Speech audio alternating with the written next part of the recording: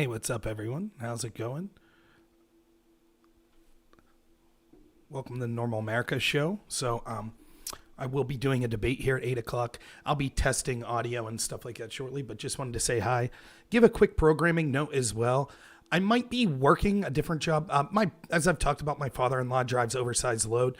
Next week, he might need my help driving an escort car, which is the cars you see with the lights. If you have an oversized load, depending on your state and depending on how big the vehicle is, you need an escort car with flashing lights and flags to go up front or behind the oversized load. So I might be doing that to help him out next week. If that's the case, it's early. He likes to flag up by like 6 a.m. So I wouldn't be able to do the show those days, but just to give you a heads up. So yeah, this debate should be good. Kind of had a bummer of a day. I had some appointments lined up for work that canceled on me, but that's good for everyone because I thought I was going to be late to this show. So actually I get to be here. So I didn't get to do a lot of preparation for this. I was busy most of the day, but I think it should be fun. And as always, I'm approaching it with good faith. I approach these debates in the way that, to me, they're not really debates. Yes, there's an ego part of me that wants to win. And yes, I could become crappy if I feel the people that are debating are, being snippy with me. I could be snippy back. I should try to limit that though. But, maybe they'll tell me something that I was unaware of and I could adjust my worldview, or maybe I could do the same of them.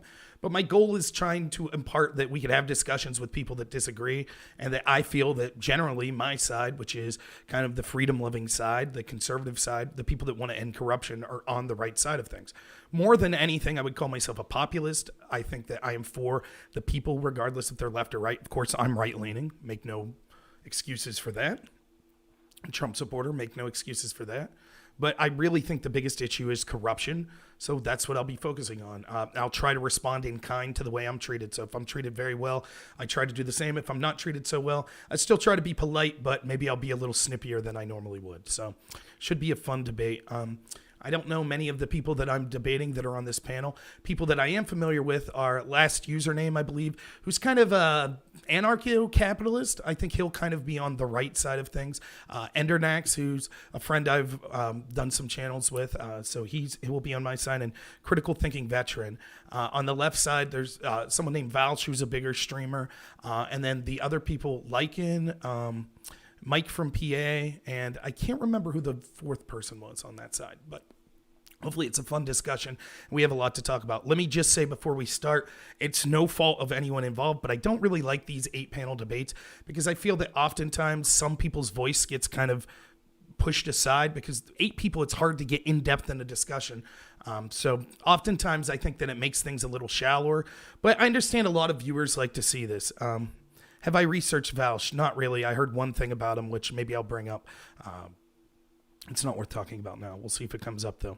But I think that he would identify as a socialist or a communist. That's about all I know about him.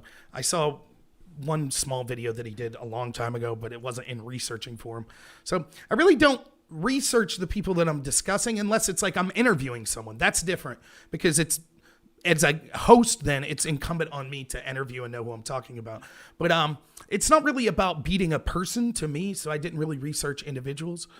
So I don't know. We'll see how it goes. I do know a little about Vaush. The others, not so much. Dylan Burns will be the host. And let me just tell you, I might as well warn you now, I have been known to have the occasional, let me mute them just so you can't hear them. I have been known to have the occasional technical issues. So if I have technical issues, I'm going to put the link to Dylan's channel up here.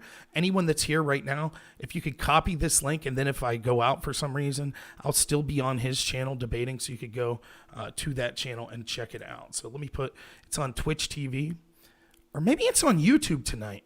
I think this might be Dylan's first YouTube exclusive.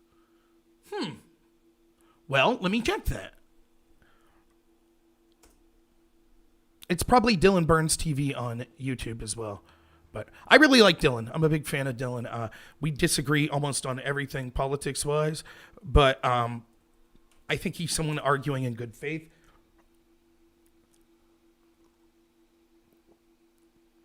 So, worth checking out his channel, I think.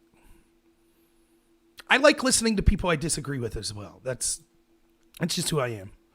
So, will I be able to stream the entire Discord call? Yeah, I should.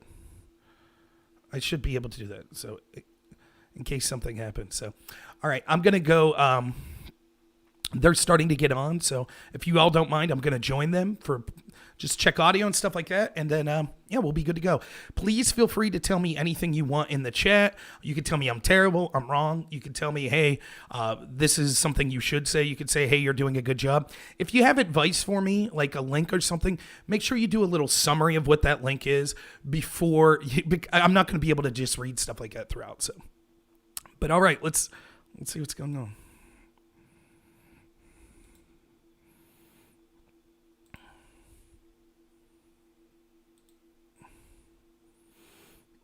He told me 19 before, but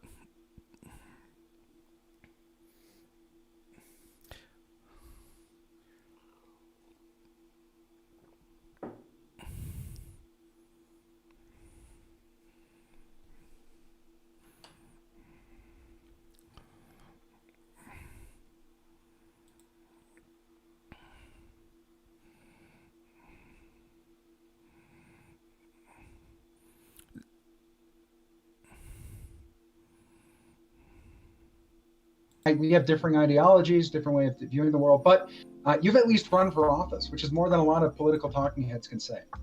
Yeah, well, you know, we all make mistakes. Mike, you think running for office was a mistake? No, not at all. Oh, okay, good. Because I've run for office too. I've run. I don't know if you know this about me. I've run. I've run like Democratic U.S. Senate campaigns, as well as run for office. So. Mike, if you don't mind me asking, where did you run for office? What office did you run for? Just a state representative in Pennsylvania. Yeah. It's a full-time position here.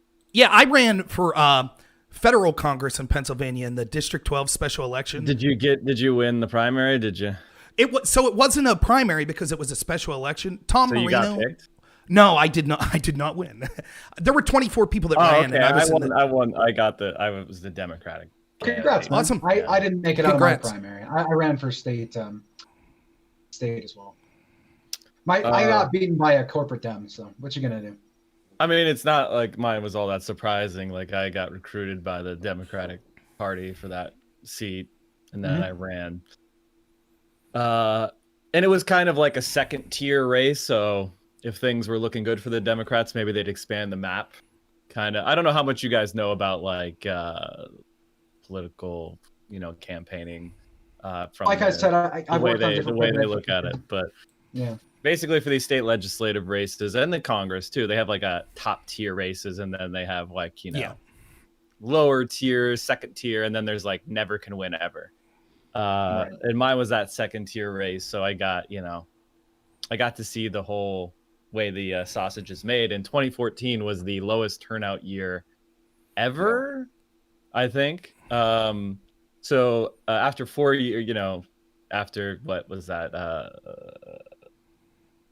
After 6 years of Obama, the Democrats were turning out lower than ever, and so that was a tough one. Also, the Ebola epidemic. Oh man, that was something I heard about. You're telling me the first black president, that hype didn't last for a full 8 years? That wasn't the only thing. The hype didn't last for 6 months. Folks. Damn.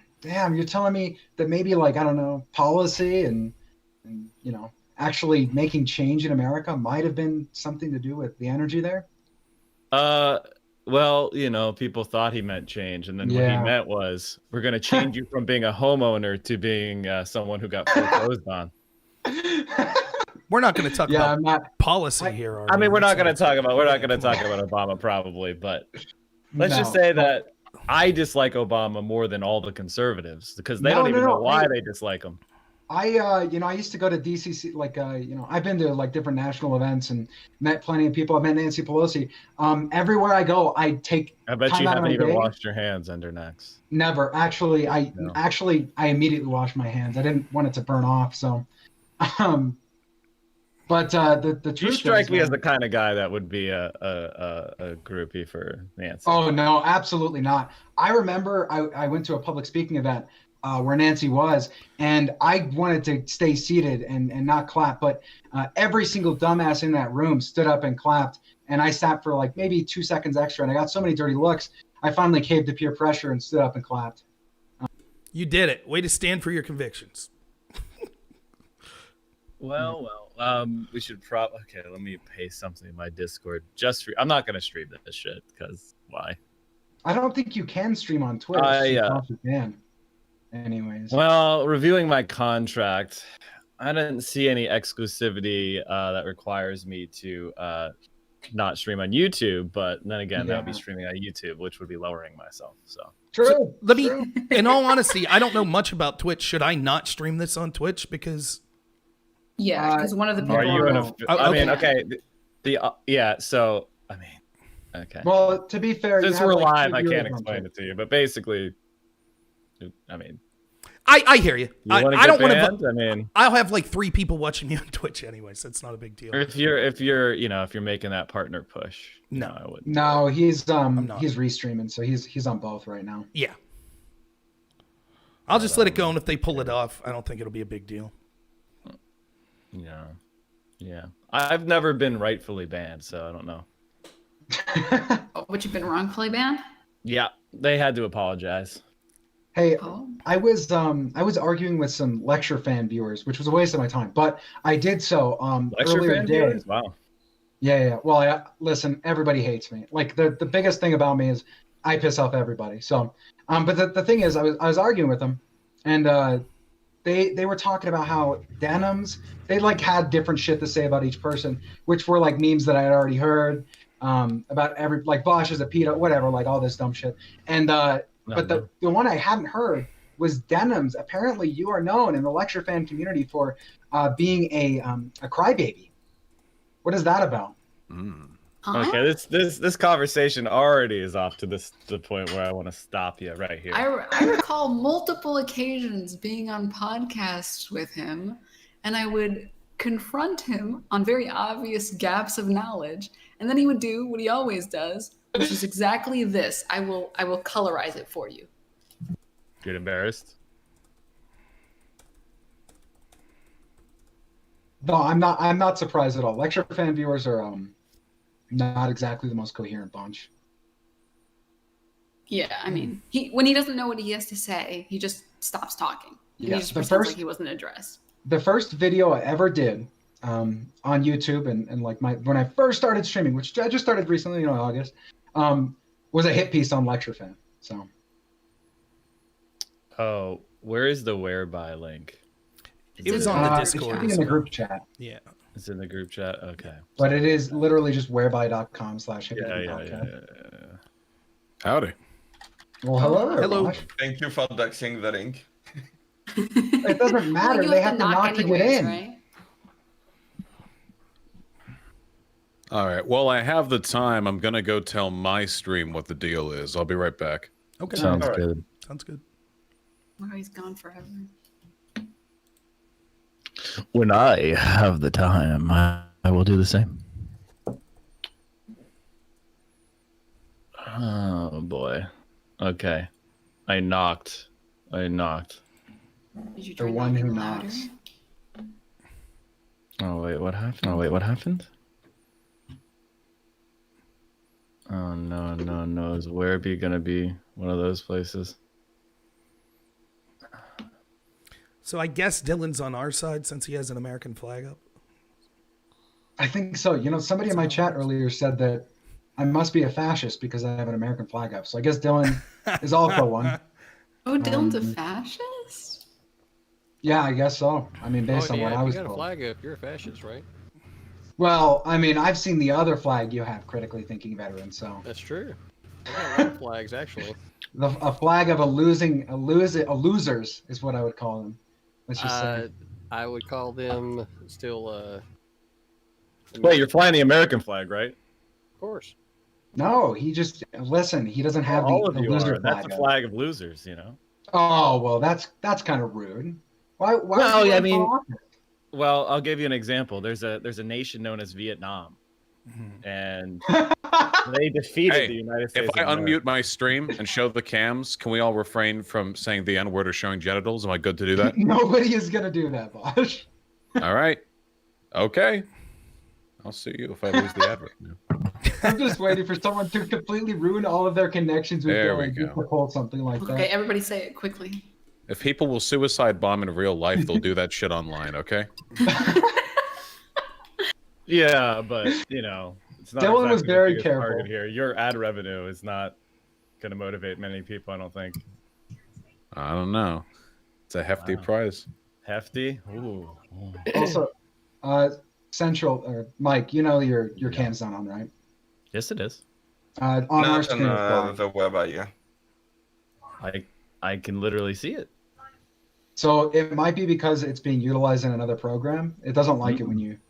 I don't know. Yeah, sometimes you just need to refresh the page. I don't know if it's the same for Dylan. though. I'll try it again. I'm going to re-knock for our hippy dippy boy. Thank God we have a Frenchman on IT. There you go. Can you see? Beautiful.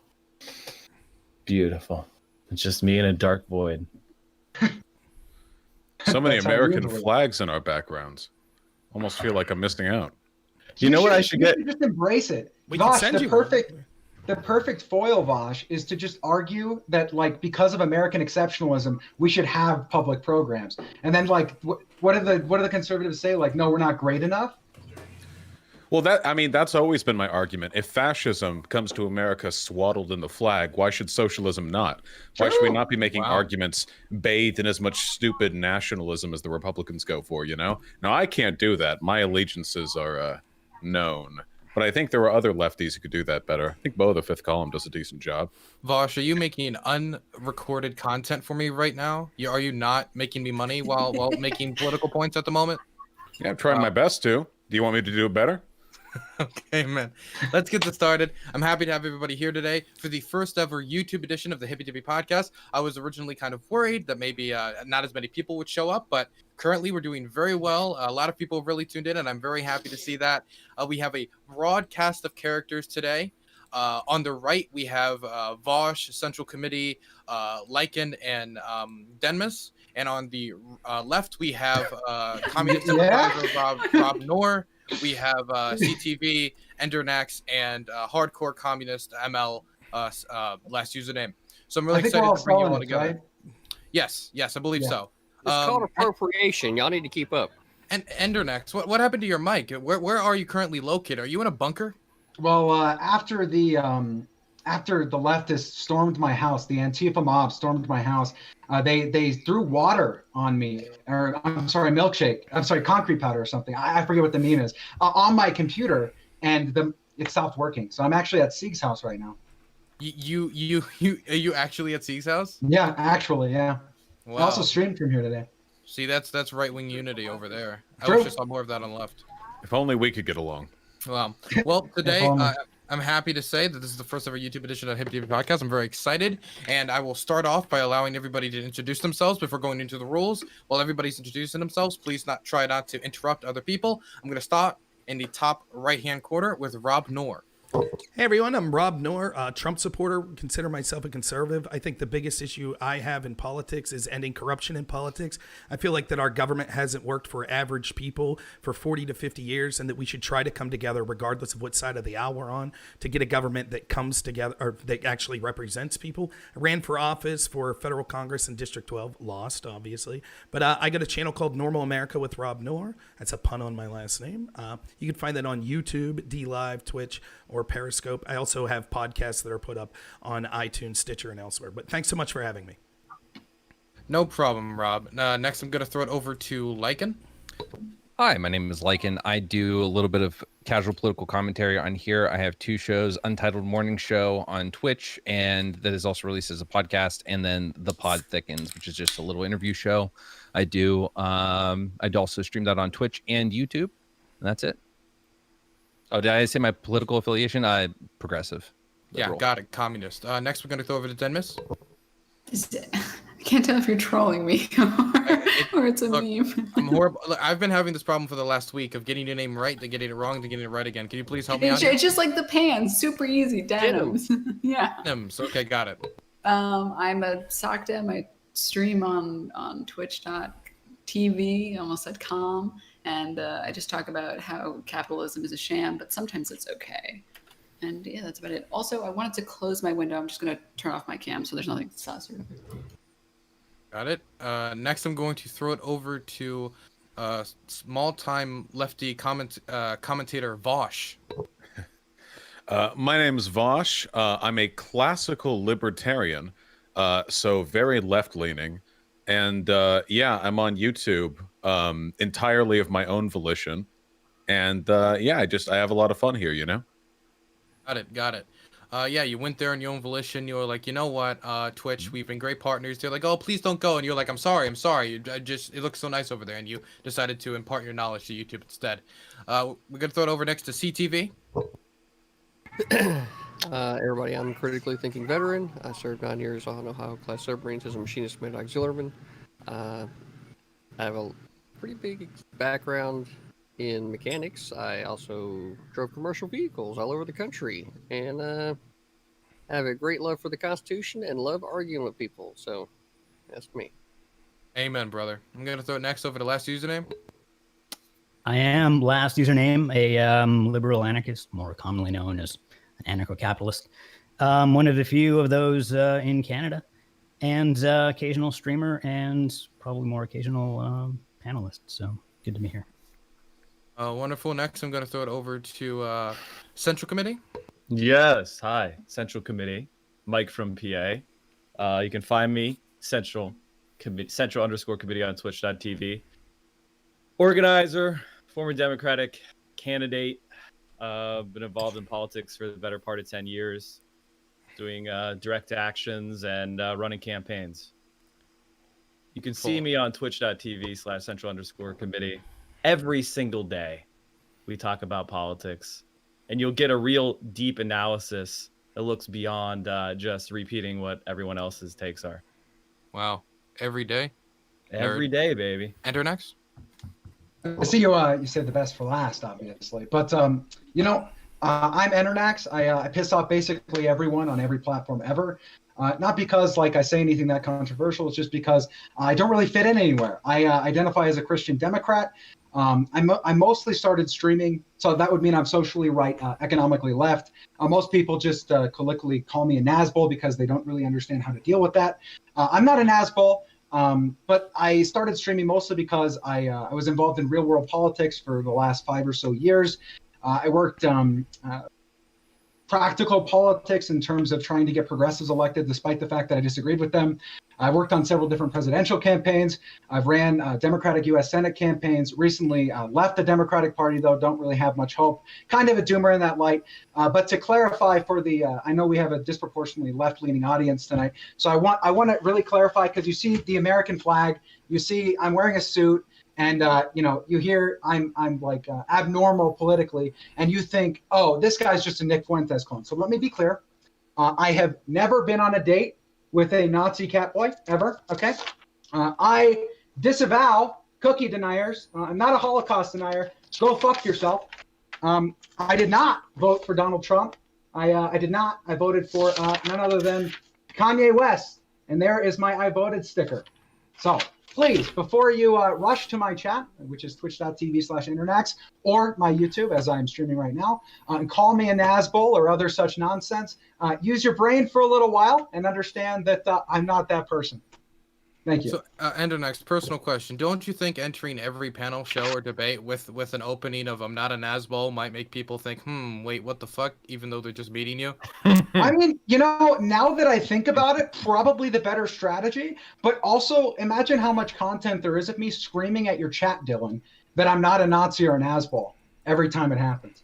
I mean that's good money, but I mean that just makes you look like an Nazbol, doesn't it? I guess Nazbols would typically be angry, huh? Like the Enoch crowd. Yeah, that's not me though. Also, why are you speaking out of a potato today? I was never given. I was not given the information that you'd be speaking out of a potato. Wait. Is my microphone on Discord the shitty one? 1 second. Yes, it's actually the worst possible quality. I would expect no more technical. Wait, is that better? Right winger though. Is that better? It is significantly better. I can actually understand you. I don't know about significantly. No one was like, I don't know about that. Endernax, why is your mic shit? Well, now it's like too close to your You need to mouth. bring the compression back a little bit. Yeah, the compression is horrible, Jesus actually. Christ. Okay. See, now I can hear you like a human being. Yeah. Wow, this is great. This is wonderful. This is great. Okay, let's. Okay, I'm gonna get straight into the rules. First time streamer. I'm really proud of what we've done here today. Yeah, me too. I am excited to be here.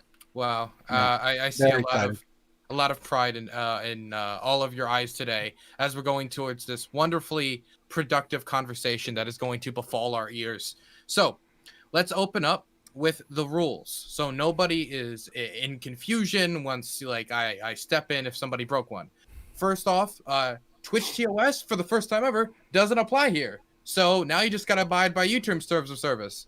So there you go. That feels a little liberating, but it also, you know what? It feels liberating, but it also means that it's going to open up to even possibly more toxic discussion. So I'm kind of on the fence, but then again, more content at the end of the day. Now, the first topic is if I ever speak up or start talking, it's not because I'm going to say, here's my opinion. It's because I simply just want everybody to shut the fuck up so I can move the conversation along. Either somebody is talking too much and I want to get it over to somebody else. Either I think it's off topic or there'll be some reason and I'm speaking up to stop it. So once I start talking, everybody stops talking. If you don't stop talking, I will mute you. I don't care who you are. I will mute you. Okay. Next rule. There are a few things that you can't do in chat. The main one is just don't at other people on the show in chat and start arguing with them in chat. If you want to argue with them, you have a voice, you have a mic, you can do it here. If you want to argue with chatters, that's perfectly allowed. For every starting segment and ending segment on any topic, you'll get a short period of time where you can state your opinion uninterrupted. If you interrupt anybody else, that's going to be a mute. There's only one excuse for that. And that's if you can make me laugh. If you don't make me laugh, that's a 10-minute mute, and with no fallback on that. 10 minutes out of the conversation. So if it's got to be really funny for you to risk it. So that's the rule. And so that's the biscuit. Exactly. That's smart intro, a small intro, and small outro. Everybody's gonna get a short period of time. When it comes to interruptions, some interruptions make sense. If somebody made an accusation of you, it only makes sense that you get to respond in some manner and be like, wait a second, that's not true what you said in the middle of that. But if you get overbearing with that, I will try to interrupt you and stop the conversation and be like, hey, you can't do that. Besides that, there might be a rule or two I'm forgetting, but that's the main rules that you got to follow tonight. If I remember any more, I'll be sure to tell you. Is there any questions about moderation, rules, or anything like that? Nope. What types of jokes do you like? What types of jokes do I like? Just swing. Go for it. If you're gonna try, look, I'm not gonna encourage it by making it easier. You're just gonna have to guess. If you're gonna go for it, you're gonna have to guess. Yeah, if you're asking that question, you're already behind the curve. Yep, you already look. Exactly. Sorry, I don't have much hippy dippy podcast experience. Yeah, wow. Wait. Neither of you watch every Friday? Wow. Ooh, okay. Both negative 10 points. Wow. Negative 10 points. The right is already dominating tonight once again. They're making up for Trump's crushing victory/defeat, depending on what you think of voter fraud. Anyway, let's get on to the first topic, which just so happens to be voter fraud, which is very simple. Was voter fraud a widespread problem in this election? I'll say it one more time. Was voter fraud a widespread problem during this election? I'm going to start in the top left-hand corner with Lichen. I'm sorry, the order changed on me. I was expecting someone else to go before me. All right. Voter fraud. First of all, I hope that throughout this podcast we can not conflate voter fraud with all the other issues that are being brought up. Voter fraud is the idea that people have cast fraudulent ballots. At the end of the day, though, if a quick Google search about voter fraud and search debunk or fact check or whatever your favorite word is, and you will find that it's all a big crock of shit. For instance, the accusations that in Michigan that people weren't allowed to watch the ballots, that was with one specific center that had enough people in there that they were at max capacity for the people that were allowed to contest anything, and they told them to fuck off, and that was it. The pictures were put up because people that weren't involved in that process were taking videos and intimidating them by shouting, "Stop the count." As far as anything fraudulent, like we have the issues of thousands of ballots, dead people registered, or thousands of ballots sent to people that never requested them, dead people registered, etc. These are all things that, again, often come up every fucking election. And yet, despite a conservative-run congressional investigation in 2016 that was brought up by Trump, finding that there is nothing in the last 40 fucking years of any meaningful substance when it comes to voter fraud, it's not happening. I'm sorry. I think I just said it all. We don't need to have this discussion. Next topic. Well, Okay. Okay, Lichen. If you don't need to have discussion, you'll be put on mute for the next hour. We're gonna throw it over to Vaush now. Maybe muted. Muted. Still muted. Hello? There you go. There you go. Oh, goodness, my Professional apologies. streamer. There we go. Professional streamer, guys. Listen, this is a matter of whether you want to live in reality or whether you don't. There have been literally at this point hundreds of completely baseless claims made by Republicans and their sycophants to the effect of there being election or voter fraud. Nothing is borne out.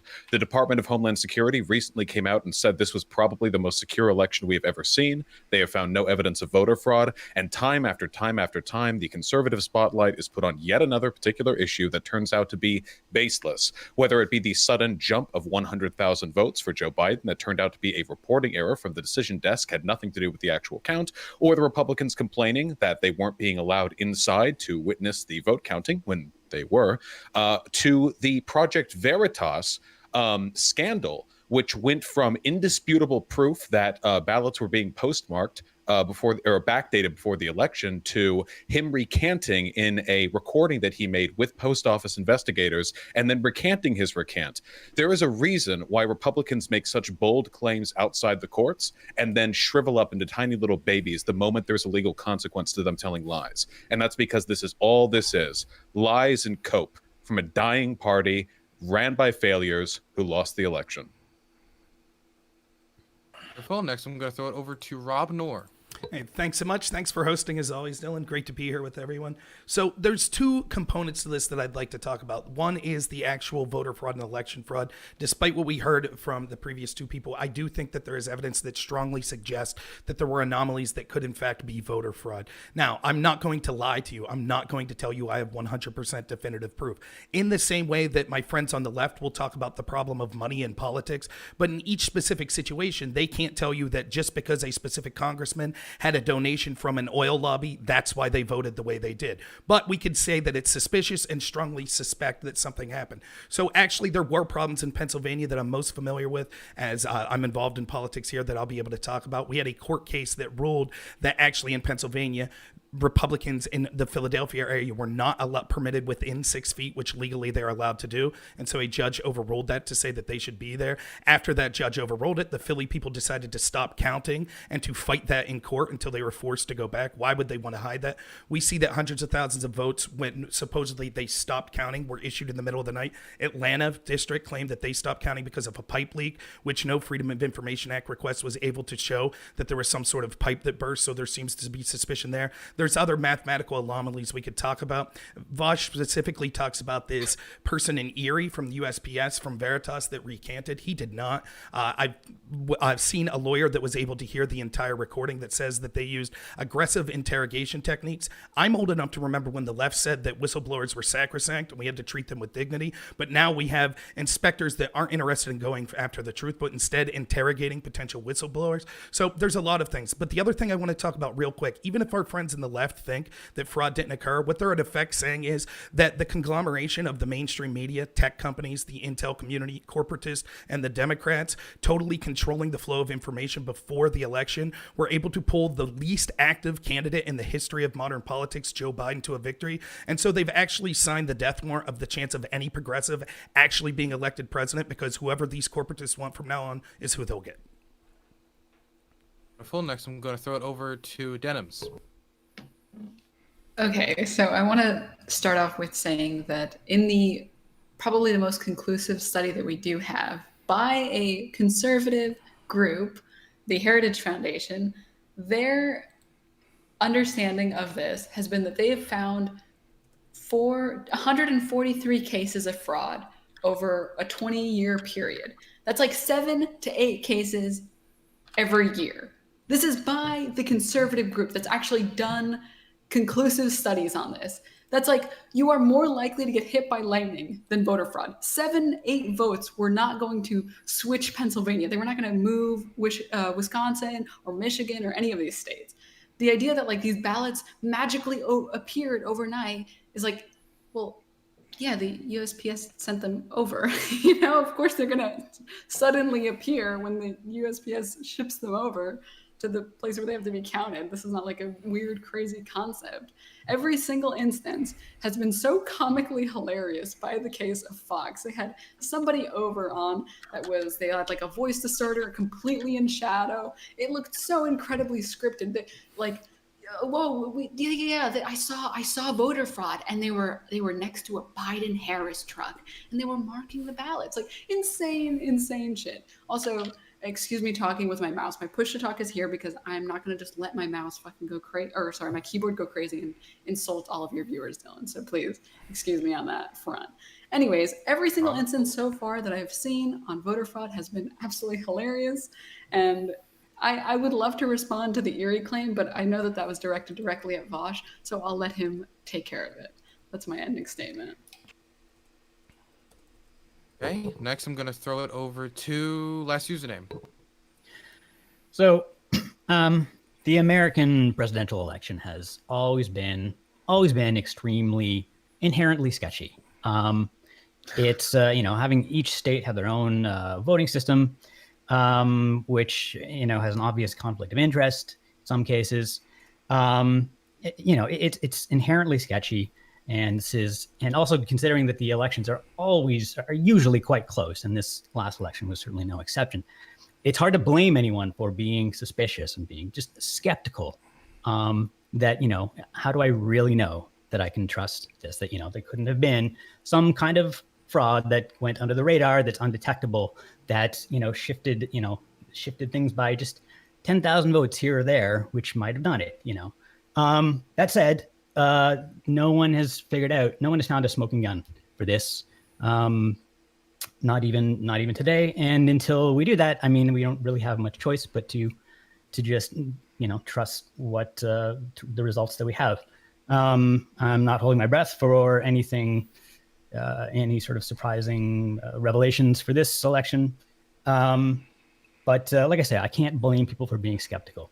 But ultimately, at the end of the day, I guess you just got to accept the evidence that you have. And there doesn't seem to be any smoking gun evidence for anything that would affect the outcome of the election.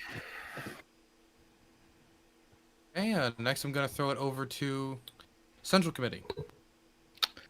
So there is absolutely no evidence of voter fraud whatsoever. The evidence that Normal America proposed was, at best, suspicion and not related to any actual indication of a single fraudulent ballot. Now, I actually do have proof of voter fraud, and it was posted helpfully by my Lieutenant Governor of Pennsylvania, John Fetterman, when they caught a man from 40 Fort, PA, who was trying to request a mail-in ballot for his dead mother. He was caught, and he was arrested, and he's now facing 7 years in prison, and he's out on $10,000 bail for trying to commit voter fraud. Because we have processes in place to actually catch you immediately if you try to commit voter fraud by sending in the ballot of a deceased person. And he didn't even get granted a ballot. He was arrested based off the fraudulent application for a mail-in ballot.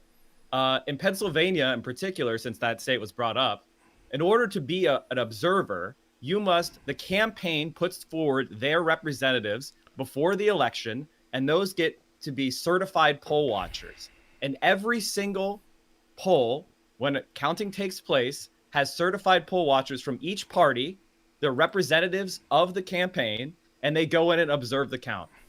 There is absolutely no room whatsoever for any kind of shenanigans because the opposition is right there. There is a clear chain of custody for when the ballots arrive at the polling place. The voters are verified. The ballots are moved from the mail-in ballot within a secrecy ballot, so you have no idea who anybody voted for. And then that ballot is placed in a controlled location. There's clear chain of custody. It is open and above board for everyone to see, which is why Trump's DHS just today put out a report that this was the most secure election in American history. There is zero evidence of voter fraud. And COPE, it's pathetic, honestly. And it wasn't that particularly close, to be honest with you. It was close in the general sense, but as far as an electoral count sense, it was clearly decisive. Trump has no chance. He needs to concede, and every single Republican that continues on with this is either a knowing liar or a dupe who's being fooled and manipulated for someone else's benefit. So don't be either one of those. Okay, next I'm going to throw it over to CTV. All right, so some of y'all need to keep up because right now it's not even close. Biden won by 6 million votes, right? So It'll be more by the end. Oh, hold on! I thought this was my opening statement. Who it decided to is. jump in on my It time? is. Who That was wasn't very. CTV was that? I mean, Central Committee, was that a joke? I didn't haha. Didn't haha very much. I'm sorry. What was that? Okay, I'll let that Get one back in slide. line. I'll let that one slide since you're such a wonderful person. Thank you, bud. All right, so 6 million votes is what I'm showing on New York Times right now. They were keeping track of all this stuff. The curious thing for me, because I heard a lot of good points being made by everybody else, so I'm not going to beat their dead horse. We're going to let them beat it themselves. The only thing that's really curious to me, because I'm naturally skeptical of pretty much fucking everything, right? Like everything is suspect. I look at the 2012 election. Republicans had 59.1 million votes. Democrats had 62.6. And then we jump to 2020, and we got 72.7 for Republicans and 78 million flat for Democrats, right? Now, I like everybody else would, seeing those numbers go, wow, that's a lot of participation. That's a good thing. But then it's like that is a much bigger jump in participation than what we have ever seen in one of these over time. So the question then becomes is, well, we have a lot more participation. Is there a chance for it? We've got a case up in Pennsylvania where things weren't being done right. I think that the most important thing to do is to go through the process and get the truth found out, whatever that's going to be. The security of the elections has to be the foremost number one thing for the American people. Okay, and we're going to wrap this section up with Endernax. Yeah, you seem to have like this weird fetish for picking me last.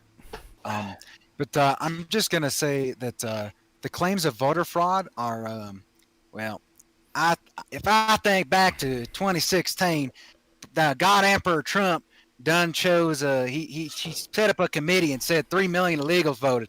And so I believe God Emperor Trump, 3 million illegal voted, and everything's fraud this election. Okay, that's Endernax's legitimate position. I heard no sign of humor there whatsoever. No, that was all real. Wonderful. Now I'm going to throw it to generally just discussion. We're going to get about 1 hour on this topic from this point forward, and then we'll wrap up and go into the next topic. You're all free to discuss. Do try to be somewhat cordial, but I'm not going to hold you to that. Go on. Okay, hold on. So the main issue that we have right now is setting a standard for the burden of proof, okay? Anybody can throw out accusations, but those accusations need to be credible for anyone to take them seriously. Given the fact that there have been at this point literally dozens of accusations made by the Republican Party, which have completely fallen apart, why should we take at face value any claim they have unless they're capable of proving it in a court of law, which so far they have not?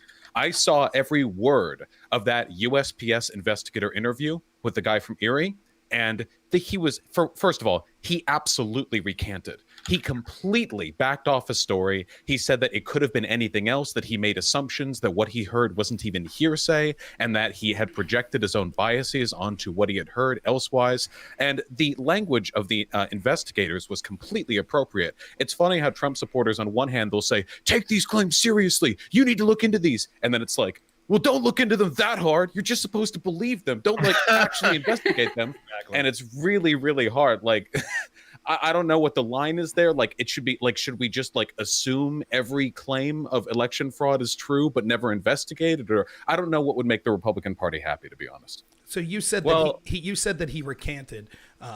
He ended up saying that he did not hear his supervisor and assistant talk about backdating ballots. He didn't hear that. That's what he said. Yeah, of course he said he didn't recant after he came out because he went and talked to James O'Keefe, who went ocean. Even in the meeting, he said, yes, I recant. That never happened. That's what he said. In the meeting, he said, and this is very specific, the investigator asked, if I told you that the words you had heard, it didn't mean what you thought they meant, that it was suggesting something else, that you were hearing pieces of a completely different, innocuous conversation. Would you believe it? And he said yes. If you're not even confident enough in your claim to defend its legitimacy to investigators, this has no place being investigated further. This is a common tactic, and the left used to be concerned about these things in interrogation techniques where they use this pressure. And I went through an entire thread that a civil rights attorney that listened to this whole tape talked about how these are telltale signs of investigators using psychological devices and pressure in order to get someone to change. Just one second. They were talking to a whistleblower. I seem to remember when there was a whistleblower against Trump, he was treated with the utmost respect and said that we couldn't even know his name. But in this case, the USPS had to go and treat this person like he was a potential criminal. So what they did was they threw a suggestion out after saying, we're your friend, Project Veritas isn't your friend, you could potentially be in legal trouble, putting all these thoughts into his head that weren't true. And then he said, yeah, I guess theoretically they could have meant something different. However, he never recanted that he heard them talk about backdating ballots. He never recanted that he was ordered You're wrong. to pick You're up. factually incorrect. Show He me where heard that recant select happens. words. Show me where he it heard happens. select words. Did you listen to the entire thing? I did not. He heard select words that he had interpreted as being evidence of backdating, but he admitted in that interview that that was something that he had assumed based on the limited context that he had. Additionally, part of respecting the process of whistleblowing is the process of investigation. Like that clown James O'Keefe, when he sent someone over to WAPO claiming fallaciously or incorrectly that they had been raped by Roy Moore, the investigators at WAPO investigated her claim and found it to be inaccurate because James O'Keefe is a liar, and investigation is an important part of determining the legitimacy of claims like these. There was no misappropriation, no misbehavior there. The investigators did their job, and that man has no legal claim. I'm just going to say, Rob, before you, one second. I just wanted to clarify Endernax. Endernax, he rose his hand. He put his hand, put it up. And if you do that, if you don't find a way, I forgot to say this during the beginning, if you can't budge your way into a conversation because there's a lot of strong personalities tonight, raise your hand. I'll write your name down, and I'll do my best to try to guide the conversation at some point to cover what you want to say at some point and drag it over to you. So if there's any point you want to do that, I'm just throwing it over to you. Ender, I know you want to say something, but Rob, I wanted to give Rob a chance to respond to that because it's pretty pointed at Rob. And then throw it over to you, Endernax. Yeah, so Leslie McAdoo Gordon, who's on Twitter, who's actually a defense attorney who deals with these interrogation techniques a lot, he says, quote, he never says the original facts of his affidavit are false or did not happen. The very most he says it's possible he may have misunderstood or made assumption. That is not a recantation. He's making allowances for the possibility that he might be mistaken. That is the sign of someone who is telling the truth, not someone who is lying. Honest people concede they could be wrong, even if they don't think they are. Even the agents tell him repeatedly they believe what he is saying, and although that can be an investigative technique also, it's clear they mean it here.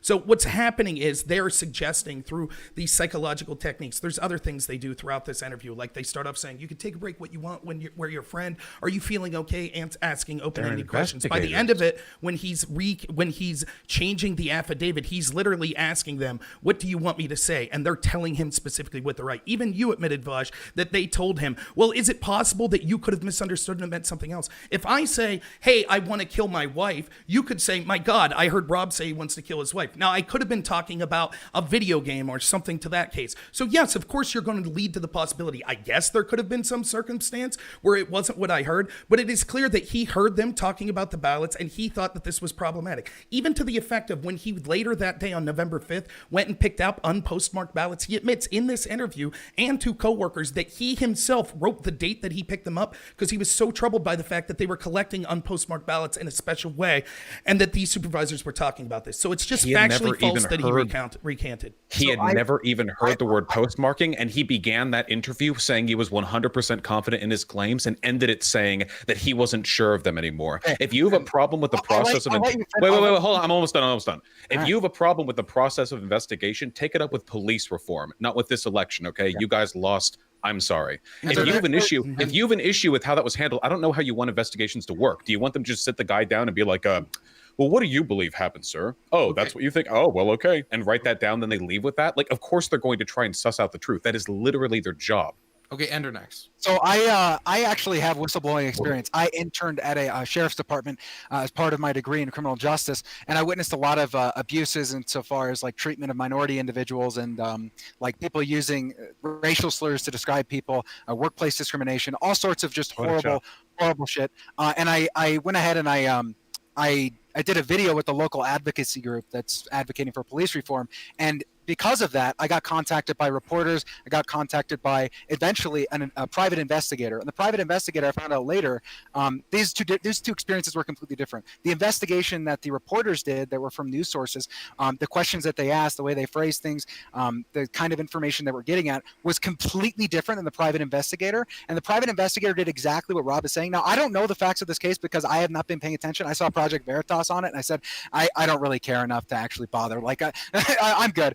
They have a record of misrepresenting the truth, you could say. But anyways, besides, I'm going to lend some credence here because the private investigator which I found out later was hired by the police union for the people who were in the department, was trying to be my friend and trying to get me like to say definitive things or like imply things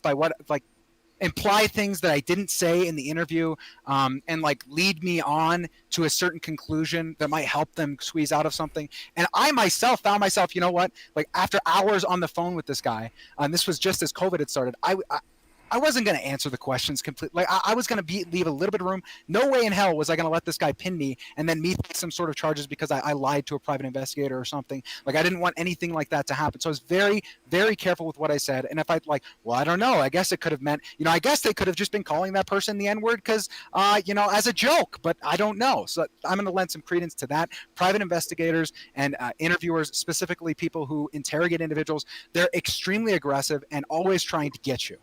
Okay, Endernax, could you move the mic a little bit further from your face, if possible? Okay. I apologize. Mike, you had your hand up, I saw. Yeah, so what's funny about this is the grandiose term whistleblower for somebody who did not witness a crime occur. This is hearsay within hearsay, right? I think I heard somebody else talking about somebody else doing something. That is not the same thing as I witnessed them backdating ballots fraudulently. And this is the best evidence they have. Somebody who, when the investigators went to look into it, the only lead they had was this guy saying he heard a thing through the crack in a door. And the result was he said, well, maybe I could have heard it wrong. There is no proof of anything. And that's what they're grasping onto. The fact that they're going to end up losing Pennsylvania by 100,000 votes. They're looking into one post office in Erie where a guy heard a guy talking about something. That's not beyond. Right, that's not the only thing. Don't interrupt me in the middle of this. That is yeah, why. that's kind of how it works. And that is why we have serious problems with this entire topic. At least I do, because it advances the idea that some sort of fraudulent behavior occurred when there were literally thousands of poll watchers, there are dozens of attorneys, and when Trump's own attorneys go into court, as has happened 2 days ago, and they ask them, hey, what's your proof of, do you have any evidence of voter fraud?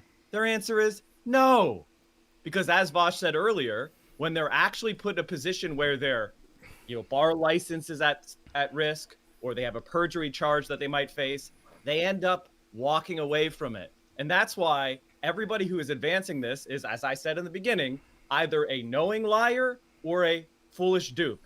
And you don't want to be either one of those. If I may, so speaking of knowing liar, so it seems as if people were saying he didn't swear in his affidavit that he'd heard people talking about postmarks. This is the affidavit of Richard Hopkins, number 4. On November 5th, 2020, as I was preparing for my mail delivery, I saw Weissenbach and Daryl Locke, one of the supervisors for Erie, Pennsylvania post office, having a discussion. Weissenbach and Locke discussed how on November 4th, 2020, they had backdated the postmark on all but one of the ballots collected November 4th, 2020 to make it appear as if the ballots had been instead collected the day before. So you're just factually incorrect that he never said that he didn't hear them having a discussion of postmarking ballots. He never recanted that he heard that. He just admitted through techniques, persuasive techniques and interrogation techniques, and them saying, isn't this possible that they could have meant something else? Yes, hypothetically that is possible. That is a true statement. But this was clearly investigators. Now, I don't have a problem with investigators trying to get to the truth. Of course, that's what they want. What I have a problem is when people keep in mind that he's been placed on leave with the USPS. So he whistle blew about potential fraud fraud that he saw occurring.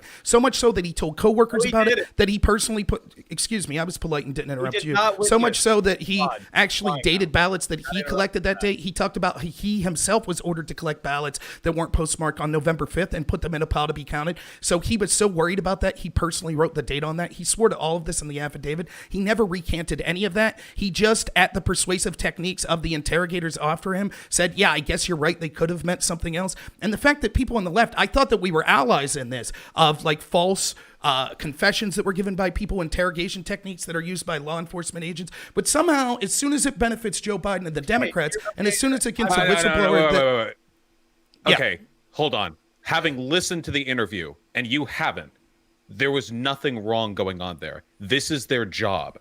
The actual words that Hopkins heard were, ballots picked up on the 4th, ellipses, one of them was marked the 4th and the rest were the 3rd. By his own admission in that interrogation process, none of the words that he had heard actually indicated postmarking to the 3rd. None of them. Yep. He had assumed that, and he admitted that assumption, and that the claim he had made in his original affidavit was a product of an assumption that he had made, unfounded. These are all factual pieces of information.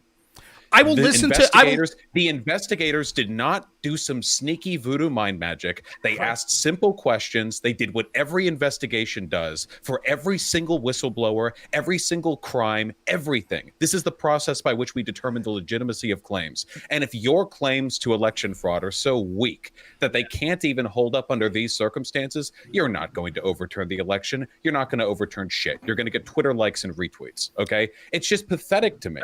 We are not allies in this. When the left talks about misappropriation or poor behavior on the part of investigators, we have actual evidence for it. Not, I don't like the claim that was made at the outcome of this. I disagree with the outcome. Therefore, the process is unjust. We know goddamn well that if those investigators had come away without any sort of retraction on his part, if they had just come away with no denunciation of the information that he originally provided in the affidavit, you would be throwing that up in the air. You would be tattooing it on your chest and running through the field of the local stadium. You just don't like the outcome. Vaush, let me ask you this. You listened to the after Rob responds, I want to throw it over to be real quick. Vaush, you listened to the tape. Did the investigator suggest that he could be in legal jeopardy for setting up a GoFundMe page?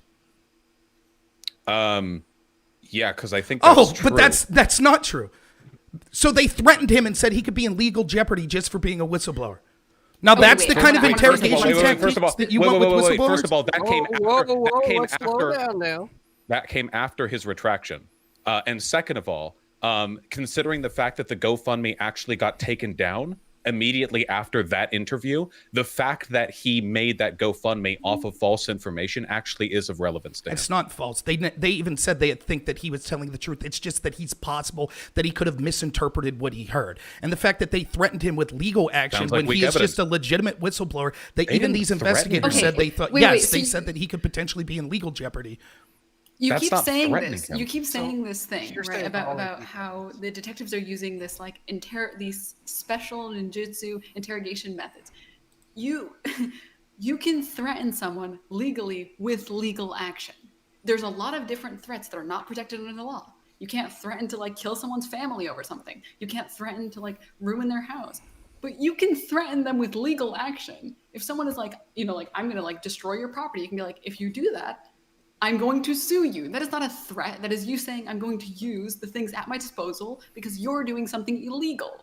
That's not a threat. That is perfectly valid. There was nothing. Well, no, but what he is saying though, what he is saying is the idea that they're threatening him with legal action. Like if they pick up a person, they say, hey, we're going to put you in jail for what you did, but you didn't do it, right? But they're threatening you, so they're scaring you. He's implying that them threatening that legal action was an intimidation technique, but he's also operating under the assumption that the guy is telling the truth. So he thinks that because they did him a favor. If that guy ever steps into a court of law and he takes an oath, he could end up perjuring himself.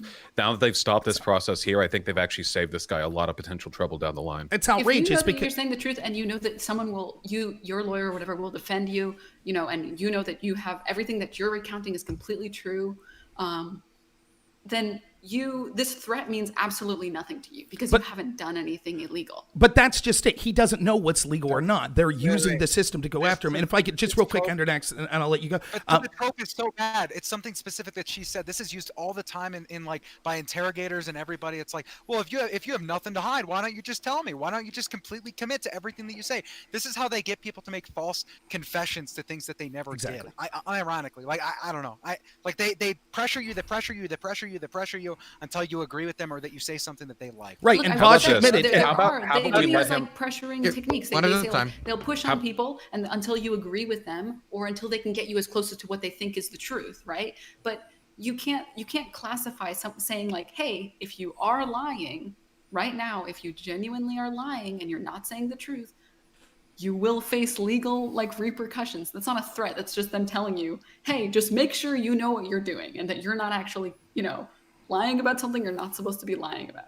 How about we let this go to court? We can just settle this in court. Just let him see if he can prove his case to a judge beyond a reasonable doubt, okay? And let's let that decide the metric for whether or not this is something we should take seriously. I shoot down this entire line real quick. This is not an investigator investigating this guy for a criminal charge, which is where the pressures that these guys are bringing up would bear. Where there is somebody who is facing legal jeopardy for their own actions. This is an investigation of some other person, and they're trying to find out the truth.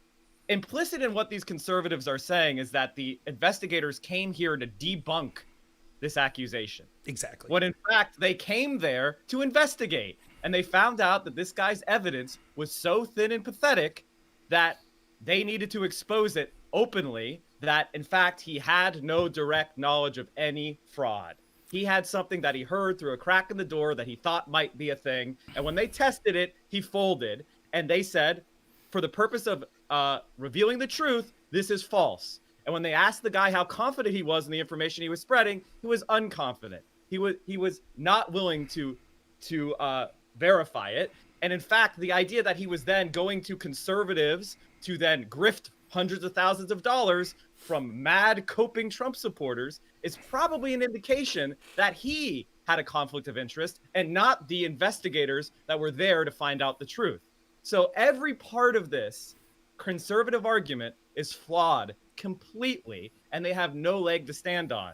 Is there anything else in this topic, or can we please move on? No, I'd like to finish. You three got a chance to speak on this. So what we heard talk about was the idea of, well, Vaush says they did him a favor because if he went to court, he could have perjured himself. Again, even these investigators don't say that he was lying. He never says that he was lying. He just says at their suggestion, after they talk about things like legal ramifications, which were absurd and designed to put fear in him, saying, oh my God, maybe I could get in trouble if I go forward. He was already worried. He's already suspended from his job. These are what whistleblowers are. They're people that report things, even if they're incorrect in their assumptions, they report things that they think are potentially troubling about the agencies that they're involved in. We are supposed to protect those whistleblowers and have investigators treat those people with respect to make sure the allegations they're discussing aren't false or aren't true.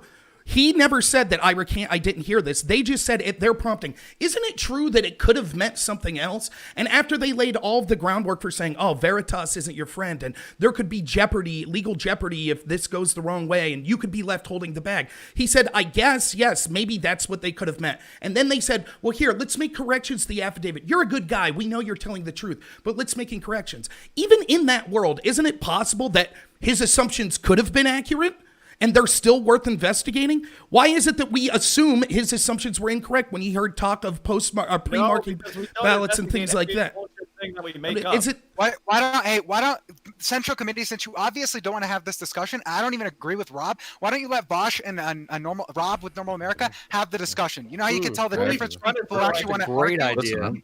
I'm just here to have fun. Listen, I feel like this discussion has gone from was there election fraud to whether or not investigators were mean to a person they were investigating. Look, because I feel like we've said what we have to say. Sure. Can I just wrap this up? Wait, Normal America, I want to know, what would you have wanted from this? Like, what perfect outcome with the investigators? What would it have been? You know? I think that any investigator should be critical and make sure that they're getting to the facts of any potential whistleblower, but they should not be doing things like leading the question and saying, isn't it true? It could have meant this. They should not be discussing things like, oh, there could be potential legal jeopardy and things for things that you came out and said. That is incredibly inappropriate behavior, and there were other techniques that were used that were inappropriate. They should have approached this as a serious claim and made sure that the claim wasn't true, instead of approaching this as a witness that they needed to debunk. I disagree with your characterization of their behavior, but even if they had done all of that, like, he still would have just had hearsay. Like, this never would have entered a court. It never would have overturned any ballots or any votes. Like, it just seems whenever we talk about election fraud, it feels like we focus on this hyper-specific issues, and all the ones that can't be objectively disproven, like this one, because it's hearsay, we like hyper-fixate on, even though they're meaningless. And then all the Republican Party claims that are disprovable have already been disproven. Every claim they make that can be empirically disproven already has happened. So now we're focusing on like whether or not the guy who heard a guy saying they maybe did a thing to 1 or 2 votes was being treated poorly. I just wonder, like, is this a necessary issue to be focusing on with regards to like the potential for there having been voter fraud? Can we accept that there wasn't voter fraud? Well, look, we could move on. We could talk about other issues. The reason I brought this up, I thought you were factually incorrect when you brought it up in your opening statement. And I also think you're factually incorrect that this is hearsay. First-hand knowledge of hearing someone is not hearsay. That's evidence that can be used in a court of law. And we have 111 affidavits that were signed by people. Hearsay is an out-of-court statement used to prove the matter asserted. Yeah, that's the second time you've interrupted somebody, Central Committee, right? Like, I get you wanting to be part of the conversation, right? Like, I get you wanting to do that, but you don't do that just by talking over people. Okay. I'm not going to sit here when he's factually wrong about the definition of a word when he goes for 5 minutes being wrong about something that anyone like interrupted.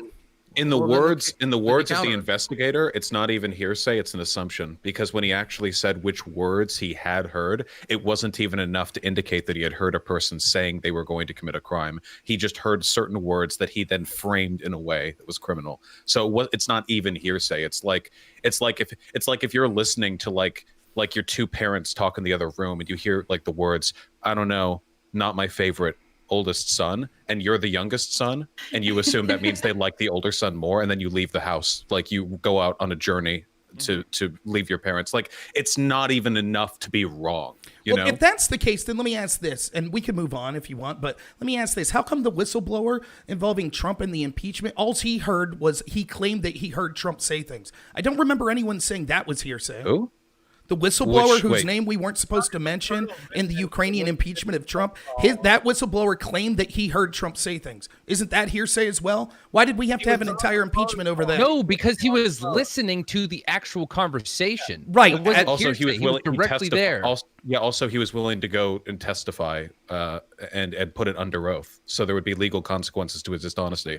Also, there was a bunch of other corroborating information that supported the claims made there. Not really, since they still didn't corroborate those claims. But the point is, if I hear someone say, hey, I just murdered someone, that's not hearsay. I heard them say that. Now, I could have misinterpreted what they were talking about, but me providing that evidence doesn't mean that it's hearsay. That is factual evidence that could be used in a court of law. I get that we're arguing the merits. I can't really hear you. I can barely hear you, Ender. I mean, it's hearsay, but hearsay can be selectively useful in certain instances, but it's certainly not enough to prove anything in this case. I mean, like, if I said right now that I went to the post office the other day and heard a bunch of people in the back room saying they were going to like burn Biden ballots or something, I would have the exact same degree of like the exact same level of evidence that this guy has, you know. And right, I agree, and it should be investigated. I totally, and if the investigators, I'm not a whistleblower if I go to Project Veritas. Well, if you worked for the agency, that's the definition of a whistleblower. You work for an agency that you think corruption's occurring within that agency. And I would stick up for you if the investigator then came at you and said, Vaush, is it true that you could have misheard this? You know you could be in legal trouble. What are you doing with this GoFundMe account? I would say that is not the way to treat Vaush. He legitimately had concerns, and those concerns should be legitimately investigated. Do you think it was appropriate? Wait, last point I make. Do you think it was appropriate of Project Veritas to encourage this guy to make a GoFundMe, thereby implicitly suggesting that he would stand to make money the more popularity and the more traction his claims got? I don't think that there's any problem with that whatsoever. I think that it's something that I wouldn't personally do, but I don't think that someone who's afraid that they're going to be retaliated against and lose their job and set up a GoFundMe as proof of guilt. I would say the same if we see anyone that's accused of any crime from the police. Just because they set up a GoFundMe doesn't mean they're guilty. Okay. I've done all my points. I'm good. Okay. I have a few names written down of people who haven't talking much on this. Then we're probably going to move on. It doesn't seem to be getting away from this point to other examples or anything else. So I don't really see much reason to keep staying. I have, but that's fine. Go ahead. So I have other examples if we want to get to them. Well, I just wanted to give everybody the definition of hearsay. Okay, well, CTV haven't talked much, so you can go first, and then after that I'll go to Lichen, because it's all Lichen raised to say. Right, because I feel like sometimes people are talking past each other. So I went ahead and did the thing for everybody and looked it up. And what it says is hearsay, information received from other people that one cannot adequately substantiate rumor, which means that everything that you hear from anybody is ever, right? Always hearsay. That being said, the fact that somebody has some type of knowledge that can lead to an investigation, right? That hearsay then becomes a statement of fact if it is able to be backed up by some type of evidence, which is where it makes that transition from just somebody hearsaying something to now we're like quote unquote a whistleblower because now we have some type of evidence, right? So, but there's a transition period how you get from one to the other, right? So if you're really about the process and making sure that our election system is 100%, you should be taking every single thing that anybody says seriously so that we can get it addressed and make sure that we have confidence in the system. I want to just say, I don't think that it's like Okay. you go from hearsay and then to evidence. You can go straight to like, I have audio recording proof of this being a thing. Like I heard them start talking about this. I don't live in a two-party consent state. So I took out my phone and I just started recording it. And this is what I'm providing as evidence, right? So you don't necessarily need to start at the hearsay. Vaush, do you think that Christine Blasey Ford setting up Rob, Sure. Rob, next was Lichen. He hasn't really gotten to talk much. I saw him raise his hand, so I wanted to give him an opportunity to talk. And I'm going to do what I think we all want to do, and that's kind of move us past this because there's a whole lot of claims and accusations to be made. I'm going to take this a little higher level, though, than just specific allegations. I want to talk about the problem with the discussion we're having, right?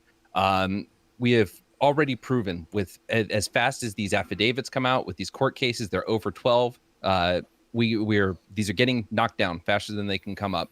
We've already had our study that has proven that in 40 years, there's negligible occurrences of this to the point that it's inconsequential.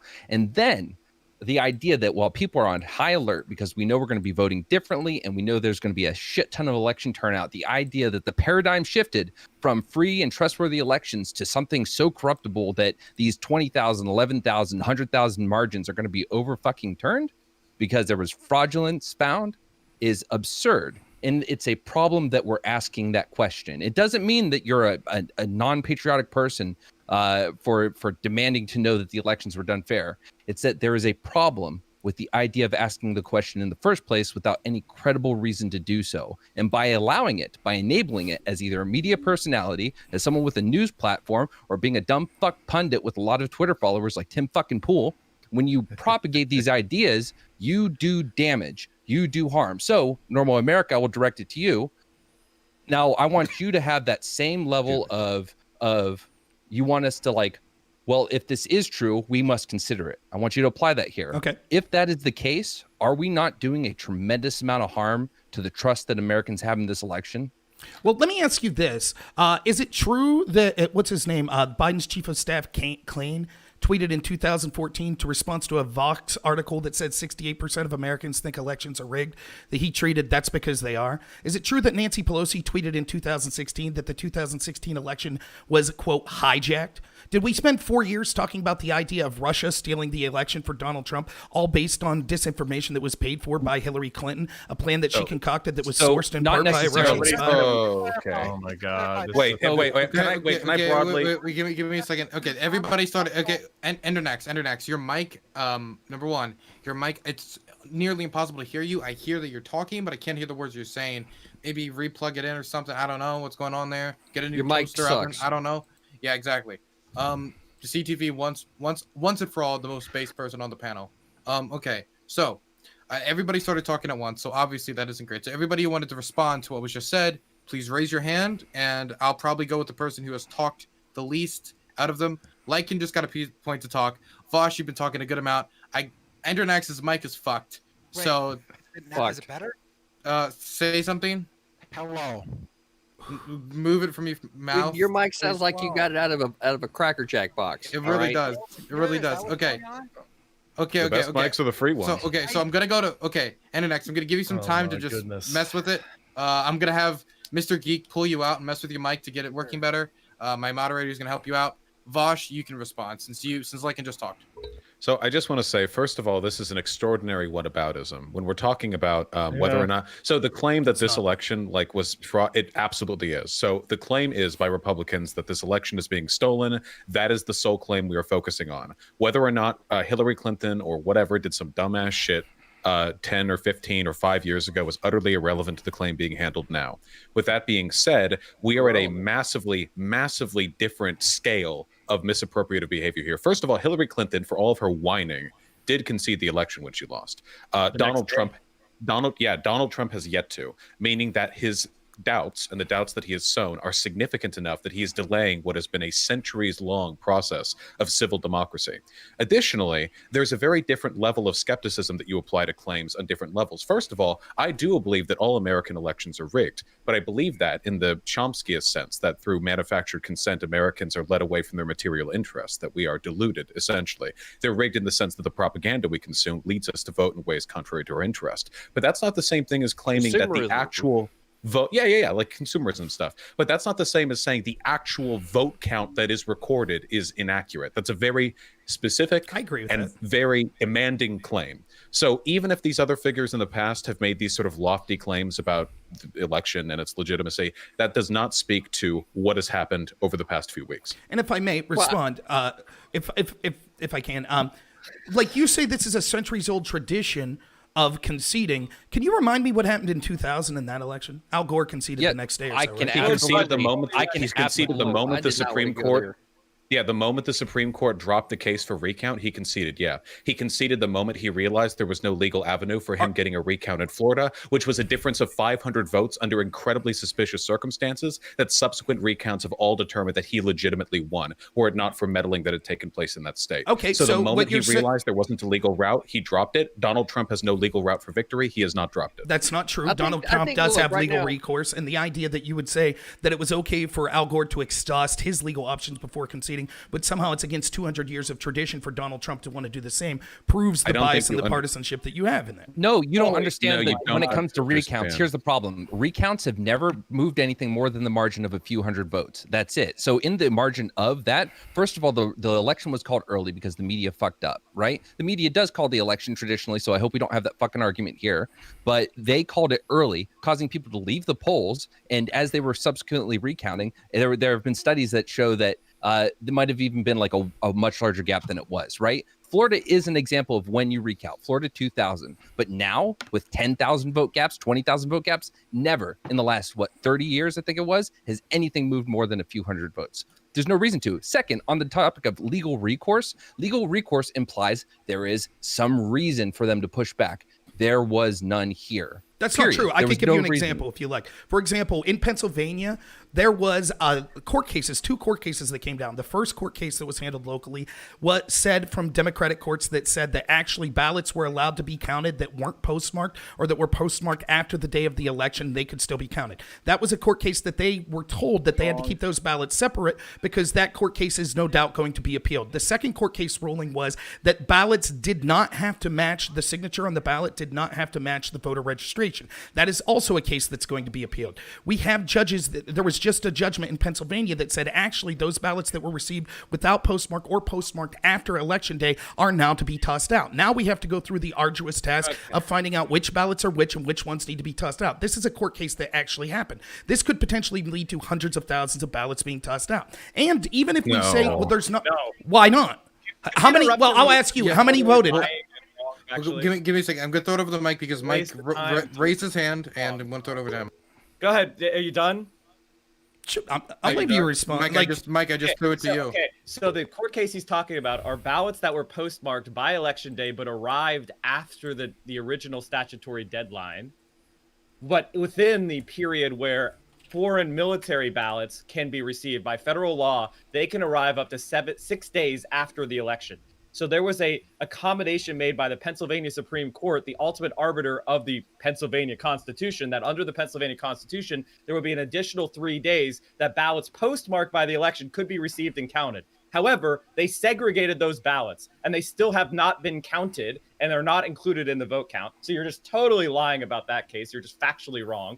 Nothing postmarked after Election Day, unless it is within a foreign military ballot, where there is a different exception according to federal law, will be counted, number one. And what was the other case you were totally wrong about? I wasn't totally wrong about that. A court case just ruled that ballots that were received after November 9th. Okay, the signatures. Right. The signatures.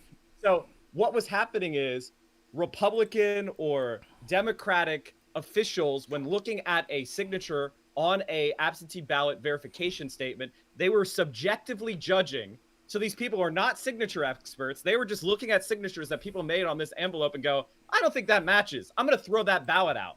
And that was ruled to be unconstitutional, that you can't have subjective elections of judges doing signature analysis subjectively and deciding to throw people's votes out because the signature was too different from a voter registration they did 30 years ago. I don't know about you, chat, but my signature has changed from when I registered to vote back in 2002. So if Mine hasn't changed since I was a teenager. Okay, well, we understand conservatives don't change. Right. Much So so what that's called is. I don't have a signature. I just make it up every time. But that's what I'm saying, Vosh. Hold on. So what that's called is being consistent, right? Being consistent, and that right there is the number one point. Okay, everybody stop. Buddy, stop. Buddy, Why are you interrupting? Buddy, stop. Buddy, stop. I can only hit one person at a time. Mike. What?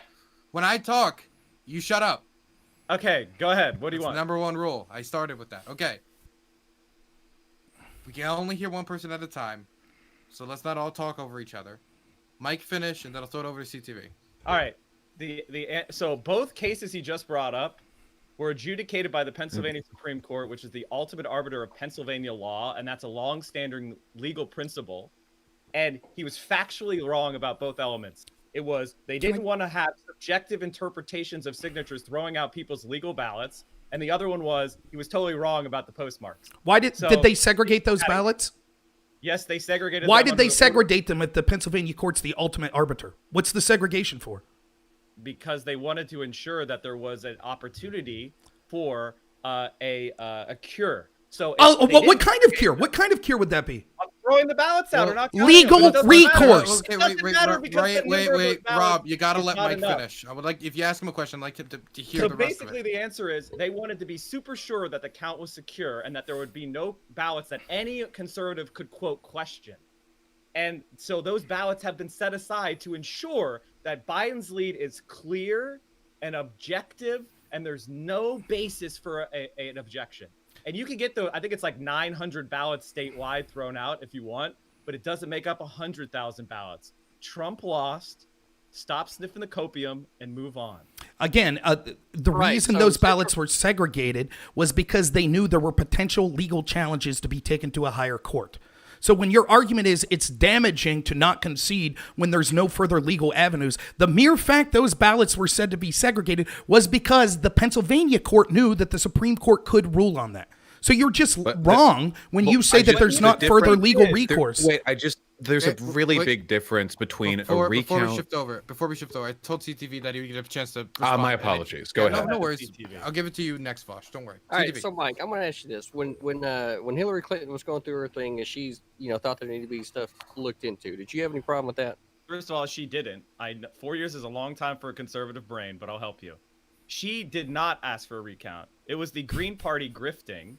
And they got to raise money to recount these ballots. And okay, so then the election before that, did you have any problem? Because it's my fucking time right now. I asked you to answer a specific fucking question, not to keep moving on down the line, right? So since it's my time, sit right there, chill the fuck out, let me ask the goddamn question. Holy shit! All right.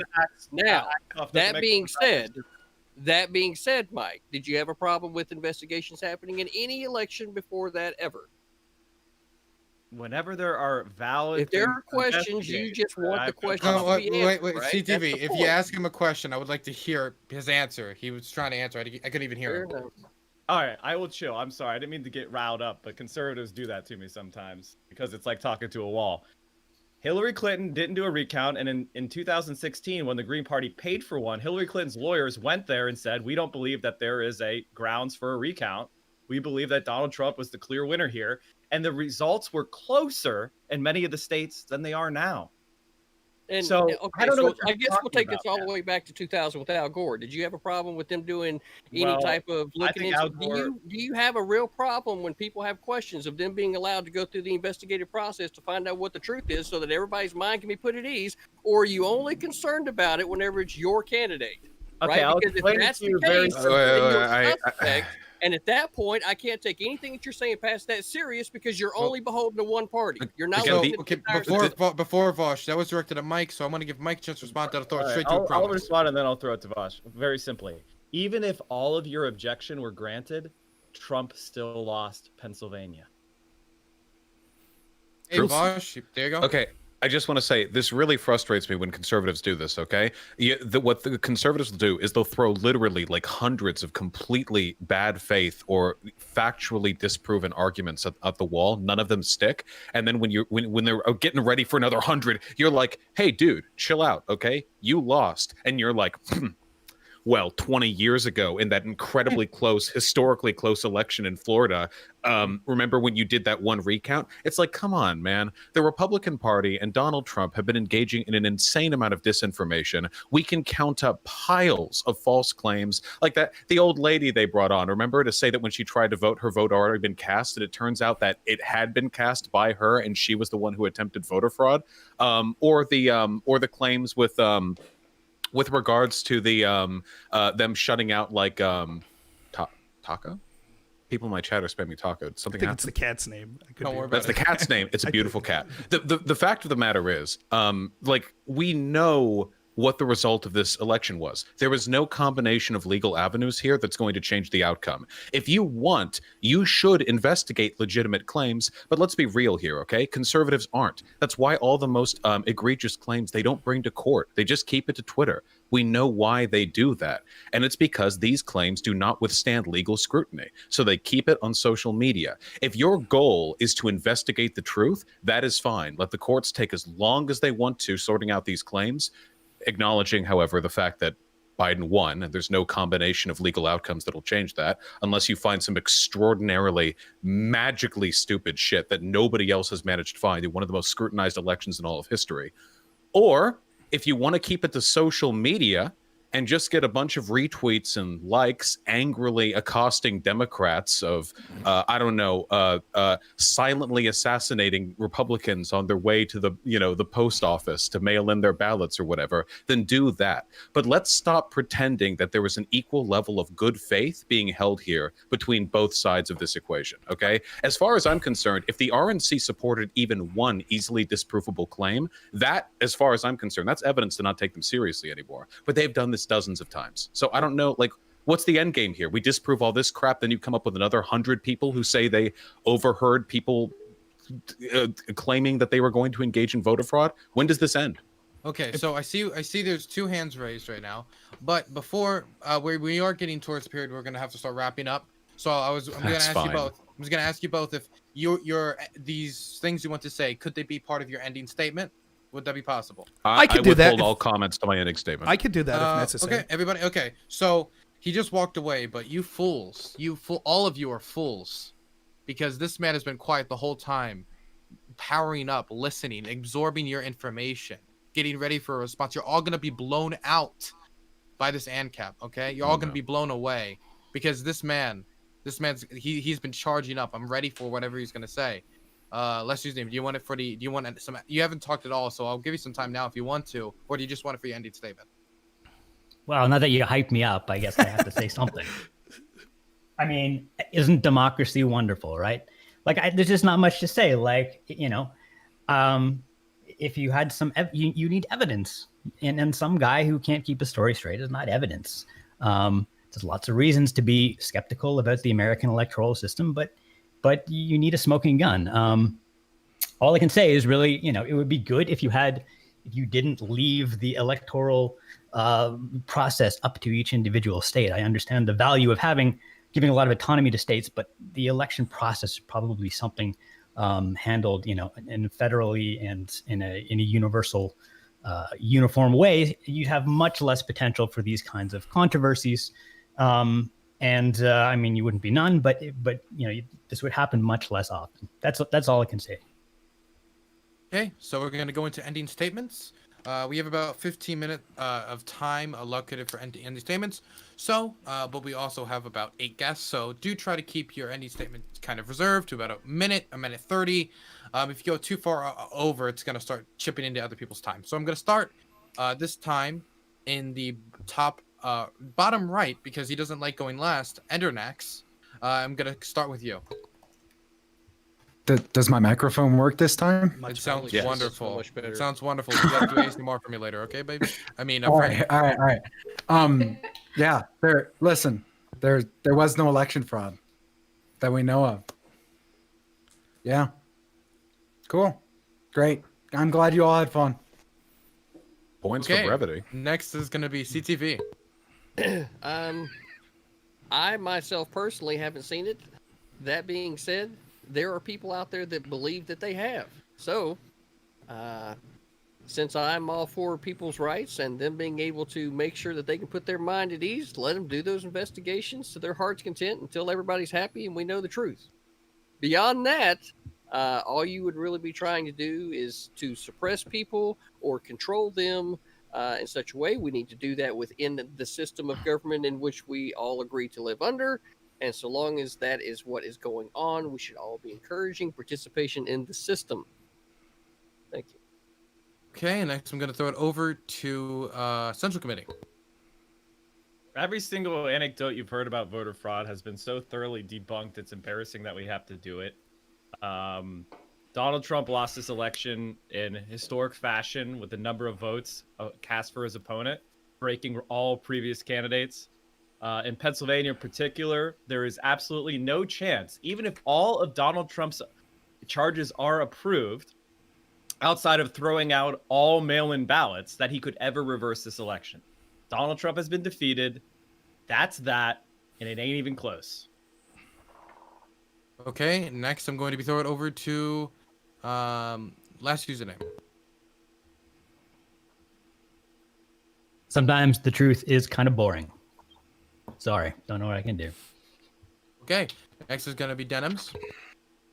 I wanted to just say the thing that I want to say earlier in my ending statement. I wanted to piggyback really quickly off of something Vaush said about like the fact that it's difficult to compare the 2000 election with the 2020 election, and that currently it seems to be sort of this like race for retweets and this like race for like getting as much reactionaries on board as possible. And I think that this is very evident from like 2000 election. You're asking for a recount. You think that this is a race that's close enough that's worth recounting, right?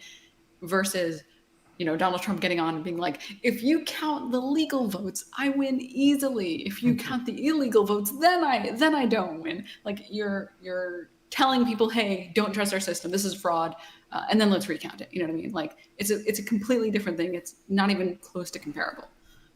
Voter fraud doesn't seem to be real. The cases seem to be marginally small. I think that this is a bigger issue than we're inflating it to be. Okay, next I'm going to be throwing it over to Lichen. Hey, am I muted? No, cool. Yes.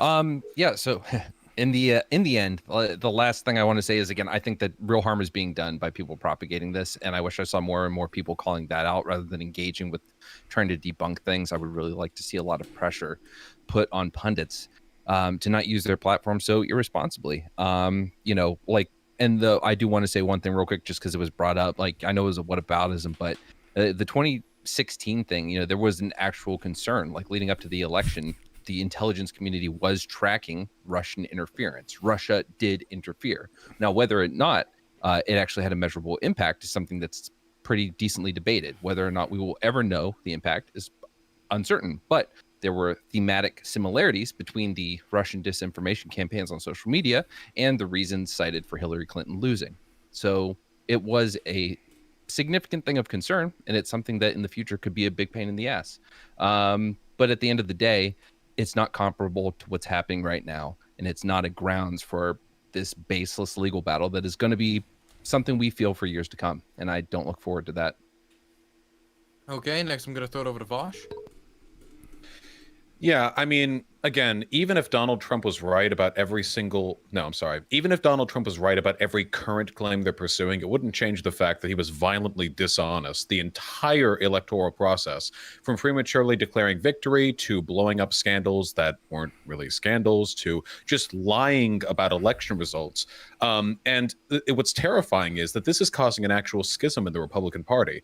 Everyone from the media to individual Republican voters to Republican politicians are now caught in a rift. Do they accept reality, the one where Biden won and this election was safely held, or do they go along with this delusional narrative that in spite of all contrary evidence, the election is being stolen from Trump? There are people right now trying to cancel Fox News for reporting factually on the processes at hand.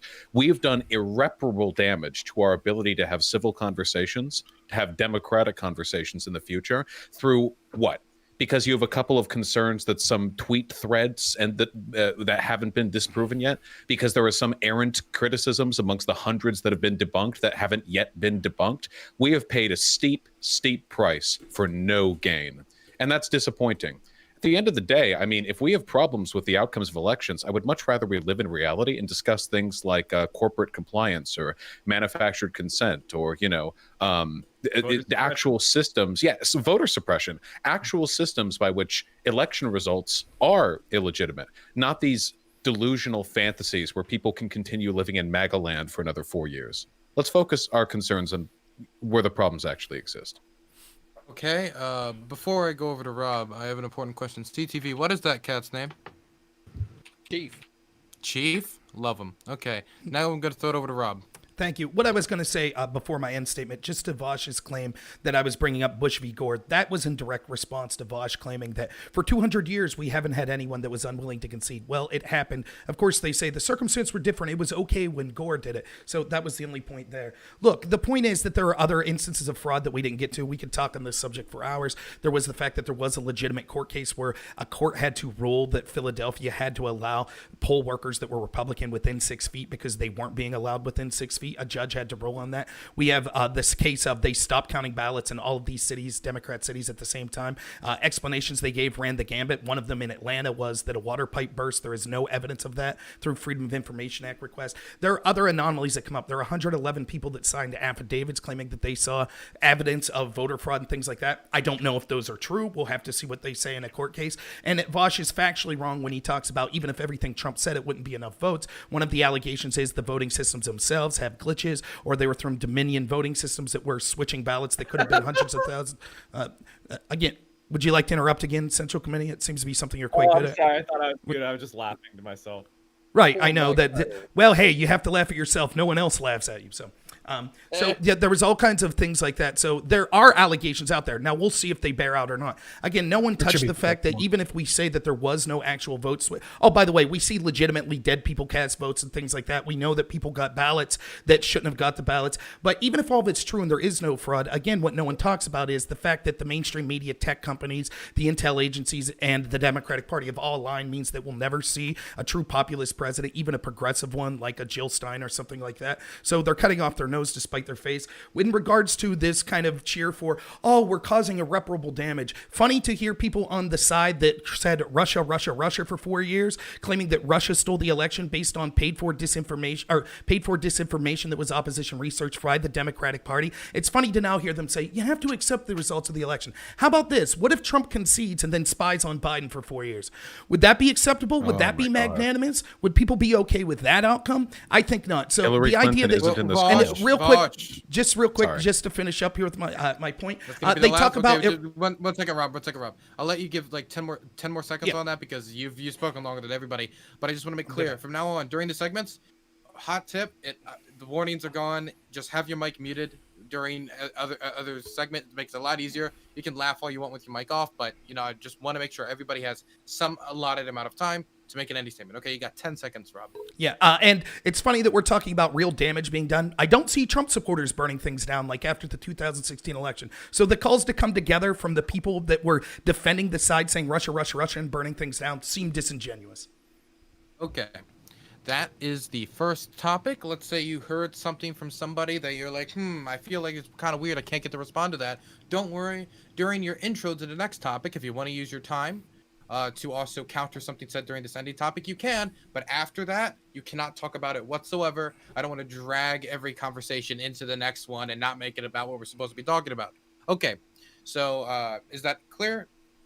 Wonderful. Okay, we're going to go into the next topic, which is what should Trump's legacy be? Not what will it be, not what this person or that person says is going to be. What do you think it should be? Okay, we're going to start in the bottom left-hand corner with Central Committee. I think Trump's legacy should be the complete destruction of legitimacy of the federal courts of the United States, and why we need to have a complete restructuring, pack the court, preferably by adding at least 4 judges to the Supreme Court, double the size of the federal judiciary. And also, his legacy should be one of complete taking over the Republican Party. The old, slick, Jeb Bush approved, compassionate conservative era is dead. The Republican Party is now a crypto-fascist party, proto-fascist party, whatever you want to say. They are a cult of personality who didn't even bother writing a platform, because their platform is whatever Donald Trump says.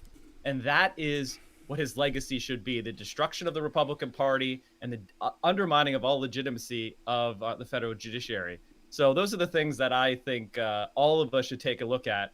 And as far as the Russia stuff, I don't know who the fuck you're talking to, because I'm pretty sure Vaush and I were not walking around going Russia, Russia, Russia. We were talking about the legitimate problems that Donald Trump had with his administration and the myriad crimes he was committing on a daily basis. Okay, and next I'm going to throw it over to CTV. Well, what should Trump's legacy be? It's funny that Mike brings up what he brought up. So, what I will say is that it comes down to a difference in ideology. You're absolutely right that before Trump, that the Republican Party didn't really have a direction, so Trump came in there and was able to take really kind of take control of the party itself and then give people something to believe in, right?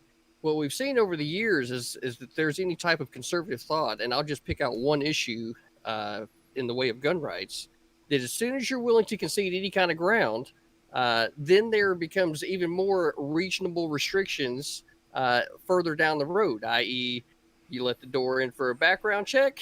Now all of a sudden we've got a candidate in office that says that we're going to put in magazine restrictions. We're going to do a lot more things to restrict your fundamental rights to be able to defend yourself. So it's only natural that you would end up having a stronger personality come in and kind of lead the people in a direction to fight back against people that think that it's okay to come into my life and tell me how that I choose to defend myself. So if anything, Trump's legacy is going to be the people's attempt to fight back against a system that is continuing to fuck with us, and we don't like it. Okay, next I'm going to throw it over to Endernax. What should the legacy be? I'm gonna take this as what should we take away? Because there's a lot of things that I think that people should take away from the Donald Trump presidency that are not great. But the key takeaway for me anyway is that there is a large segment of the population who is willing to pull the trigger on the Orange Cheeto Man talk show. I'm sorry, reality TV show host, crazy dude. Because they felt like their needs were not being serviced. You had districts that went plus 20 for Obama in 2008, that went plus, I think it was like 15 for Trump this election cycle, with almost the same demographic makeup in those sections. We had 8 years, ever since the realignment of the two-party system under Goldwater with the fulfillment under Reagan, we've seen a failure upon failure upon failure of neoliberal policy to address the needs of everyday Americans, regardless of your class, your race, whatever, wherever you live. It is a complete and utter failure of the system that people are willing to vote for Donald Trump for president. So I think the takeaway here is that we shouldn't elect neoliberals, to be honest. I think that should be the legacy of Donald Trump's presidency. Okay, next is going to be Denims. I have 2 things I want to say. First, I think what everybody is thinking. Last username, what is the name of your cat? Flash.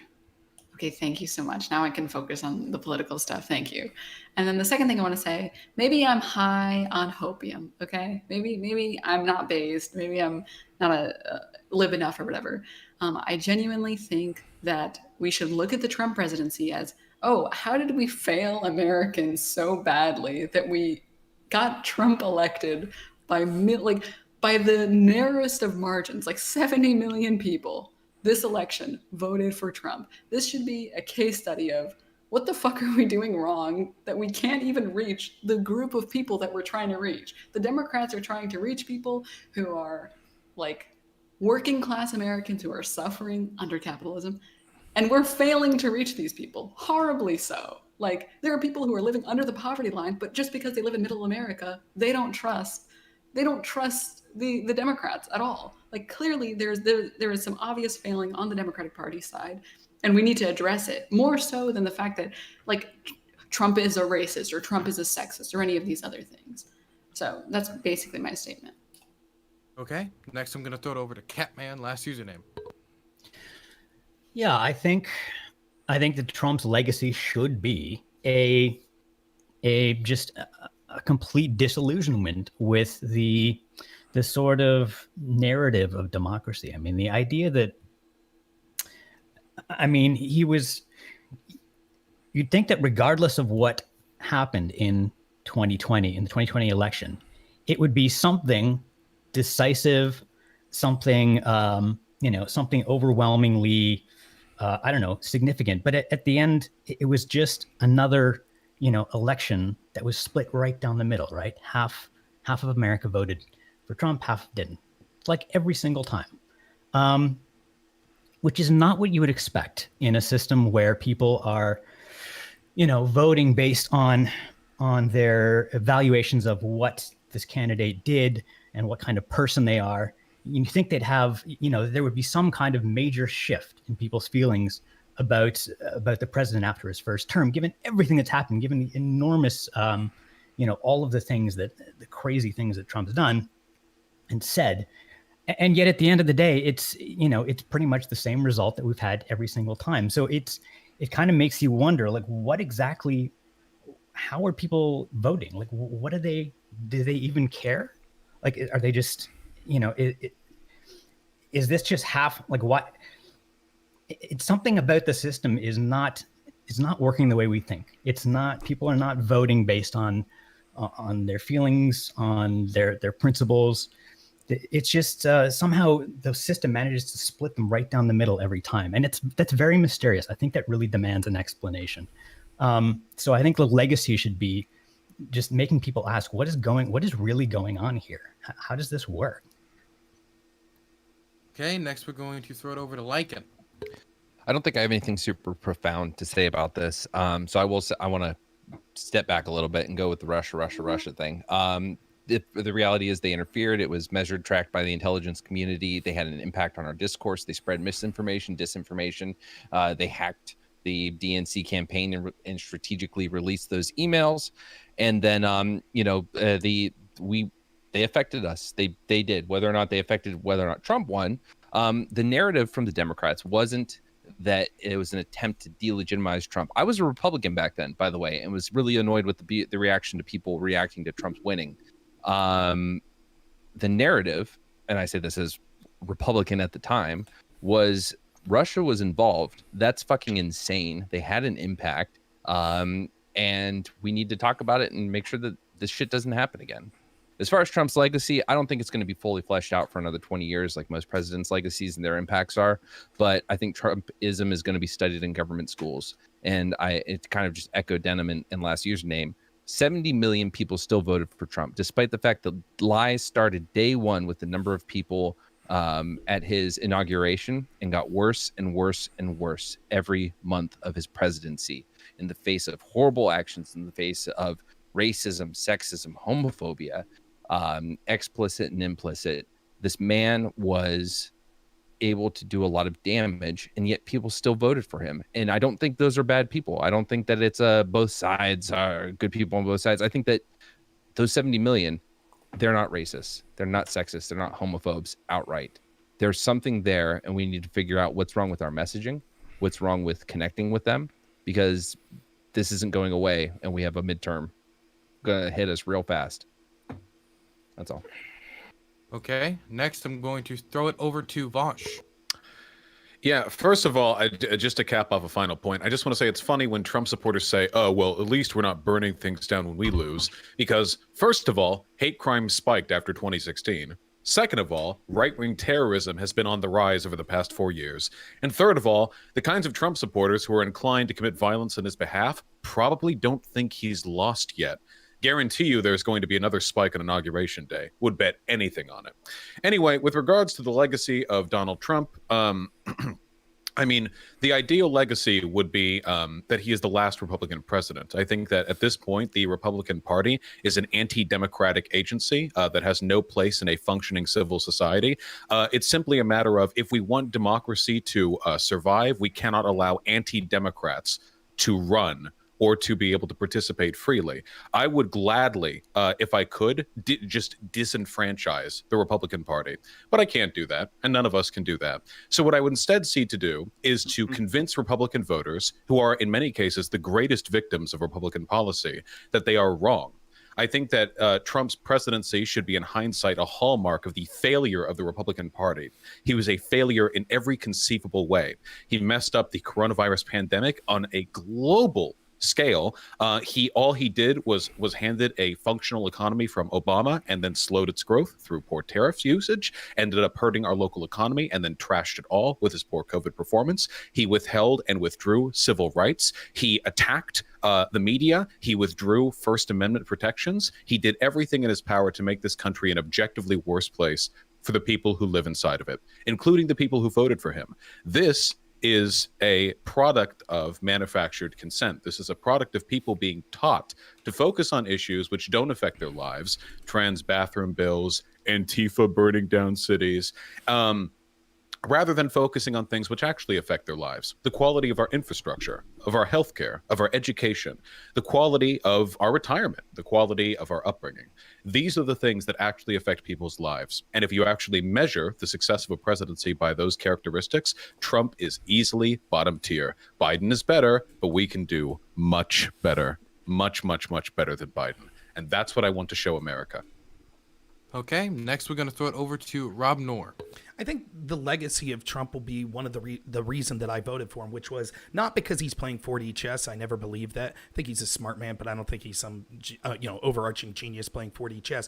But he outed the corruption by being someone who was not the hegemon of the establishment Republican or Democrat Party. And they thought they didn't want Bernie Sanders or Donald Trump in 2016 because that meant that they would lose control. So they allowed it to be Trump versus Hillary because they thought they had it in the bag. And when they lost, they had to pull out all the stops that proved their corruption. We see now, the average person sees how corrupt the media is, how one-sided they are. We see how corrupt the intelligence community is. We see how corrupt bureaucrats in places like the State Department are.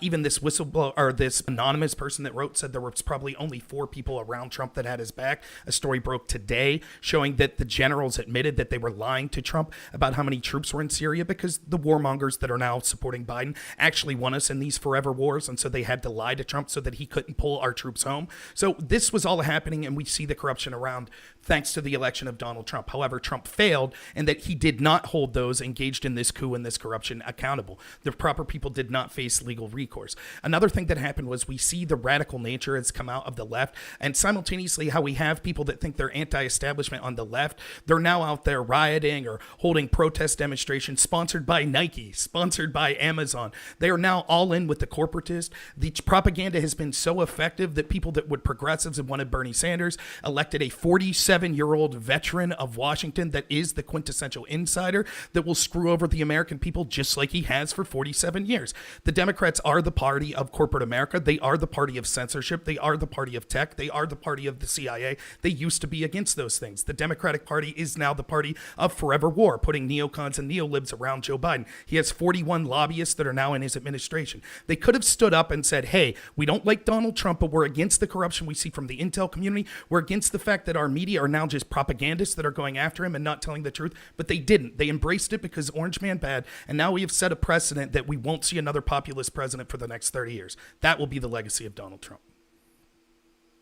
Okay, I'm going to open this up to general discussion. Yeah, I just want to say that As a socialist, the idea that Donald Trump is an anti-establishment pick when he's a born with a platinum spoon in his mouth billionaire who appointed a bunch of RNC cronies to high-level positions, bankers and lobbyists who funneled tens of millions of dollars from taxpayers into his private businesses, who refused to divest from his own industries because he knew that his businesses were failing and he needed to make every cent he could while he was president. The guy who, I mean, the idea that this guy's anti-establishment, I'll give you one thing, okay? He's anti-establishment in the sense that he's stupider than your average American president. Rather than being a complicit tool of the system who does and says what needs to be done and said to keep America functioning, he's just below the IQ level necessary to keep this country functioning properly. Right. Most of what Trump supporters call the establishment supporting Biden is actually the functional processes of America, flawed or otherwise, needing a president who isn't Trump. And trust me, there are things worse than the establishment. You could, for example, actually be anti-establishment by ruining the country. This isn't necessarily a good thing. And this is a perfect example of what I said earlier about focusing on issues that aren't actually issues. Every time Trump supporters defend Trump, they bring up this weird conspiratorial, like, the DNC is the party of the tech, the party of censorship. These points could be individually destroyed, obviously, but like no mention of policy, no mention of healthcare, no mention of education. When they talk about the economy, it's only in broad generalizations, never actually policy. It's so clear they don't want to talk about actual reality. Right. So then you have to take each one of those issues, right, break it down and decide whether or not the federal government is the one that should actually be doing it. So if the federal government isn't doing something or should be doing something, needs to be the discussion that's being had. I think on the conservative side, like, I don't know, ending the fucking war on drugs would be something that I think would be the first thing to start off with. So get rid of like the DEA, rid of whole divisions of fucking government that aren't doing anything that we need them to be fucking doing anyway at a federal level. If the states want to take that issue on, then they can take that issue on themselves.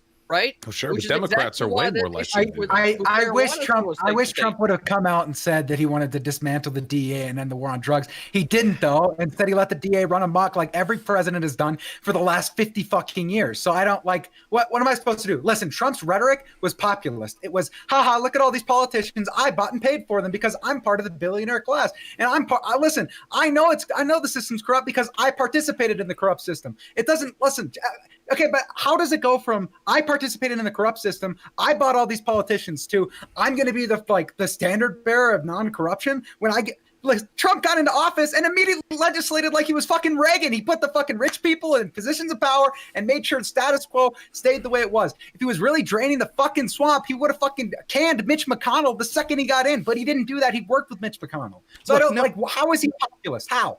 No doubt. I agree, no doubt that no, just answer the question. How is he popular? Wait. Okay, everybody, wait. This is something that I think I'm going to direct this towards Rob because Rob seems really interested in answering this question. Yeah. I mean, I agree with Endernax and Vaush that I think that actually Trump had a lot of failures. He said that he wanted to drain the swamp. Hell, one of Trump's big claims was, I only appoint the best people. That's clearly his biggest fault. If you thought you were draining the swamp by appointing John Bolton, you made a huge mistake. That's not a very intelligent move. So I totally agree that he had failures. Now, there are reasons for this because the swamp and the establishment is so deep that it's hard to find someone that would be perceived as qualified that doesn't have an active interest in subverting the average American and doing what they think's best, even without being elected to an office. Sure. What does the establishment want? The establishment wants to maintain control from themselves, gather more power, and make the American people dependent upon them. That's but what how they has want. Trump not done that? Because Trump has lessened the power of the individual worker. He's attacked unions. He's attacked like workers' rights. He's pro-corporate power, and in his many uses of the of the executive branch, sort of unilaterally, he's certainly not against the consolidation of federal power. So, like, in what way is Trump not reinforcing the same power structures we've seen in this country for hundreds of years? That's a good question, and I'm admitting that he's made mistakes and should have done more because I think that he appointed people around him that made him go against his gut feeling. But the buck stops with him. So I agree.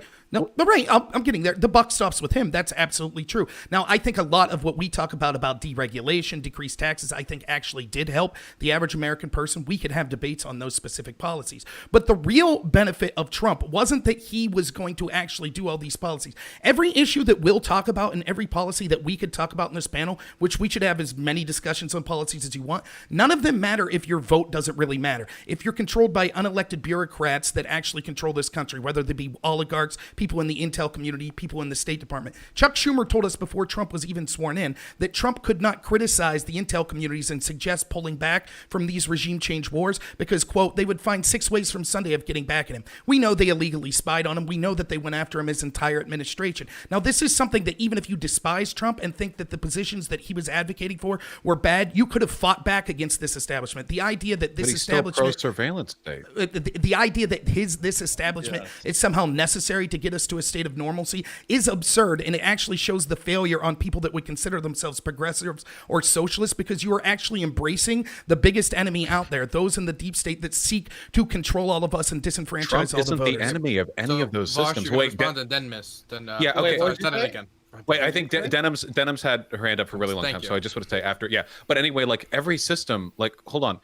Trump is not anti-surveillance, and by any means. He has a problem with intelligence agencies because he lies and they occasionally challenge his lies. He doesn't have a problem with the systems of power they represent. The tax cuts mostly went to the wealthy. He's massively pro-corporate. You say he's anti like Warhawk. He has bragged about the massive amount of money that he's funneled into the military. Every single system that you say he's anti-establishment on, the dude is the most establishment candidate we have. Like, so wait, tax cuts are anti-establishment? Is Reagan anti-establishment? Like, what? It's like, it's ridiculous back and forth. And listen, if you want to be anti-establishment, you challenge government power, you challenge corporate power, okay? Republicans don't want to do either of those things. Don't talk to a socialist about being anti-establishment, okay? I think what's really interesting about this conversation. One second, Mike. Okay, I'm raising my hand. I think that's exactly she who I would was talk raising to her about- hand longer though, so I got to Okay, go ahead, Denhams. Okay, very briefly, I want to touch on a couple things. First, I want to talk about the fact that you're talking about, like, I guess, like, liberals or something are getting, like, supported by, like, Nike or something. Like, I'm very curious because I feel like I still haven't gotten any George Soros checks, and I don't know why, and I just want to understand how all the other liberals are getting this money, and I'm not getting it, because clearly there's money being spread around, right? It's because you didn't throw a milkshake at somebody, Denham. I didn't what? You didn't throw enough milkshakes. In order to get the Soros damn bucks, you it. have to throw a certain number of milkshakes. Oh, I didn't meet the Fill with concrete quota. powder, Okay, I'm okay, sorry. okay. So that was the problem. Okay. At Asian journalists, specifically. Got it. Mike? So I think what you're seeing here is how conservative voters actually rationalize to themselves. This is how they all are if you talk to a lot of them. They have these totally eclectic views that are not in any way related to what the Republican Party is doing in power. Vaush brought up a couple of the cases, but for example, like anti-establishment, the EPA, Environmental Protection Agency. I had a debate with the centrist where I pointed out that Andrew Wheeler was appointed to be the administrator of the EPA. Andrew Wheeler was the head coal lobbyist. And he immediately went into the EPA and he began dismantling regulations for coal industry. What establishment is being attacked here? You have somebody who's going out there and undermining green development, green energy, and going in there and actually increasing pollution, peeling back regulations that actually protect people in communities where coal mining takes place. When Donald Trump, we talked about the tax bill. He went in there. What happens? The tax cuts for the rich are permanent. The tax cuts, the small 17% of the tax bill that went to the middle class, to the working class, those get repealed automatically according to the law. The only thing that's happening is a permanent shift of power and wealth towards the richest people.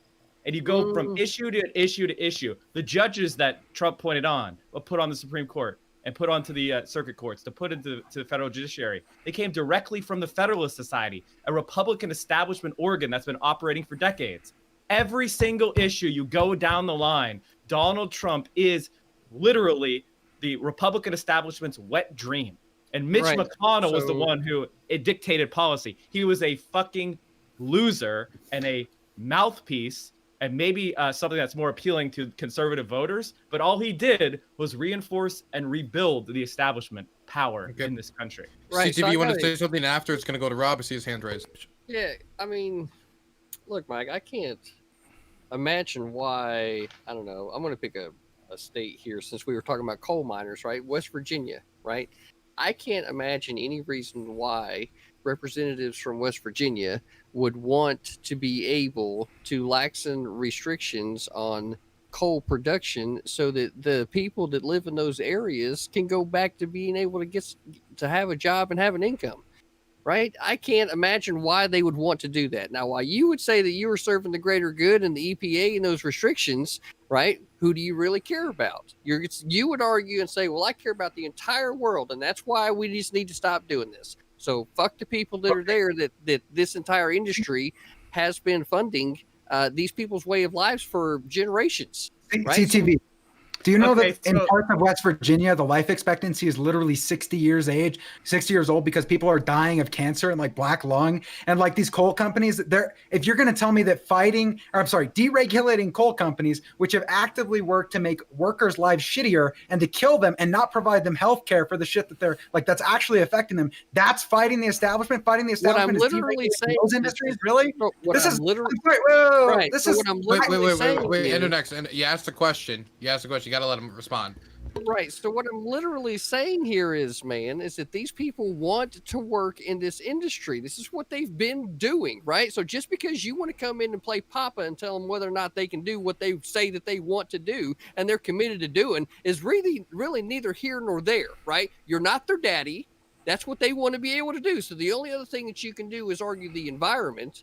Right. And I see that there's points to that. So having reasonable restrictions to make sure that it's clean is one thing, but shutting down the entire industry where people can't make an income, that just doesn't make any sense. So originally he asked me a question. People were working 80-hour weeks in mines and dying. So like we put in restrictions. We were like, hey, maybe you can't work like these coal miners to death because, well, that's kind of fucked up. And you're saying, well, they chose to go die in those mines, even though that's the only labor that's provided to them in their local community. Like, what do you mean? They have no choice. Of course it's their way of life because there's no other industry there. They have no other way of making money, so they're forced into that job, and they don't have enough money to fucking leave either. Because nobody wants to buy their goddamn houses. Okay, right, okay. So CTV, respond, and we're throwing over the finish with the mic since the question was posed to Mike, and then we're gonna go to Rob. He asked about the. Well, West first it said Virginia. CTV was gonna finish it, responding to Ender. So this is why we have to make sure that we get to the discussion of what's actually reasonable, because shutting it down completely is not reasonable. These people still need to be able to earn an income, but the regulations that you put in place shouldn't increase the cost so much that it makes it unfeasible for these people to be able to make an income at all. Right? This is where people that actually have half a clue as to what's going on both sides of the fence need to be involved. Hey, Mike. Okay, and so this is kind of what happens when you get in these policy discussions. The coal industry is failing because the price of coal is too high. It does not compete with natural gas and renewables. It's not failing, and the regulations are necessary because of the environment. So no matter how you look at coal, it's a failing industry that's going away. Like the buggy whip was when horse-drawn carriages stopped being used for transportation. Coal is going away, whether you like it or not, from a free market perspective or from a perspective that actually recognizes the science of climate change. Coal is finished. The only group of people that have a coherent plan for what to do with West Virginia are people who support the Green New Deal, people who support relocating and re-educating and retraining coal miners and people in these industries and areas that have relied on fossil fuels. Donald Trump, Mike, your that would camera's actually... Well, let him finish. Say again? I just wanted to say your camera's it's like freezing. That's it. It is Oh, kind I'm of sorry. freezing up. Yeah, Here, true. let me. It's the shadow jutsu. Oh no, they're doing it. So are we still good? Oh no, we are. You're good now. You're good now. Okay, hold on.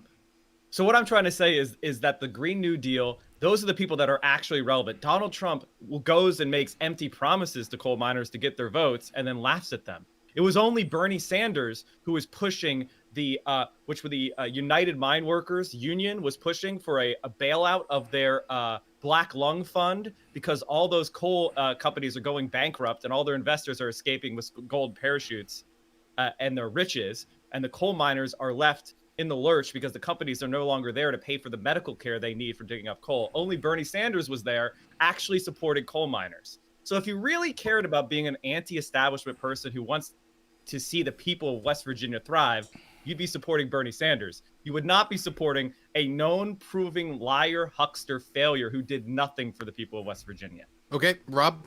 Yeah, so... And Vaush afterwards. Rob's just had his hand up for a while. Thank you.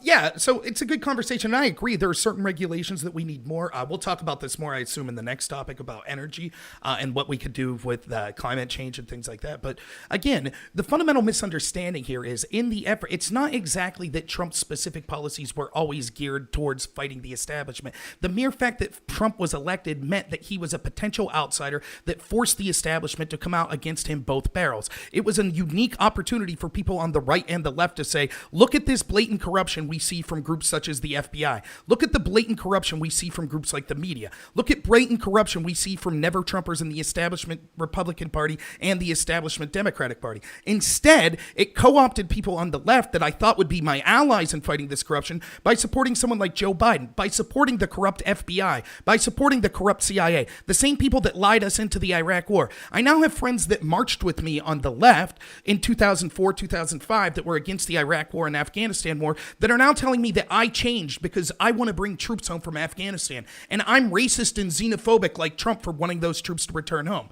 In an effort to say, oh, Trump is bad, Orange Man bad, he's a racist, he's a Nazi, you have now aligned yourself with an unholy trinity of these establishment people in the media, in the intel agencies, in the State Department, and in the establishment Republican and Democratic Party, all of which were for Joe Biden. The neocons are for Joe Biden. The neolibs are for Joe Biden. Overwhelmingly, the establishment corporations that you talk about were for Joe Biden. Overwhelmingly, the establishment people in the media were for Joe Biden. Overwhelmingly, the establishment people that control the tech industry were for Joe Biden. Overwhelmingly, the establishment that controls academia were for Joe Biden.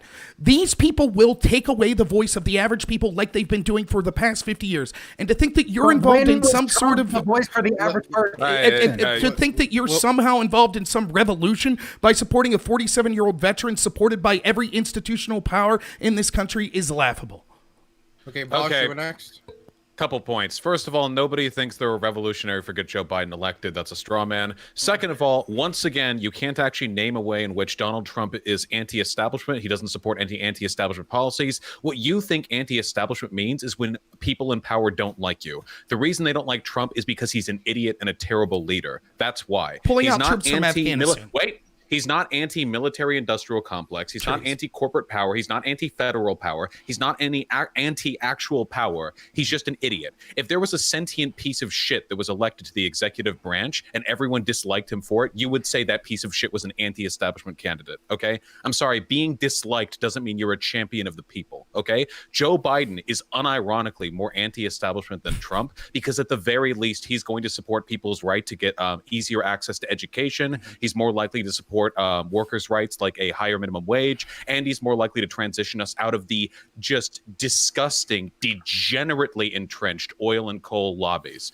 So those are actual meaningful ways in which more power is being given to the people. When I think of anti-establishment, I think of empowering the individual. I'm a libertarian. The individual's right to get an education, the individual's right to express themselves politically and civically, the individual's right to make a good living, to live a comfortable standard of life. These are all elements that Donald Trump is opposed to. I think of freedom from surveillance. Donald Trump is fine with the surveillance state. I think of freedom from police brutality. Trump is fine with police brutality. Trump is fine with the establishment. If you want to empower individuals, let's talk policy. But being disliked by people who are currently in the establishment, in this case, indicates nothing other than Donald Trump's sheer incompetence. And I'm sorry, it bothers me, the disingenuousness of it all, when you keep talking about us aligning with the FBI. Dude, if aliens invaded the United States and the FBI participated, hold on, and the FBI participated in fighting them off, would you sneer at people fighting off the aliens by saying they were siding with the FBI?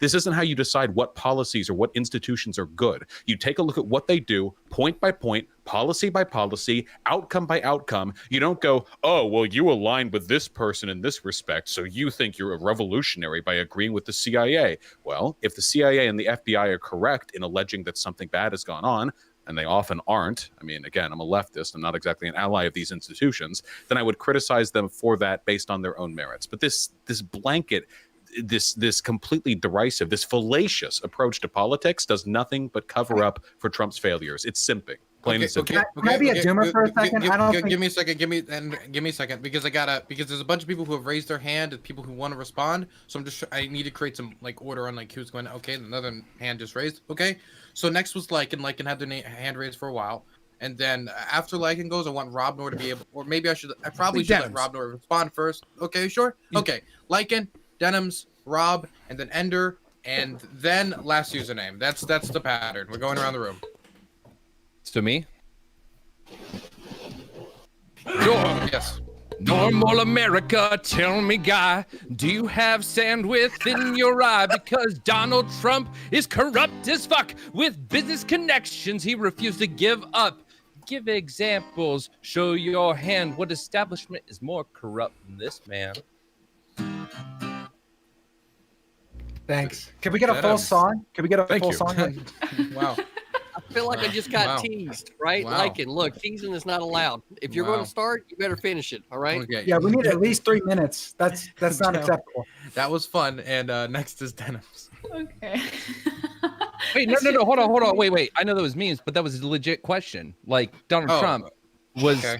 refused to give up his business connections. Like Donald Trump has shown time and time again that he did not come to drain any fucking swamp. He was there to soak it up and enjoy them juices and become Swamp Man 2.0.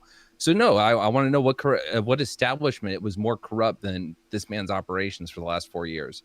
Hey, Rob, you want to me respond to answer? that? Sure. Even if we could have discussions specifically about what happened with Trump's business arrangements, it's ironic that we can't have those discussions about Joe Biden and his business arrangements because the entirety of the mainstream media decided that it's, quote, Russian disinformation, like the same Russian disinformation that they pushed for 4 years that helped lead the FBI to spy on Trump. Again, the point that you're all missing is your issues don't matter if the intel agencies are allowed to spy on and put their thumb on the scale of who wins in elections. Vaush talks about the idea of just because you align with the FBI, what if they are fighting aliens? That's not what we're talking about. Vaush, you had the opportunity to stand up as a bigger streamer than me, I think, and actually say what the FBI was doing was corrupt in going after Donald Trump. We know for a fact there were 17 errors and omission in their FISA warrant to spy on the Trump campaign. We know that they knew that the source of the Steele dossier was a Russian spy. We know that they knew it was paid for by the Democrats and Hillary Clinton. Yet for the first time in history that we know of, they used that unverified opposition research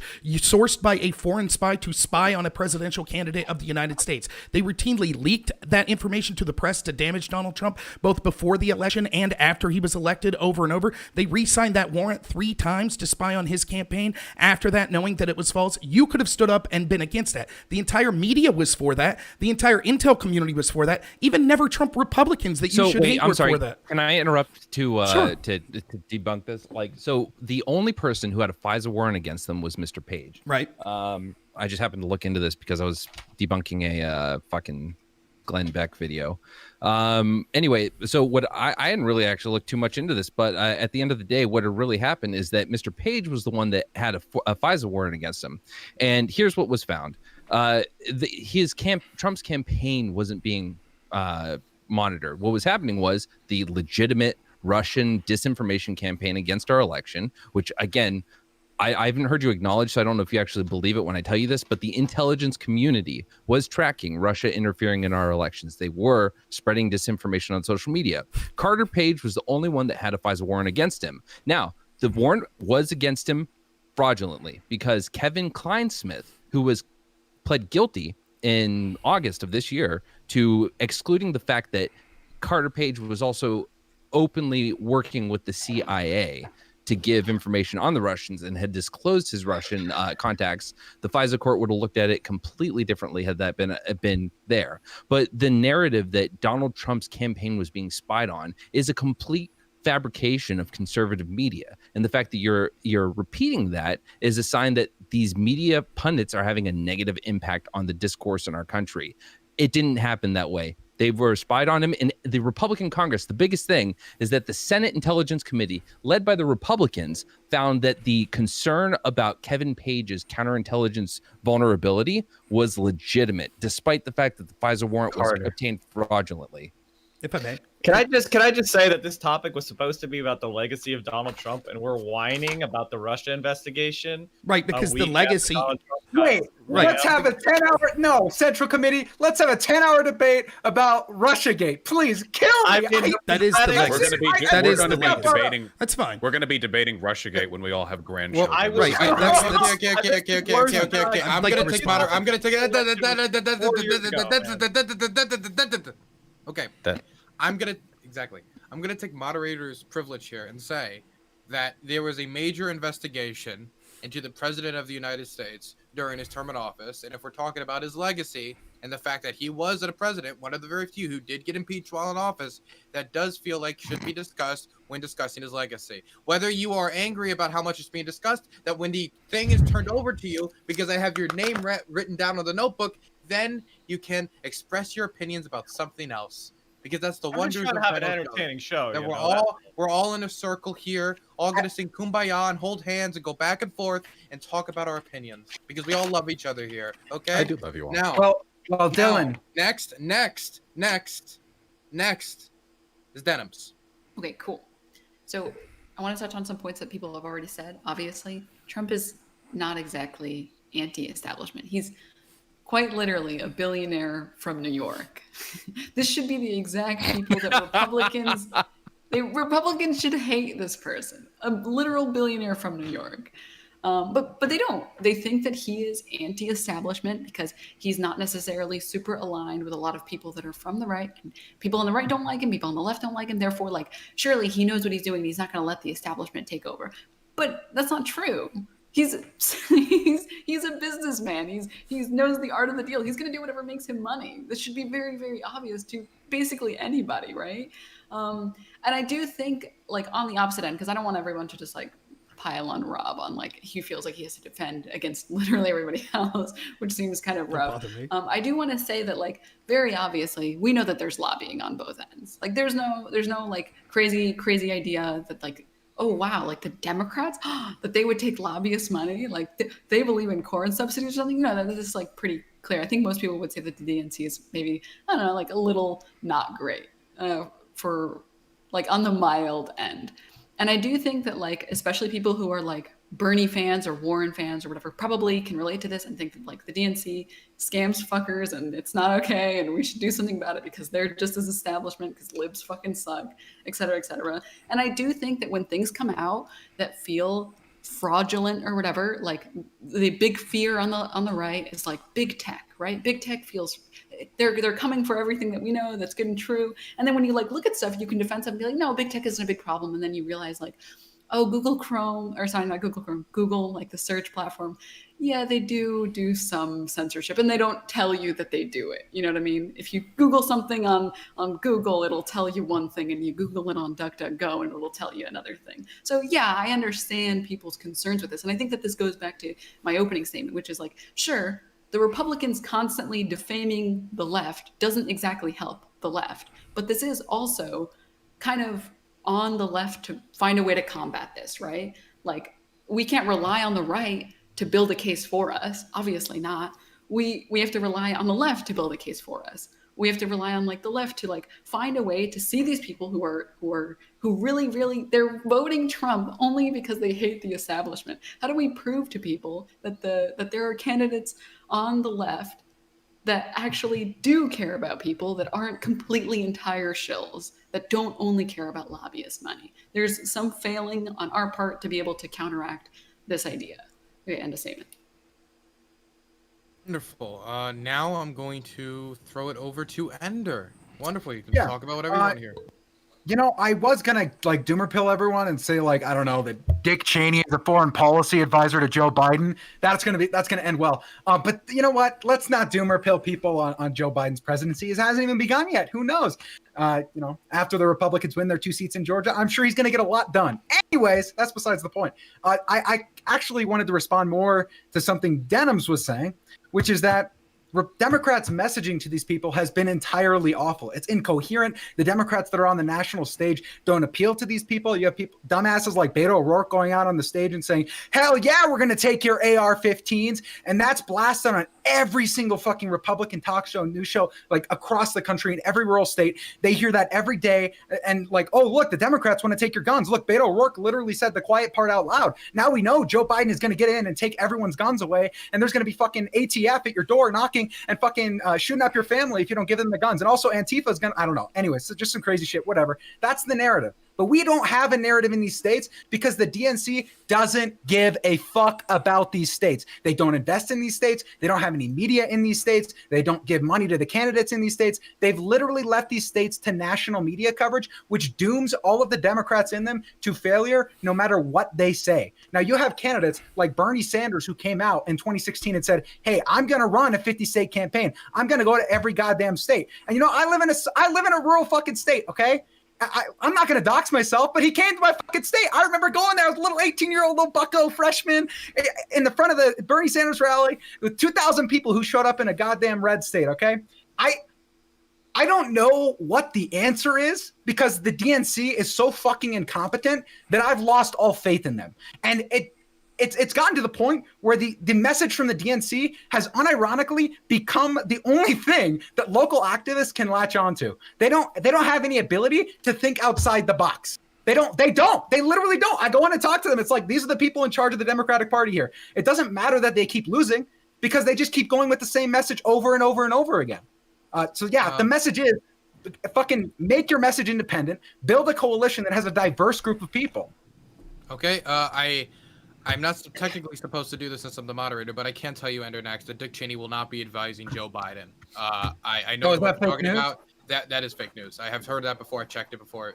That's not happening. I'm not going to do it, but you rolled into my wheelhouse. I had to do it. I'm sorry. Here, Donald Trump's actually going to be his foreign policy advisor. Yeah, it's going to be Donald Trump. It's going to be Henry Kissinger, Donald Trump. Hey, Vaush, I heard that guy was anti-establishment, so that should work out pretty well. Okay, I'll throw it over to actually next to everyone's surprise because he was very quiet when he did. I have both your hands marked down, but he did it in the darkness, in the background, like always. It's the last username. He's next, actually.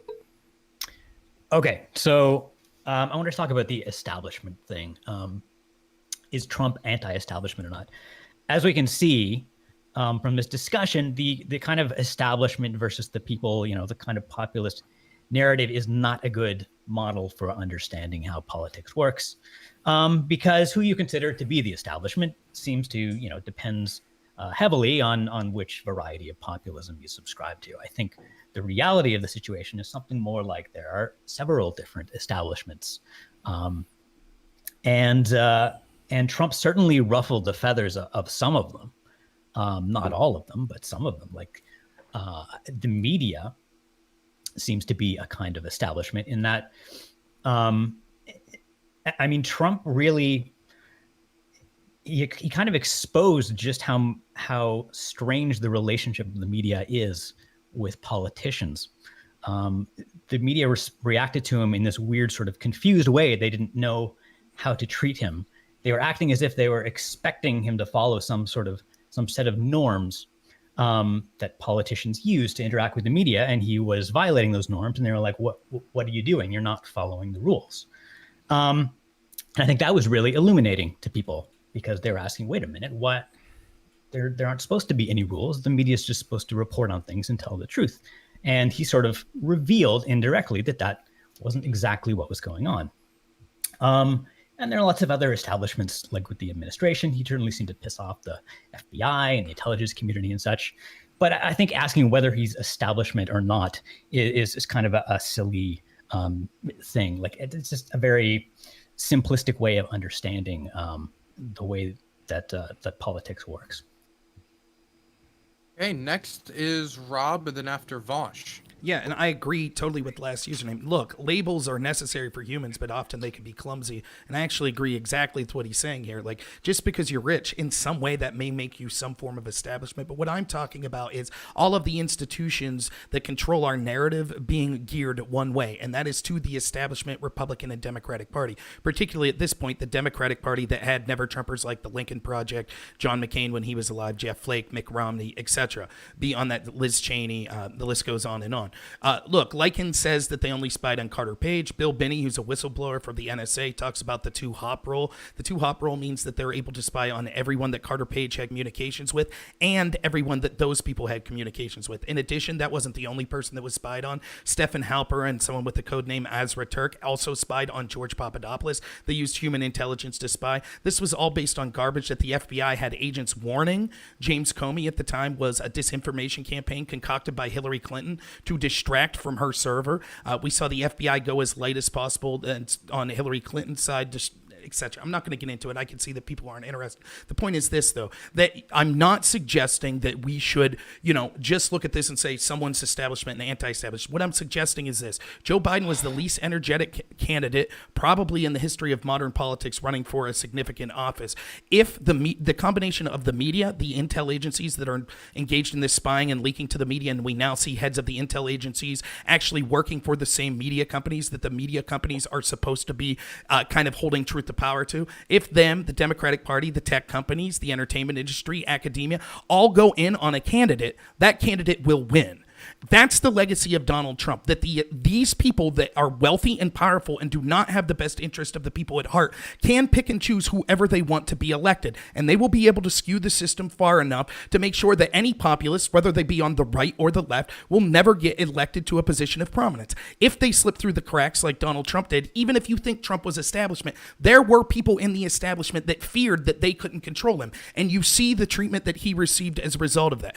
What I was suggesting is that we stop looking at just Orange Man bad, and even if you didn't want to vote for him, that's fine, but actually take the time to say this is very troubling. Many liberals have done so. Many Biden voters have done so, from Glenn Greenwald that had to leave The Intercept, to Matt Taibbi that worked at the Rolling Stone, to Michael Tracy, to Jimmy Dore, to Aaron Mattei. Many liberals, even people on the left like Eric Weinstein, the Weinstein brothers, have pointed out how this is a huge problem, and they don't like Trump, and they didn't vote for Trump. The legacy will be that when a populist comes up on the left, they will go through the same treatment. And the people that treated us Trump supporters with ridicule because we wanted to fight back against that corruption will then be saying... We already know this. I do gotta say... Wait, everybody calm down. I gotta say, you did go on for a little bit, a decent amount of time. Sure. I do want to see if I can pass it over to somebody else. I just have Vaush. a couple of points to hit on. First of all, I like that even though I pointed out that measuring a candidate's anti-establishment value by who aligns with or against them is worthless, you then repeated the exact same diatribe you've given 4 times before about how the media and tech has all stood with Joe Biden. So I know you have like the narrative, and there's no addressing that. Second of all the names you just listed from Weinstein to Dore are like the fucking clown show for quote unquote left-leaning people. Right. Yeah, we know that they agree with your positions here. They're like burnouts. They're worthless intellectually and politically. Yeah. So what? Yeah, that's like the side door that people with the fucking dented skulls get let in through, and that's their little club. Look, at the end, I mean, oh god, here's the legacy of Donald Trump. His candidacy was the term that it was the term that oh my god, here, one more time. His presidential term was the term where the term anti-establishment died, because it means nothing anymore. It means nothing. He doesn't challenge any meaningful power structures, but you don't care. Rob, you don't care. You just have your DNC conspiracies. And the reason people roll their eyes at these, you talk about Democrats not keeping in mind the needs of the average American. How do you think I feel when Republicans are like, okay, listen, I know Donald Trump is a failure and none of his policies are good, but let me explain to you this 40-page document I have about the FBI working with the media to take him down. Dude, this isn't how you evaluate the effectiveness of a president. And I'm fine criticizing the FBI, but don't pretend you have an issue with the FBI because you have an issue with the surveillance state, because Donald Trump hasn't done anything to challenge those systems. The reason he wanted to attack the FBI was so he could get his cronies in there. He didn't want to take out intelligence communities. He wanted intelligence communities that worked for him. He's not anti-establishment. He just has beefs with other government officials because he's boorish, incompetent, lazy, and rude. And that's not anti-establishment. It's that simple. There's nothing else to this. If he was actually anti-establishment like Bernie Sanders, you could point to a list of policies where he's actually meaningfully empowering the weakest minority in this country, the, people of color, or actual individual middle class or lower class Americans, or the proletariat, or however you want to put it. But he doesn't. That's not what he stands for. That's never what he stood for. So again, let us, by the way, I just want to say, if Donald Trump ran as a Democrat and was Jewish, he would be held up by Republicans as the literal epitome of establishment corruption that they say he's fighting against by through his admission into office. Okay. If he was a Jewish New York billionaire with heavy business ties who shut down the government and didn't fulfill any of his campaign promises, they would be seething at him. We might get even more hate crimes than we have under Trump's presidency. But thankfully, whatever the case may be, just man, I don't think Republicans. You say Democrats don't care about like average people. I don't think Republicans give a fuck about themselves. Even there are Republicans who are like laughing off the. For a decent amount. At There's some a lot point, to there's respond like a there. break, right? Final words. Final words. Focus on policy. Focus on the individual. Trump does nothing for either. Hey, was that directed at anyone in particular, or should I go back down the list? I think. No, Keep going. Yeah. Okay. Then next is going to be it's actually going to be Mike and then Endernax after. All right, so they keep bringing up this talking point about Silicon Valley because this is a new favorite conservative talking point, which is hilarious, and I'll utterly destroy it here. Donald Trump appointed Ajit Pai as the chair of the FCC, which was primarily responsible with destroying net neutrality. Conservatives love being in the pockets of big tech when it was for their benefit. And in fact, in Facebook, they actually had meetings with Ben Shapiro and Jared Kushner in ways that they could help boost conservatives, while at the same time removing left-wing publications like Mother Jones and Jacobin from the algorithm, intentionally, and the Young Turks, intentionally deflating the shareability and the performance of left-wing institutions and directly boosting right-wing institutions. The only reason conservatives are complaining is now, with abject, irresponsible lies, places like Twitter and Facebook are like, okay, these are verifiable lies and it's going to possibly cause a civil war. Maybe we should do something and put a little blurb about how it's disputed underneath. That's not censorship, motherfucker. You have done, and your party has done, everything it can to increase the power of corporations and increase the power of tech monopolies. And now you're belly aching because a few of their owners are personally against Donald Trump, when you have done nothing to change the power of the internet. So please stop bringing that up. It's stupid and it makes you look bad. Okay, that was directed at Rob, so Rob should get some time to respond, and then after is going to be Endernax. And it's just, if it's directed at somebody, you got to give them time to respond, Endernax, okay? By the way, I don't think that cape is up the flag code, okay? Rob, you're next. Yeah, again, I think that you're conflating the issue. Do I think that there are a bunch of people in the Republican Party that also hate Donald Trump and want to get back to the normalcy of the established two-party system where neither party cares about the individuals in this country? Of course I believe that. So the fact that Mike Lee, or that even Trump, I acknowledged in my opening statement that Trump's legacy would be that the corruption outed itself, not necessarily because he outed it, but because these people thought that he was a potential threat to their hegemon of power, but that he failed to actually bring to justice anything to end that corruption. That was my initial take on this. So yes, I agree there were things he should have done. He should have broke up these tech companies. He should have ended the 230 protections and things like that. But saying that Ben Shapiro or other people talk to people in the tech industry and therefore it proves something, it's just disingenuous. It doesn't answer the point. And the problem is when you say, well, they're only censoring things that are untrue, that's just a lie. The media and the tech companies pushed every garbage story they could, most of which ended up being Russian disinformation sourced from a Russian spy, about P-tapes about Trump, about Trump's people trying to get, steal the election for shares of Rosneft, about all of this garbage that we saw over and over. They pushed it for 4 years. They pushed allegations of Trump being a gang rapist that were never substantiated. They pushed all of this over and over and over. Then they arbitrarily decide 2 weeks outside of an election, when we have emails and other compromise that would be shown of Joe Biden and his family, including interviews with the business party that by any objective standard would be newsworthy, they all arbitrarily say, well, we're going to make sure that no one could discuss this. This sort of censorship is a danger to democracy. When media companies and tech companies talk about the need for a fair press for democracy, they're actually right. And it's a shame that we now just have propagandists for the intel agencies and for the establishment Democratic Party instead of fair media. And mark my words, when you support a legitimate progressive candidate that this same media goes after, you'll be saying, hey, what happened? This doesn't seem right. When one of you gets censored from a tech platform because you criticize corporatist policies of Joe Biden, you'll be saying, this isn't fair. I will be there standing up for you. I think that your voices matter as well, anti-establishment voices on the left. So the fact that you want to make fun and say, no, it's fine for these media companies and these tech companies to censor people like that. It's fine for these intel agencies to go after a candidate like that. That's what the legacy will be. The people that should have been the staunchest allies on the left and right coming together to fight this corruption, now we see so many on the left saying, well, as long as the corruption favors us, we're okay with it. And predictably, it will be used against you. Who's been banned for supporting Trump?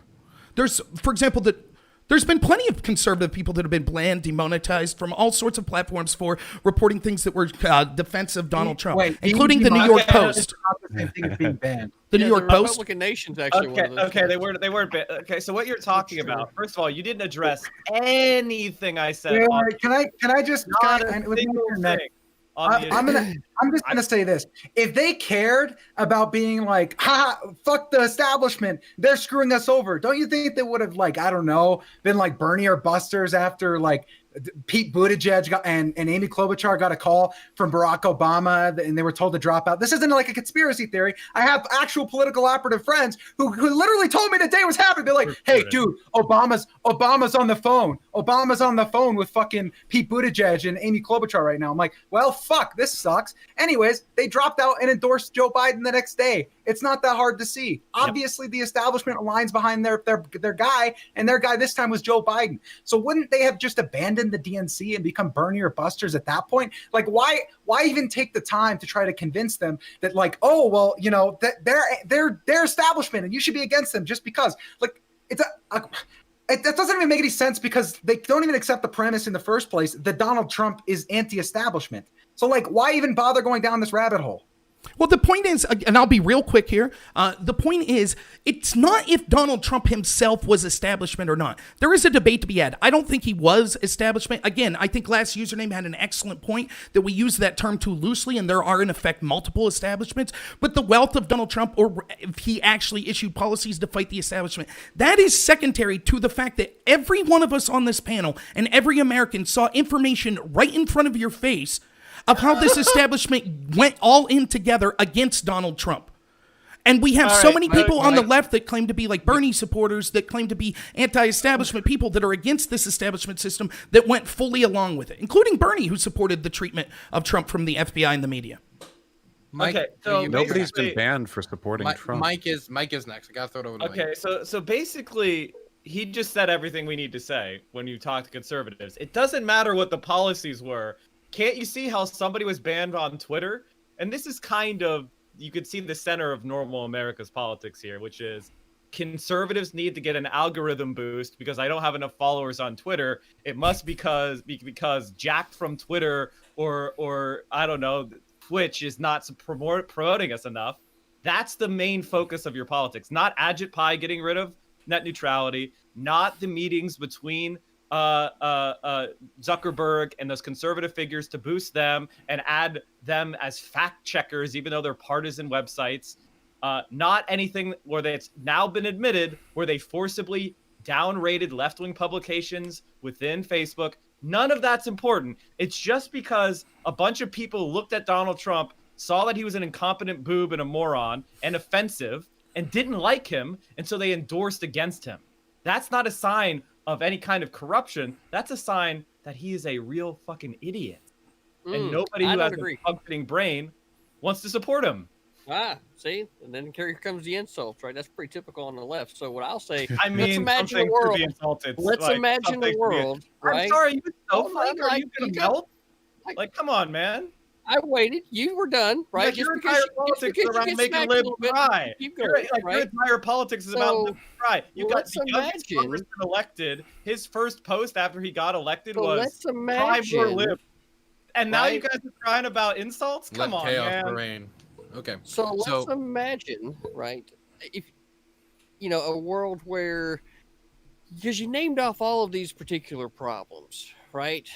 And you're like, well, this problem's what matters more. This problem's what matters more. But let's just imagine that I'm just some simple-minded person, right? And really the only thing that matters to me is gun rights. That's the only thing. Right now, I'm looking at both of these parties, right? What's the policy for the Republicans on guns? We want you to have guns. What's the policy on the left side? Well, we think it's all right for you to have guns so long as, say, federal law. We want federal law to prevent hunters from hunting migratory game birds with more than 3 shotgun shells in their shotgun. Right? Did you say gamers? No, migratory. Okay, if we agree that you can have your penis tender, can we move on to something else? Right. So the point is, right, is that for somebody that understands that there's a myriad of reasons why somebody might want a weapon in order to defend themselves from whatever threat that it could be. If I'm looking at these two particular political parties, what I see is one that says we want you to be able to do what you want because we trust you as being a law-abiding citizen, and this one says we think everybody is suspect, so we need to start restricting anybody's ability to be able to have this thing. And then we go, we want to be able to have our guns because that's it, and it's spelled out in the Constitution. So the left side, the Democrat side, when it's on the Joe Biden website that he wants to hold gun manufacturers accountable, right? He wants to get rid of the war off our streets, which means banning assault weapons and high-capacity magazines, which goes right into the 94 bill that they passed. It was proven ineffective then, right? And then going on down the list for the thing that's just on his website.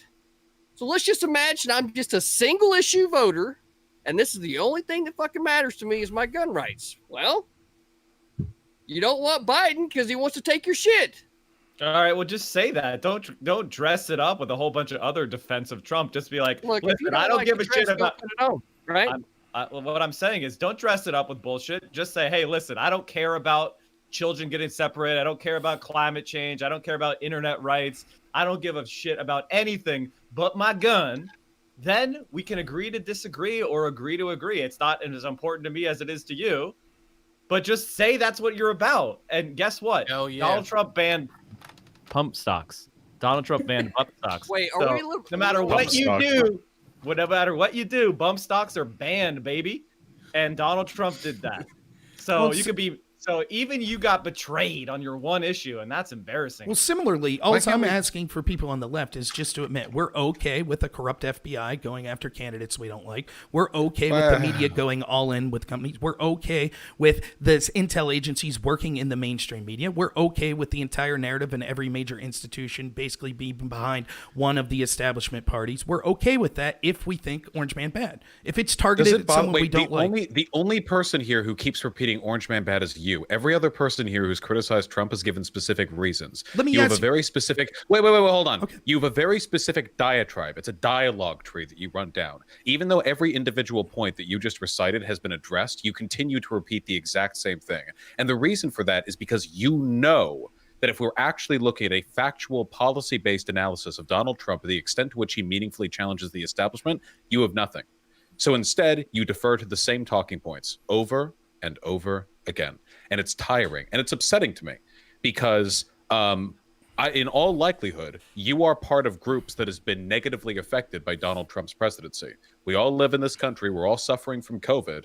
But unless you are extraordinarily wealthy, I sincerely doubt you're getting the better end of his tax policies. I doubt your children are going to get the better end of whatever policies he's implemented that are going to affect the average working class person's education or health care. You are as much a victim of his policies as other people in this call. But instead, you defer over and over and over again to these talking points, this media bias, this FBI bias. Listen, if you have a problem with the FBI, if you genuinely have a problem with entrenched power, I'm sorry, Donald Trump is not your candidate. He did nothing. He had 4 years. He did nothing. In fact, it secured further entrenched power for corporate America. He secured further entrenched power for the right for the presidency to do whatever the fuck it wants without any sort of oversight from Congress or from the Senate or even from the Supreme Court, which is why so much of the stuff that he did ended up getting shot down by the Supreme Court. He tried to circumnavigate the balance of power that is supposed to keep presidents in check. He's a bad candidate. If you care about the system, then you know what you need to do? Buckle up. Okay, Biden's your president now, and fight the corrupt establishment as you see it now in this presidency. But it does not behoove you to simultaneously say you have a problem with corruption and the establishment politics and then use it as a defense of Trump. Those two things are incompatible. And you're trying to rub together two completely separate positions that just you have to settle on one. Okay, Biden is your president. Now be anti-establishment. With me, we can be buddies. Look, I'm not trying to be enemies. I'm not trying to be enemies. I think that inevitably you'll find out that you've cut off your nose to spite your face by aligning yourself with people that control the party and Joe Biden that are going to operate in behest of corporate interests. Specifically, yes. How am I going to be hurt? Did you vote Joe Biden? How are you going to be hurt? Well, do you know anyone that's going to go to one of the foreign wars? that we'll no doubt get into You thanks to have the no love. evidence that Biden. You have no evidence Biden's going to start a war. I mean, actual all things right. that we know are going to happen. How do you know anything that's going to happen? That implies that we think that Biden's going to hold all of his. So from a reasonable assertion based on the policies that they have said they want to implement and the platform they have run upon, how am I going to be more hurt by Biden than I am by Trump? Or do you have to refer to conspiracy to even make this argument? No, I could make up. For example, he's going to be weak on China. He refused to call China an enemy. China is our biggest geopolitical Trump enemy. has been insanely weak on China. All Trump did was a bunch of. First of all, he's been incredibly am I going to have a willing to chance to praise Xi answer, or is it Jinping. just going to be the Vaush filibuster hour? I Can mean, we that's... stop for one moment? I do want you to just go like back it going and forth, point by point. Wait, give me a second. So I need to use the bathroom terribly. So what I'm going to do is something terribly unwise, which is leave you all alone for a moment. And I'm going to hand moderator privileges to CTV. Why not? It'll be fun. Okay, I'll be back. I just want to say I like going point by point because I knew you were about to list a bunch of points. With regards to China, apart from his constant insistence, He had a point to make, so let's. I agree. Can we Leave do it one Vaush at a go with time? China. Leave Vaush go with China. That's fair. I'll listen to him. I just want to say, like, apart from tariffs that didn't work and hurt our country more than China and performative denunciations with regard to coronavirus, he has done nothing to challenge China by pulling out of the international trade agreements that would have allowed our companies to actually barter and leverage for a greater degree of copyright respect from China, to force them to respect our copyright laws. By pulling out of that, Trump has secured China's position. China has gotten massively more powerful in the past 4 years. And when Trump pulls out of these trade agreements, they leave a vacuum that large, powerful countries like China can take advantage of. If you take a look at all the trade relationships they've been building over the past 4 years, China is insanely strong right now. Isolationist political and economic policies only empower China. Trump postures to isolationism. He is pro-China. He helps Both parties in this country for the past 40 years have kowtowed to China and other foreign countries, which have massively shipped our labor movements out. That's why you're seeing so many pro-union people that actually endorse Trump, because the massive trade deals and things Unions like the TPP, came out pro-Biden. Well, many did, but many of the individual union workers that you talk to were actually... But you can say what you want, but many of the pro-union people actually understood the problems with things like the TPP and shifting jobs overseas to places like China through the very trade deals that you're which suggesting. has continued to happen under Trump, and the majority of unions voted for Biden. It's besides the point. Okay, my position on this is that neither of these candidates were anywhere near as strong as they needed to be on China. China needs to be treated as the new Nazi Germany. They literally have 1.2 million Uyghurs in concentration camps. They're sterilizing women. They unironically, and unless you are like an active r/Sino reader, okay, this is the political reality that we live in. They just put another 500,000 Tibetans. Aren't you a Nazgul? Aren't you? Isn't this? I'm not a Nazgul. I just clicked. Vaush, you got to follow. At the beginning, I said I wasn't a Nazgul, but anyway, Hey, I thought that was ironic. No, I'm dead serious. We don't have to see. I told you, Endernax. I told you. I'm gonna suck your dick, Vaush. You keep talking. Wait, okay, Let's bring it. Okay.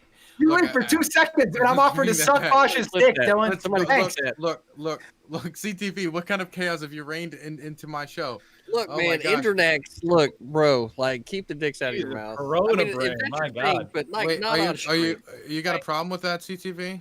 Got a On problem stream, you know, we're not exactly gaining the premium account participation required. We want to get that money. Okay. So, but on OnlyFans, it's okay. We've gone through all the things on here. I do like China discourse, so I actually kind of want to see this go a little bit longer. But anybody be a problem with that, or do you want to move on to climate change? Well, you know, we can move on, but I will say, if you want to see some like a pro-China shill get smacked the fuck down, go watch Dylan Burns' TV debate where I debated a pro-China shill who was a progressive, weirdly enough.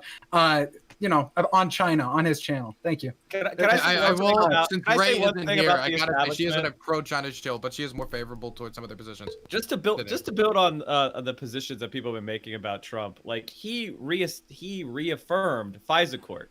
He supported the reenactment of the Patriot Act, the renewal of it. At no point did he do anything to rein in the powers of surveillance anywhere in the American, quote, deep state. So I have no idea what you're talking about. In fact, his CIA director, Gina Haspel, was literally in charge of the torture regime under Bush.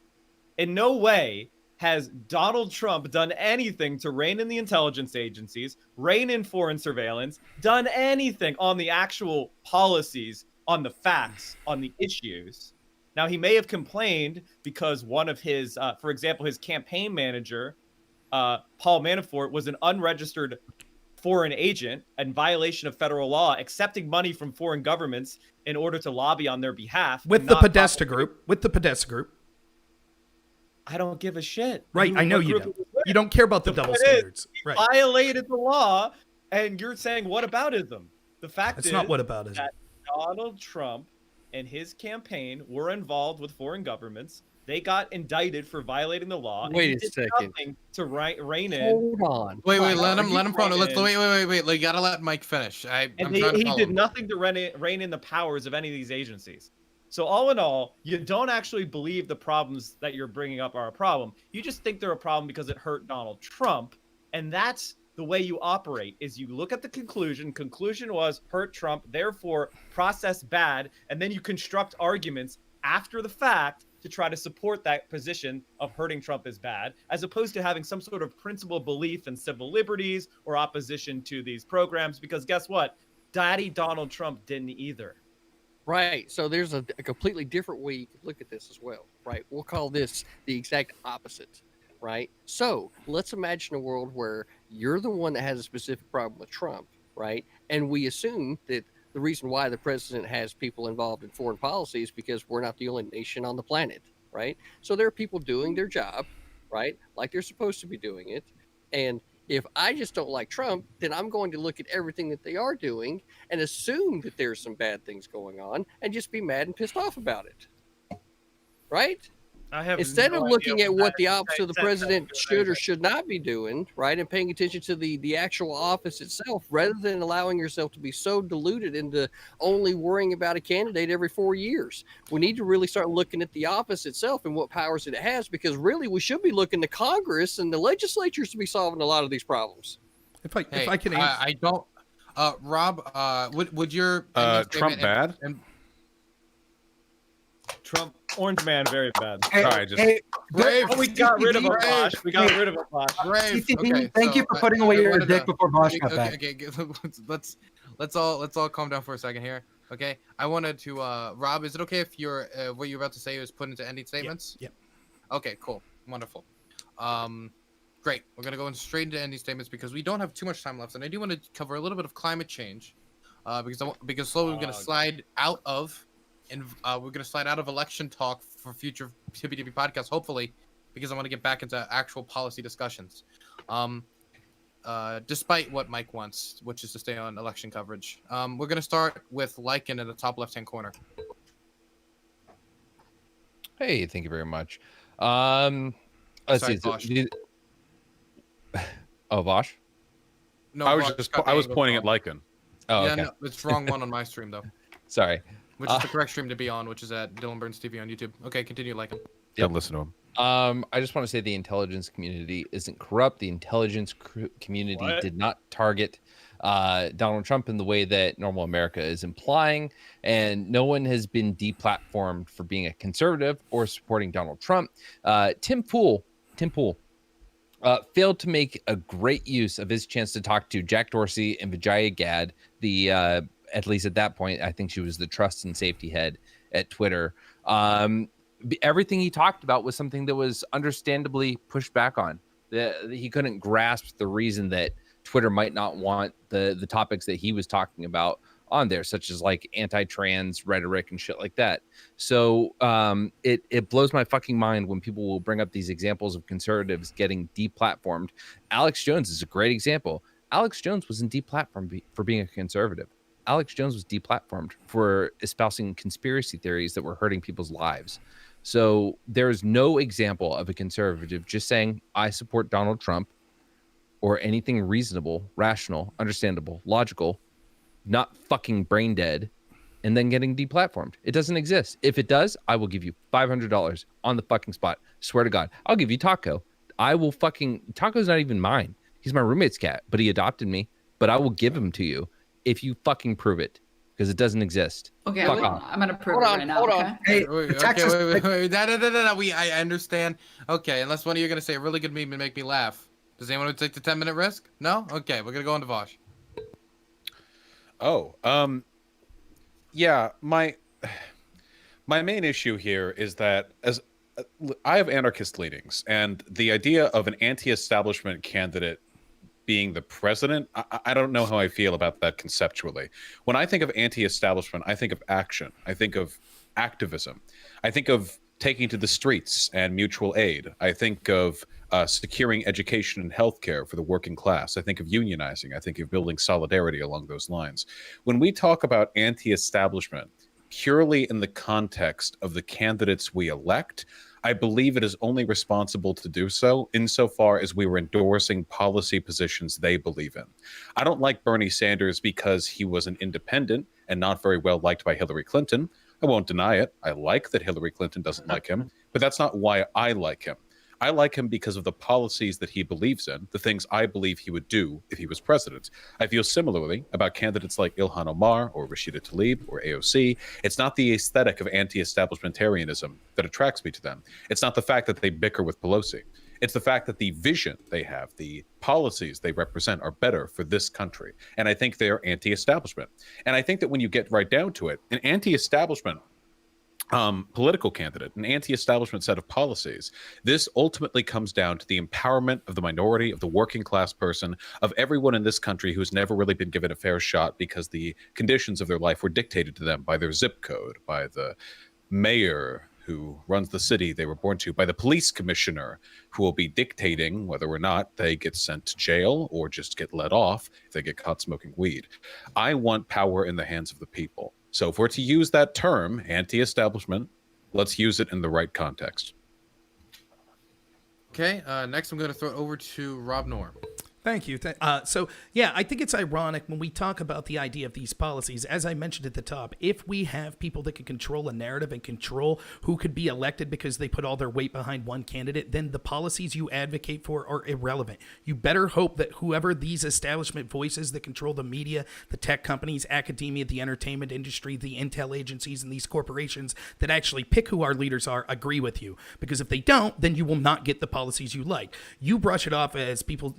you, the collective you, and other people not in this panel from the left brush it off as, well, who cares if the FBI lied and had someone lie to be able to spy on people connected to the Trump campaign? Who cares if the media, oh, by the way, like, and I'll take your $500, the New York Post was censored. The story they put was far more reasonable in source than almost all of the allegations that we saw tech companies allowed to. So what was that, Vaush? Vaush. I didn't even chuckle, man. I already apologized. Damn. Okay. It's fine. I don't mind. It's fine. But it was censorship because they removed that story from the tech companies wouldn't allow that story to be placed.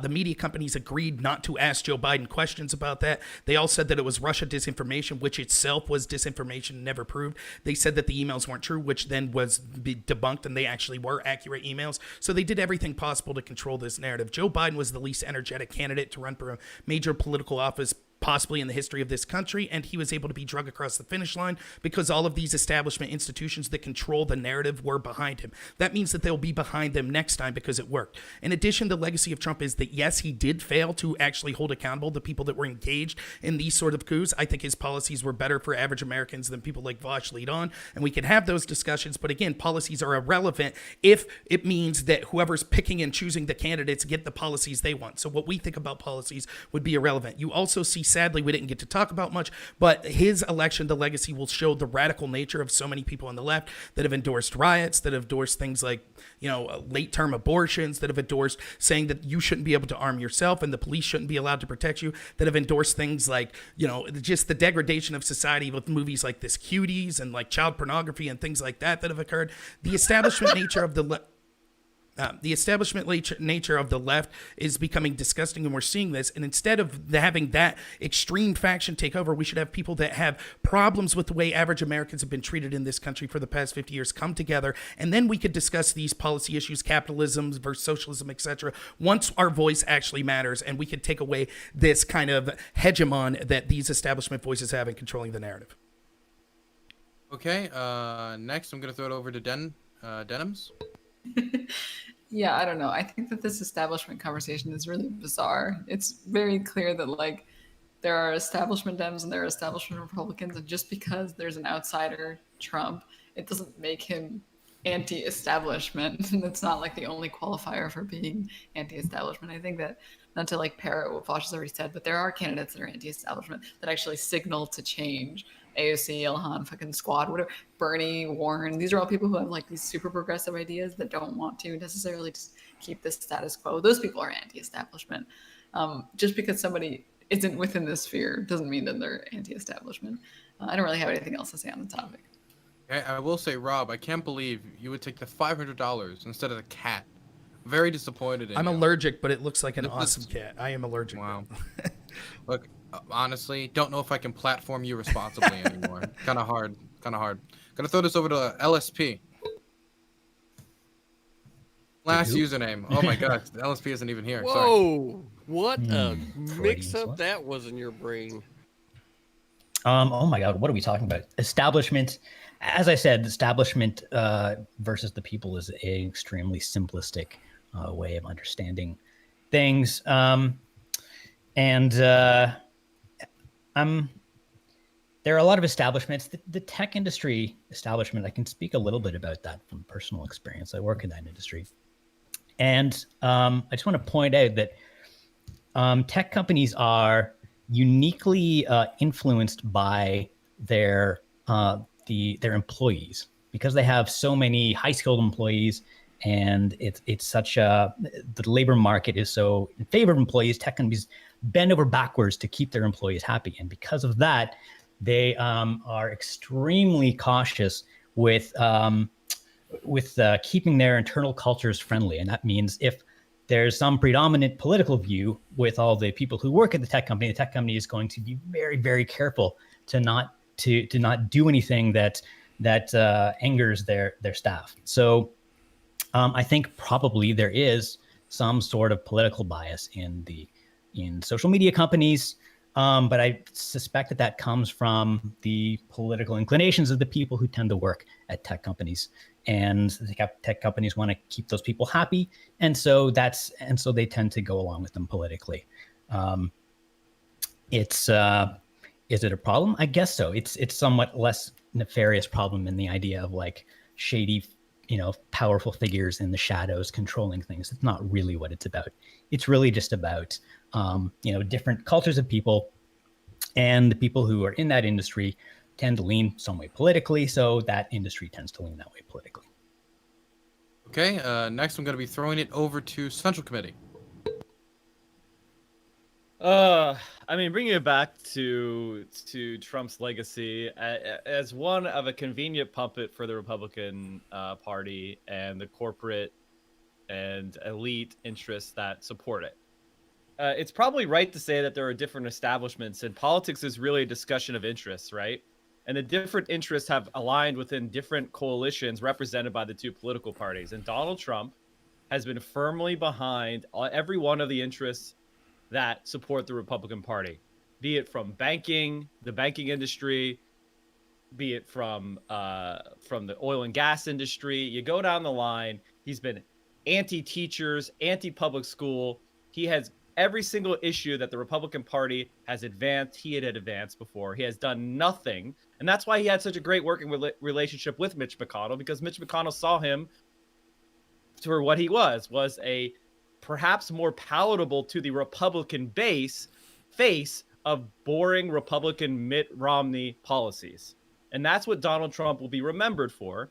And also his incredible failures with COVID-19, his ability, he continued to build up the military industrial complex. He did nothing significant to reverse any of the major problems that we're facing today. And, we're now spending almost $1 trillion combined in the military, from veterans affairs, our costs in the wars, direct military spending, retirement costs, et cetera, et cetera. We are spending $1 trillion. That's his legacy. Failed economy, ruined COVID-19 response, and he's pretty much a joke. And everybody in the entire world who looks at this sees Donald Trump for what he is, a total and complete failure. Next, I'm going to throw it over to CTV.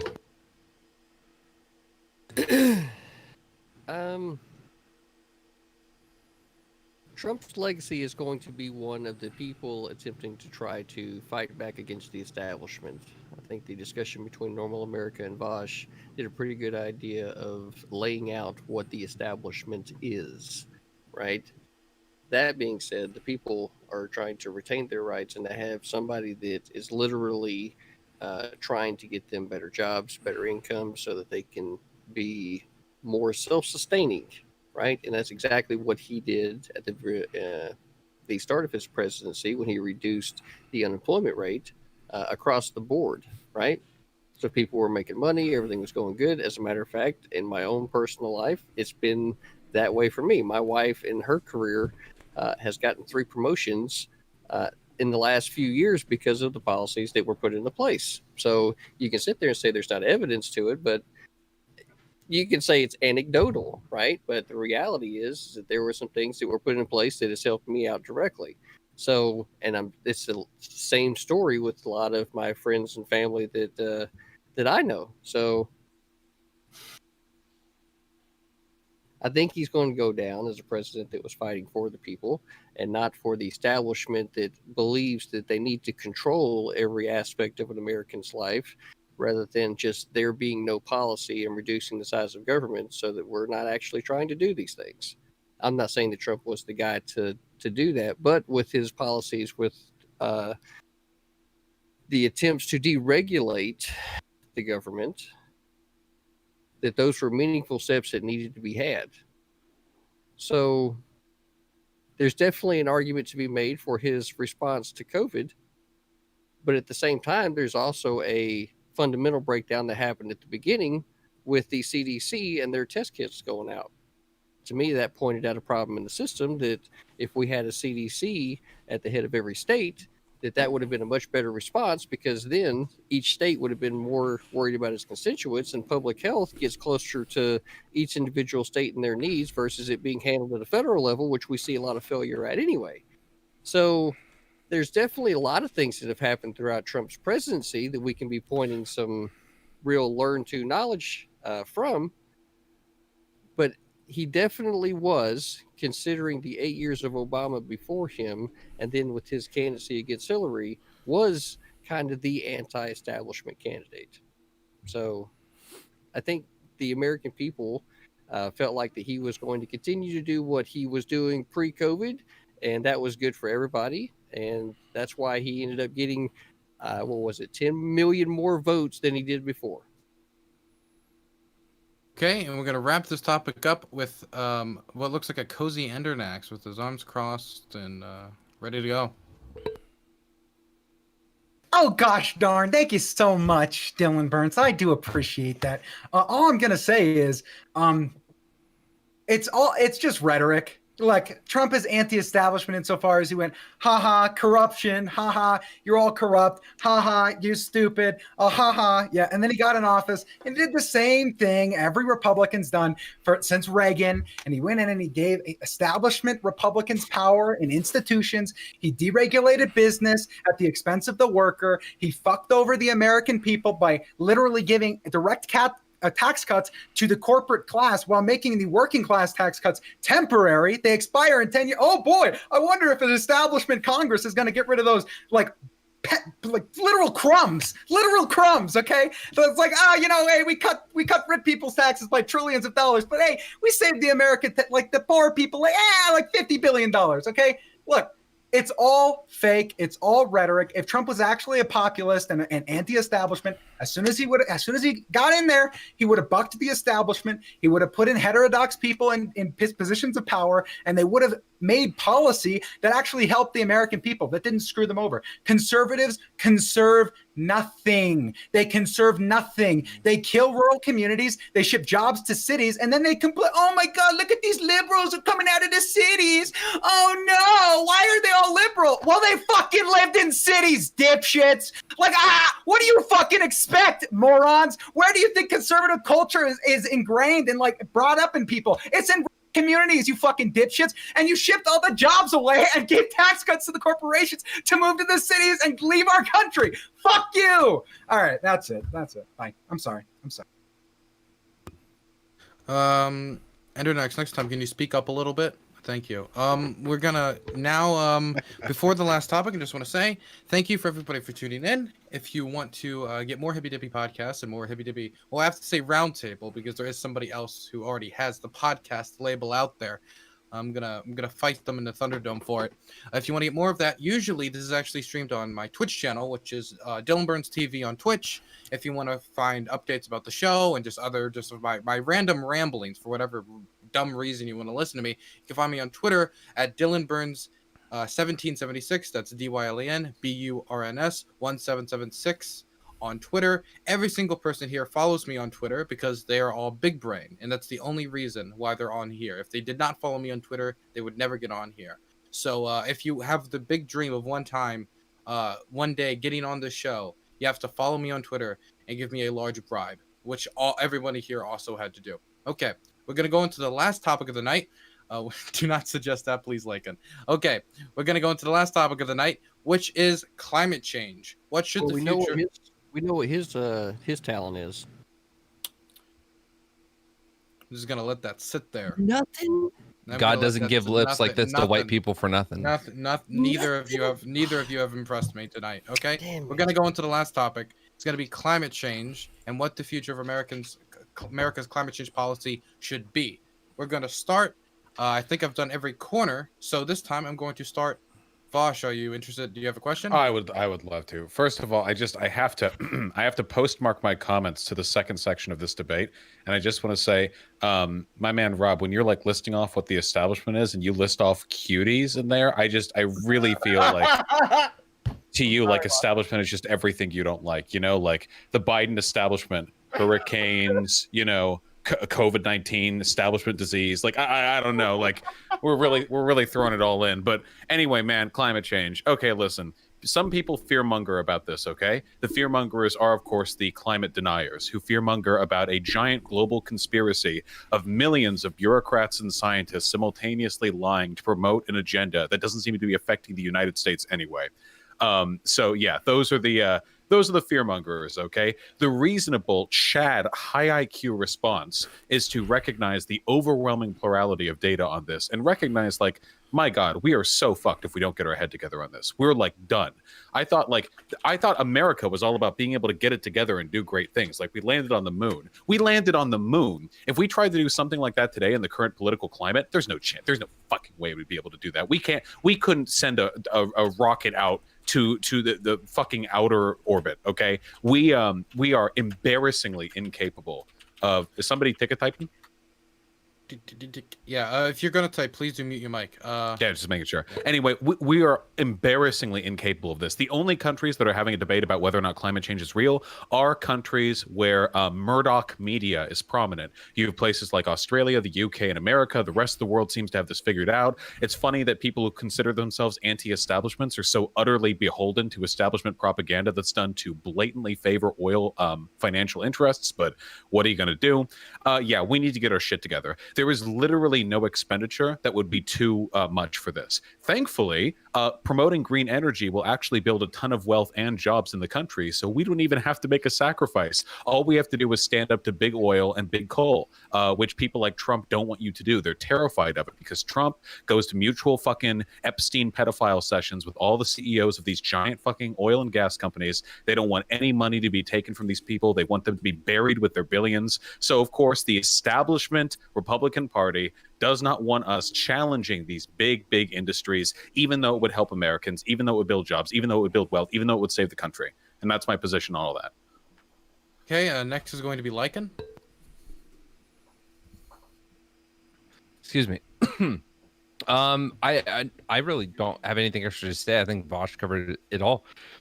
The climate change situation is fucking terrifying, and the fact that we are so on the cusp of not being able to come back from it at all is scary. And I don't know what we're gonna do. I hope that with the Biden presidency that we're able to move past the issues of the Trump era, and that we're able to get back into the Paris Climate Accord, that we're able to start doing some serious changes.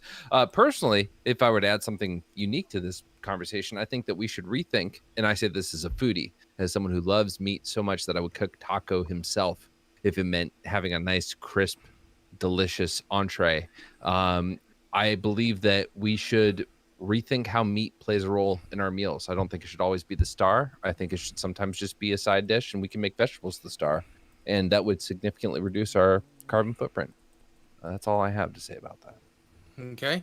Next, I'm going to throw it over to Rob Noor. Thank you so much. So just to clarify, I wasn't saying that Cuties was part of the establishment. I said a separate legacy is that we see people on the left that are getting more radical, like, and I think it's ironic that Vaush brings that up because apparently he has said in the past there are allegations that he said child porn should be legal. I am willing to say that was probably taken out of context, but I would like to hear his take on that. But I just thought I thought that was ironic. But Can we not? It's supposed to be climate change, dude. Come on. It's an opening statement. What are y'all doing? I mean, I will say that it's. I think I have to defend myself. Yeah, sure. I will. Feels very off topic from climate change, but sure. I will allow him to respond after you finish your statement. Yeah, and I only brought it up because he brought up me saying Cuties was part of the establishment. That's not what I was talking about. I was talking about radical things on the left that are becoming like wanting to burn down cities and thinking that's a form of speech and things like that, thinking that things like a MAGA hat is a form of violence and things like that. So I just thought it was something, if he wanted to talk about it, fine, we could talk about it. Anyways, when it comes to climate change, I think that we see that there is a progression towards lowering emissions that's occurring naturally. I don't mind some policies being issued to focus on climate change. I think that we should actually have policies that are more focused on environmentalism and other issues that don't require climate change. Things like overfishing could be a possible issue. Other things, I mean, I don't care if you're on the right or a left. It's a damn shame that Flint had water that couldn't be drank. That should not be happening in our country. Oftentimes problems like that get overlooked, though, in the name of climate change. And I think that we should focus more on those environmental problems we could see. Like I said, we see renewables that are coming up. We see energy like nuclear energy, which should be severely pushed because that would be a great way to have clean energy. And we see other things that are coming in a natural course of events without the United States government getting involved. When it comes to the Paris Climate Accord, the United States is doing a better job meeting their goals that they would have had. Yeah, I can hear you. I'm sorry. Did you want to cut me off? I can't hear any of you for some reason. Give me a second. Maybe it's just me. Give me a moment. Should I keep talking or? Yeah, my audio's actually just completely screwed. Give me a second. Uh-oh. I'm sorry, I didn't mean it. There you go. It's the FBI. My audio just... Okay, thanks. Okay, there we go. Continue. So actually, the United States has lowered emissions under Trump and is better at meeting what they would have had to meet in the Paris Climate Change Accord than places like China and India that are biggest producers. The last thing I'll say about this is we oftentimes hear that there's a consensus on climate change. I agree the climate is changing, but when we talk about a consensus, that's really a misnomer because there's a consensus the climate is changing, but how bad, what solutions do we need, what are the costs of solutions, etc. So for those that think there is a consensus, I would be interested in hearing when we get off of opening statement how long we have to fight climate change before we're all doomed. I'd be interested to see if there actually is a consensus. Hey, I usually would go to everybody else to get a thing first, but I mean that one thing was pretty directed at Vaush, and I want to kind of nip it in the bud here because I don't want to talk about that anymore. About when it's I fail to see the relation. I mean, you did essentially say the Cuties was like an establishment leftist thing, or like Biden directed Cuties, whatever your insinuation was. Whatever the case is, there are a couple of out of context clips out there from me saying that I feel it's really hypocritical for people to be super on board with hating child porn, which is good, but then they're really defensive of like global commodity production chains that involve child slave labor. Like they'll talk that off like really readily, you know, like, oh yeah, dude, like cobalt that's mined up is done by child slaves, but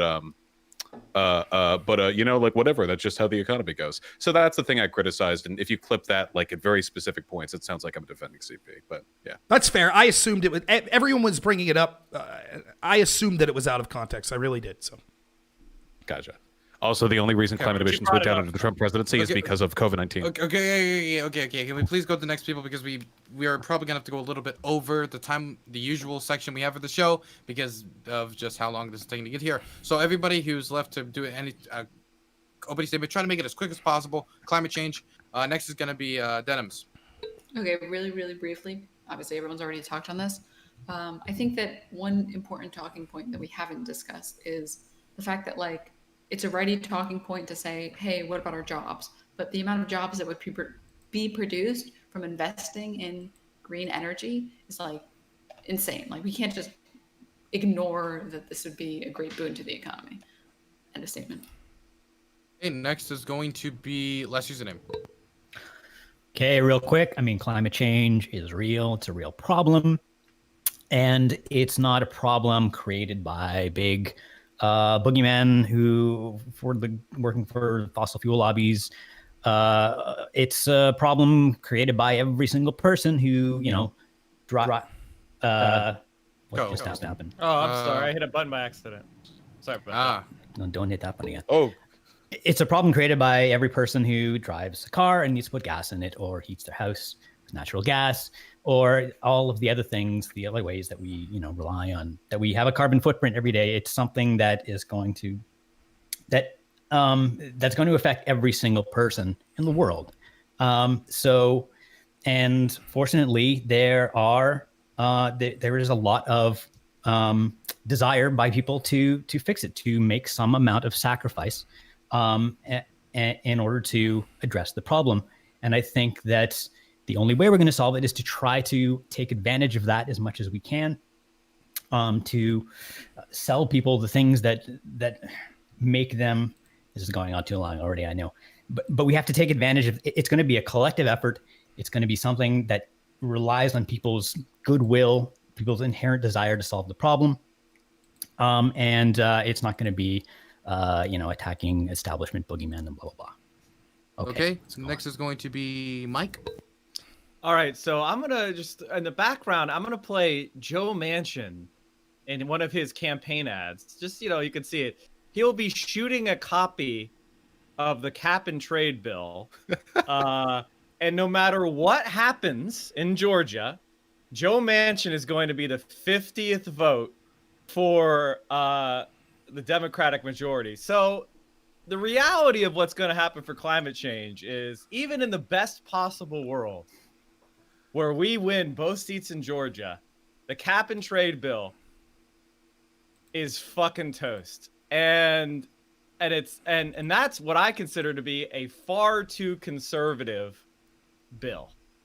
Now, at best, we may re-enter the Paris Climate Accords, and everybody would agree that they are not sufficient whatsoever to avoid catastrophic climate change.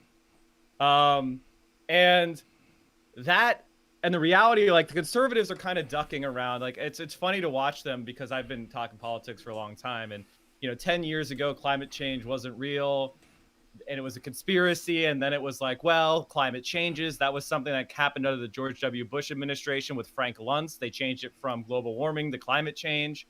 And then recently, it's I'm not an expert, blah, blah, blah, blah, blah. And pretty soon it's going to be, well, it's too late. And China, India, they're polluting a lot. So we just need to grab as many resources as we can, as fast as we can, build higher walls, and prepare machine guns for the 1 billion climate refugees that are expected by 2050, according to studies of where we are currently right now.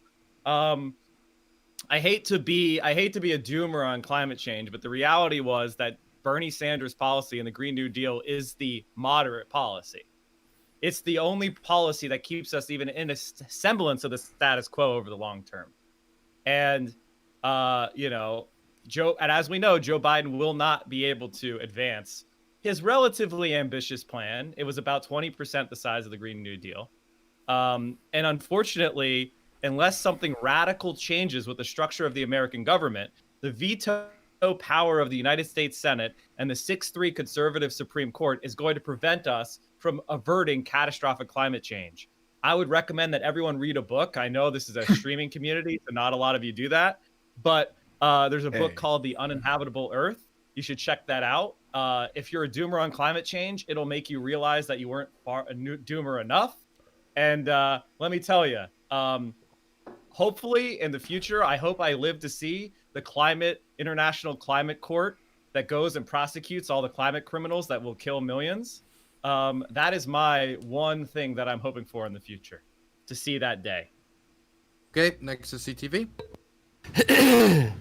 Mike, usually you say something interesting enough for me to address afterwards, but there wasn't really anything there. So I'm going to address Vaush, right? So Vaush, right?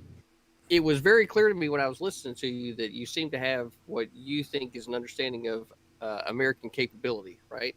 So I'm going to go back to what I said in the opening statement, which is that I served on submarines, right? Specifically Ohio-class submarines, right? Every single year, as a part of testing of military systems, we actually shoot two Trident 2 D5 missiles from the boats as a test, right, for the other nations to view, and they release the data from those types of things, and we have the ability to hit with inside of like a football field, right? So there's a lot of capability when it comes to being able to launch things, right, and to be able to harness nuclear energy, right? And normal America, kind of got into it a little bit whenever he was talking about the actual powers of nuclear energy. And I don't feel like, having listened to what you said, that the policies that you would want to put in place, it would actually be good. Because just as an instance, the wind farms, these big wind vanes that they put up, are not the most efficient things when it comes to actually creating power. And I've talked to quite a few people that are on the left side of the aisle that don't understand the true capabilities of what a nuclear power plant can actually do, right? So, like, I was talking to another friend that's in California, and he keeps telling me that they're having electricity and water problems. Well, a nuclear power plant would be just the thing to be able to pump seawater in, from the shore, desalinate it in a reactor, so then you have clean water and you're producing electricity at the same time, all with one nuclear power plant. So there are ways to be able to get to clean energy and being able to affect real meaningful change in society when it comes to the carbon footprint. But people still need energy today, right? So we got to work from today and make our way into the future. Okay, we're gonna wrap this up with Endernax. Saving the best for last, as always. Central Committee didn't go far enough. Doomer pilling everybody. Let me really black pill you, okay? I have come to the conclusion that if you look at climate science and you look at the projections and you believe all of the science, which I do, okay, there is a bleak future out there involving the deaths of millions upon millions of people globally. Mass starvation. Europe's probably doomed to fascism. Unironically, it's just the worst type of world you could ever imagine. And this doomer pill led me down a pathway of so what's the solution? Well, the honest truth is that all of the current proposed solutions are not good enough. If we wanted to solve the climate change crisis, and all the projections are accurate, even if they're not entirely accurate, if they're overselling it, okay, we would have needed a complete communist takeover of the entire world to solve this problem. That's how much central authority on the economy you would need to solve this problem. And it's too late. We're fucked. Listen, people are going to die. At this point, it's about harm mitigation for me, okay? It's about subsidizing the agriculture industry in the United States and food production services so that we can export food to everywhere on the planet to make sure that people don't die off in mass starvation. It's about setting up enough refugee camps in different parts of the world to move people out of areas where they're not going to be able to live for very long, where the climate is going to get so bad that they're going to die from being outside, okay? So we need to make sure that this... I don't even know how to go about this. I don't know how to actually make a plan for this to work other than to push for, I think, personally, pro-nuclear policies and pro-agriculture policies. Because the amount of energy needs that the world has and that we keep needing year after year after year, okay, at the same... Let me rationalize this. I'm sorry for going on a diatribe. It's just very complicated for me anyways, because I'm starting at a point where you would have to stop consumption in the United States to 80%. You would have to stop 80% of mass consumption in the United States. And I just don't think that that's actually going to be something that you can sell to Americans, even if you drum up the fear of climate change. Even if you go to these communities and say, hey, we're all going to fucking die unless you give up your Oreos and your 12 different brands of goldfish. It won't connect. So my doomer mind is okay, we need to promote nuclear, we need to promote food production, and we need to be way more humanitarian and we need to preemptively set up refugee camps. Okay, I really want to jump in here. Okay, we're gonna start with we just open it up. Whoever grabs the first, go. I would love. Okay.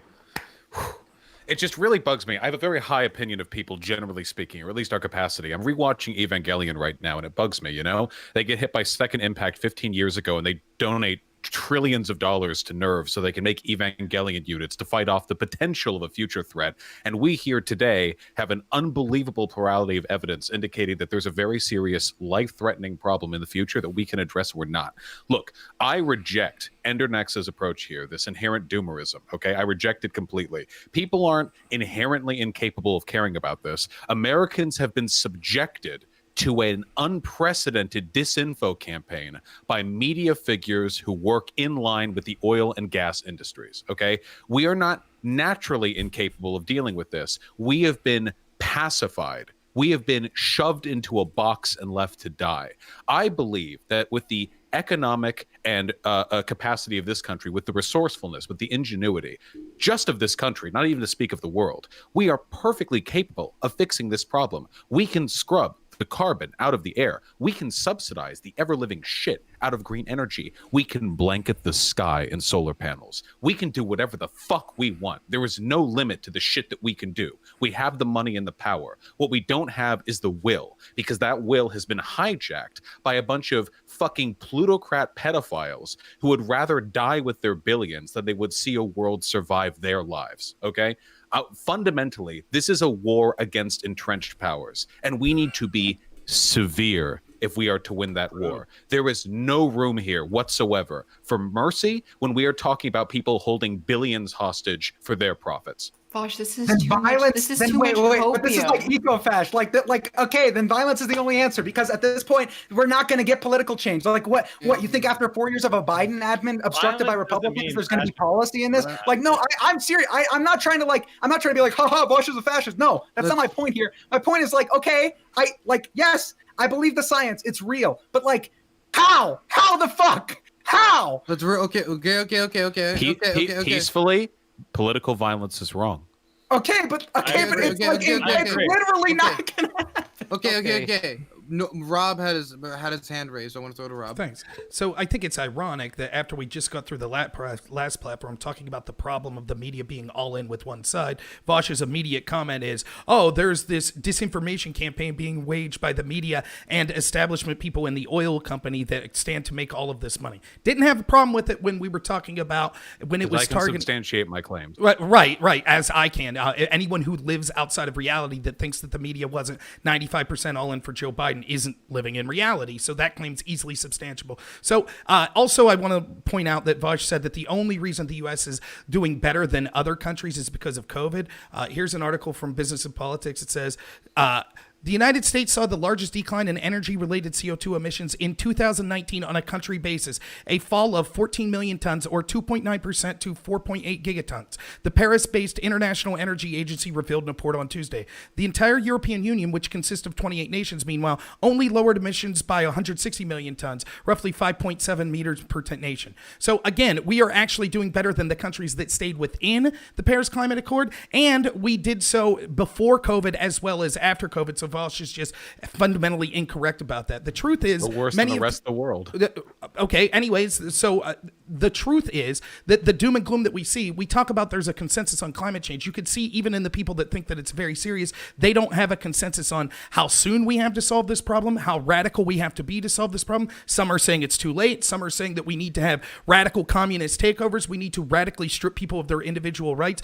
Every time it comes down to affecting people that would actually have to be the poorest people that are going to have to make the biggest sacrifices. For example, what is your solution to places like India and China? If these climate change models that Endernax is talking about, and it seems that others are suggesting, are accurate, then even if the United States would reduce emissions to zero tomorrow, we would still all be doomed because of the policies of China and India. Are you willing to use violence? Are we willing to tell people in India, for example, that cheap fossil fuels have made their lives far more sustainable? Sorry, you have to go back to the times before an energy grid. Or we because subsidize green energy.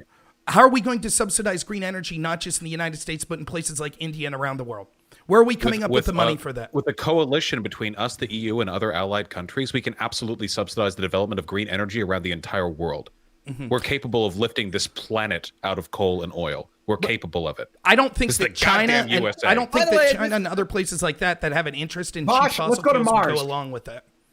It's free money for them. Yeah, the only reason they're still rising in climate in climate emissions is because we industrialized faster than them, so we got all the infrastructure off the ground earlier. They're just going through the same process that we did later. We're still top in carbon emissions. If we invest in our own, if we invest in them too, we can fix this across the board. And frankly, I think that the cost of subsidizing green energy across the world is probably worth saving the planet. And by the way, the long-term cost of climate change is literally orders of magnitude greater than what it would cost to subsidize green energy around the world. Right. From all of the natural disasters, from the billions of climate refugees to the civil and societal unrest, climate change will do infinitely more damage to our economy than any amount of investment. This is analogous to what we see. One thing? Sure, Mike. Okay, everybody's trying to talk at once, and that's not going to be productive at all. So everybody who wants to talk, please raise your hand.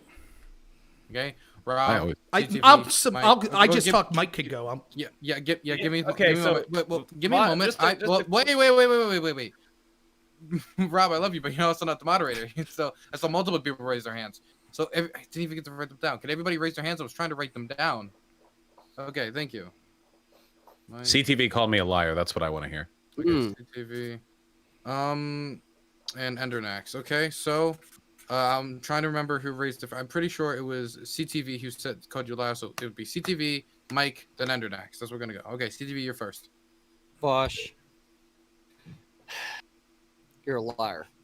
Oh. And here's why. You said the United States is the #1, right, emitter of CO2 emissions. That's what you said. So I go, I wonder if Vaush is telling the truth. So I type it into Google, because we live in this information age, and it comes back and it says China is the world's largest contributing country to CO2 emissions right off the top. Sorry, I meant per capita. What? You said it. I heard it. You lied. That's a fair mistake. That's fair, I think. Okay. I think per capita is a more valid measurement. So hold on just a minute now. The #1 thing that I think is important to actually put out is you've said misinformation. So what I will say is this. Nuclear energy and harnessing of it is just basically harnessing the energy of a fission reaction of radioactive material and using that reaction in order to heat water, right? Once you start heating the water, then you can use it for a lot of different purposes, i.e. steam. That's what you're trying to do. And through steam power, you can drive generators to make electricity. Through steam power, right, you can desalinate water through the transfer of heat energy in order to have clean water to be able to drink. That's exactly what I was talking about to begin with. This is some real, basically life-changing technology in desert areas where the ability to have clean water would be very, very important. So understanding the fundamentals of nuclear energy from the start is what needs to happen if you're going to be in any way, shape, form, or fashion involved with the legislation thereof. But I'm pro-nuclear. Okay, good. Yeah. I think it's cool as hell. Oh, okay. Mike, you're next. Okay. So, yes, you're right. China is the biggest emitter overall. The U.S. is higher per capita. The U.S. also has a higher climate debt, meaning if you take all historical emissions of all countries and add them together, the United States is the leading emitter. And then there's also the consumption aspect of emissions. Just because China manufactures the crap that then gets shipped over for us to consume doesn't mean that they're responsible for the emissions. We play a part in those global emissions. So we should be focused on a nationality-based emission strategy because that's stupid. We should be focused on a global emission strategy of reducing emissions globally because we have one global atmosphere. And so the idea that you could just fix this with nuclear. First of all, nuclear energy, fine. But it's more expensive than renewables now. Renewable energy is now cheaper than nuclear energy. And as far as developing the rest of the world, I'll give you an analogy. If you were going to build a phone system in a country that doesn't currently have one, you would not go and string copper wire. You would go and build cell phone towers. Similarly, as these countries develop, we're not going to go and build coal plants and fossil fuel plants. We're going to go and build wind farms and solar panels and dams. Those are the ways of developing the world cleanly, so they'll have a new form of development that doesn't rely on fossil fuels. It will rely on renewable energy. That is how so You don't have to live in a world like Endernax, which his ultimate goal is that we enter into eco-fascism so we can kill the brown people because, well, we got to survive. It's global eco-fascism. That's garbage. You're actually an awful human being, and you should probably just leave. That's what you were. Unironically, I only want to get rid of you. That's it. In Minecraft, I only want to get rid of you in Minecraft. That's it. But you're the only person. So let's bring this back. No, we're not gonna do the in Minecraft memes. Okay, that was pretty directed towards Ender. Okay, let me just finish the point. He screeched. He screeched in the middle to say that. Yeah, because you accused me of being an evil human being. Go fuck yourself. Okay, I see that you're triggered. Calm down. No, really? When you accuse someone of being a shitty person, they get mad? Holy shit, Central Committee! Oh my god, what a discovery! Debate Go fuck yourself! Are you gonna be triggered, motherfucker? Oh my god, look at him, he's triggered! Where are you? Oh my god, look guys, he's triggered! I don't care! Fuck you! Everybody stop. Everybody, holy moly. Can I finish my point? Oh my god, I love my job. Okay, Mike, finish and then Ender. Okay, so the black pill is actually the false pill. That's the dumb pill. The real pill is to take advantage of global democratic socialism. We have the plan. We know how to do it. Vaush is right. We can build better. We can build a clean, renewable economy that doesn't depend upon destroying the planet for fossil fuels. And when we develop the rest of the world and we promote equity in the world, when we develop everyone, that will create a global system that doesn't rely on exploitation, that doesn't rely on, brown people being kept out of the modern world, like certain other people were implying with the black pill.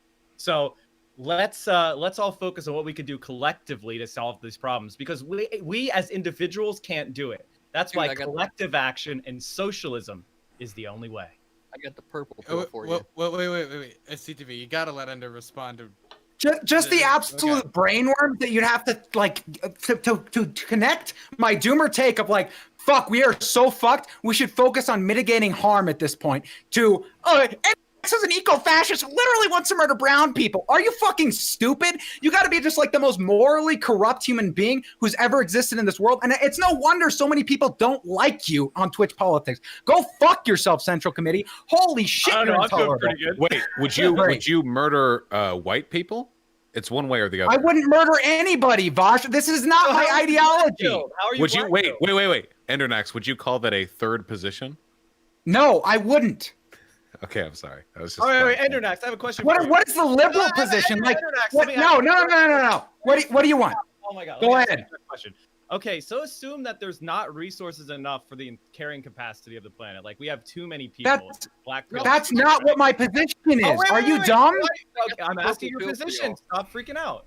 So your position is we will have enough resources for everybody in the planet? Yes, if we focus on food production and making sure that people can live, yes, we should be able to handle that. Yeah, that was my entire point. It wasn't, we're going to run out of resources. The reason I said, Vaush, you're basically advocating for eco-fascism is because there's so much violence that would be necessitated by all the reactionaries and people who don't want to give up power worldwide. I'm just imagining literal the People's Union of Union's Liberation Army who would be like Stalinists in Nepal, who would kill the people who are coming in to try and give them green energy because they wanted their industry.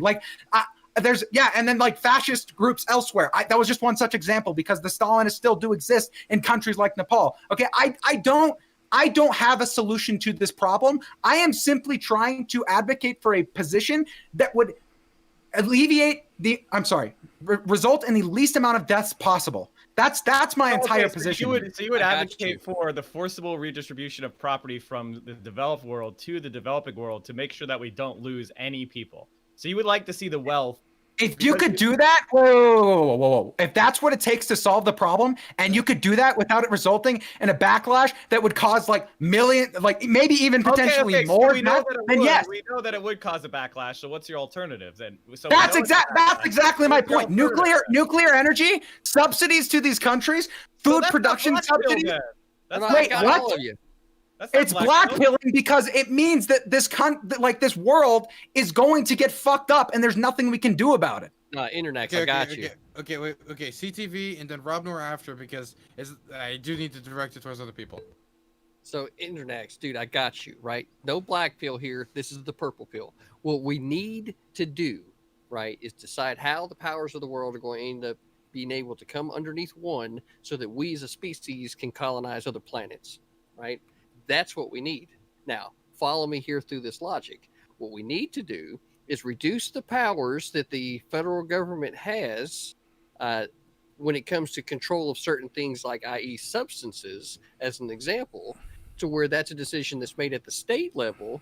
We attract the rest of the nations of the world into joining us under ours because we want to be able to colonize other planets, right? We want to bring green energy. We want to do all of these things, right? And harness the power of the sun to do that, right? So that's what we need to do.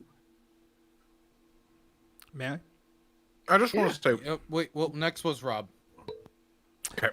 I mean, all of that aside, again, I think that the problem is again, I don't think anyone could give an actual consensus on when the time frame for this stuff is, how bad things will get. There is a consensus the climate's changing and it will have negative effects. The question, there's not a consensus on how much man-made has to do with it, what solutions would be necessary to be able to solve it, how quick those solutions would be necessary, what the cost of those solutions would be. And we've seen these kind of doom and gloom climate predictions occur since like the 50s and even before it. We were entering another ice age. We were going to see the East Coast was going to be underwater by 2010. All of these claims have been made before. And the irony, I mean, I thought I was pretty polite leaving you guys talk there for a while. So if I could just finish my point. You know, we hear these doom and gloom predictions, and it always leads to more centralized control of the government, more power for the government, and taking away the rights from more of the people. Every single time that's solution. So what we could see is if there is a problem, but we could see that the status quo is solving that problem. We could see that emissions are being reduced, because the faith that I think that we're not seeing occur from people on the left that are kind of suggesting this big government overhaul to be able to do things is the ingenuity of people, particularly the American people, where they're going to come up with solutions to lower these emissions as it becomes necessary. We see that that's occurring now. It was even occurring under the Obama administration where emissions were reducing. They want us to just say, no, we're all going to die. Therefore, we need massive government control. That massive government control, massive communism and socialism will fail like it always does, and it will lead to more harms for the people that are at the lowest socioeconomic status. So I think that what we're seeing here, just like we saw with COVID, was we have to strip everyone's rights away, we have to lock them down, but then it ends up having negative consequences that weren't necessary to be able to fight the apocalyptic predictions that people were making. Okay, Mike. First of all, yeah, quick question, Rob. Are you a QAnoner? No. Just a hunch. Thank you. Okay, so a couple of problems here. First of all, let's discuss positive and negative freedoms. Okay, so is it a detraction from one's freedom to live underneath a government? Well, in a sense, yes, because a government is a ruling body that has certain types of power over you and jurisdiction within a given providence. But in other ways, being underneath a government actually liberates you. For example, in the United States of America, it is legal to rape somebody. That is against the law. Were it not for a government and the law that comes with it, it would not be illegal. Nothing would be illegal. And right now, there is a reasonable degree of freedom for most people in this country at most points in time to believe that, due to the systems they live under, which at some points restrict their freedom, they aren't going to be raped. Obviously, it's not doing a good enough job, but it is something, and preferable to what we might have otherwise. Likewise, COVID-19. Are lockdowns an imposition on your freedom? Yes, they objectively are. It is also an imposition on my freedom to spend years locked into a country that is never going to get rid of this plague because the idiots running the government are completely unwilling to do anything to meaningfully address it. And frankly, I would rather stay inside for a month and have the government pay my bills, which it is perfectly capable of doing, than I would live forever in a blighted wasteland. Likewise, would I rather pay more in taxes, or would I see my grandchildren left to a blighted world upon which crops will never again grow? The answer for me is clear. When you talk in vague generalities about freedom, government control, what you're really doing is disguising the fact that you are bartering away the future of this planet and the people who live on it because you are uncomfortable with admitting that the Republicans you simp for were wrong about this. That's it. I don't think you even have a personal investment in the climate change question. You just know who's telling you what and where that information is coming from, who you trust. And I know who I trust. I trust the scientists, because the scientists are capable of proving their claims. I've looked at them, and they are extensive, and they are unilaterally in favor of one assertion, and that is that things are going to get very bad very fast unless we do something about this. Okay, Just there's a because there are consensus. claims in the past, You've seen the just evidence. because there have been claims in the past which are not, which have not borne out to bear, does not mean that claims are to be made in the future. And if you're actually about to ask me if I have personally seen any evidence, please do so, because I would love to respond very aggressively to that retort. Yeah, sure. I would. What I would like to ask you is, if you've seen all the evidence, then surely you can tell me what the consensus is. How long do we have to take these actions that you're suggesting? Nobody, there is no specific consensus on how long we have. Every second nobody can make perfect predictions about the future, dumb fuck. All we know is that things are going to continue to get worse with time. There are estimations that we have to reduce our emissions within a given length of time before 2025, before 2030, in order to prevent certain outcomes. The fact of the matter is that the math behind these equations is complicated enough that it's impossible for there to be a solid line. What we know is that we're on a boat that is precariously teetering at the edge of a waterfall, and to be making comments about do you think it'll tip over in 30 seconds or in 45, because frankly I think the alarmism from Jeff over here is astonishing, ridiculous. You're selling out the lives of your grandchildren. It's an absurd claim, and the reason that the specifics matter is because you're endorsing. What's absurd? It's an absurd claim to say that wanting the specifics of how much reductions we need in emissions There to be able to solve these. You can look up the data. Okay, you've seen it all. Tell me. How much do we need to reduce emissions by say 2030? The greatest possible amount. Okay, so that's not an answer. And let me say, what this does is it leads to the same mentality and government corruption we saw with things like the Patriot Act. We can't tell you the specifics, but you have to give away. What freedoms are you going to lose? Answer. The Patriot Act was a direct reduction of your freedoms. That was the literal law written. What do you think is going to be a reduction of your freedoms? Well, let's see. So far, we've had different suggestions here. We've talked about possibly the banning of meat and the way people eat and their habits and that. We've had Endernax talk about the need to support and send institutions, send money and other things and all of these resources to places all over. Okay, but there are all sorts of things that are being suggested. For example, even if the Green New Deal Green, doesn't say ban meat. Right. If we look at the Green New Deal, we could see many things in right. For example, it talks about the original iteration of the Green New Deal said that we will provide jobs for anyone who wants them. We will retrofit every single building in the United States to adapt for this once again, nope, you are completely wrong. First of all, a jobs creation program is not saying that you're going to create jobs for anyone who wants them. Second of all, not retrofitting every single building in the United States, rather targets to retrofit certain buildings to better meet insulation guidelines. How is this an imposition on your freedom? Again, Great. I'm glad you asked that question, 'cause I got real the quick, answer. if you let me finish, you're wrong. The original iteration talked even specifically about guaranteeing income for even people that chose not to work. That was the Are original. you talking about the iteration that got leaked because it wasn't ready to even be released to Congress, and it wasn't even a policy proposal? It was literally just like notes being written on the 2-page document that people extrapolate so much fear-mongering from? Yeah, I am talking about the actual goals that the people in government that never tell us upfront about their power-mongering. So you're not talking about the Green New Deal. You're talking about like the post-it notes that were left on the Green New Deal when an initial like release was. Yeah, no. So you don't think that you don't think that they took that approach seriously? Rob, your freedoms. What are going to be limited if we invest in green energy? Which freedoms?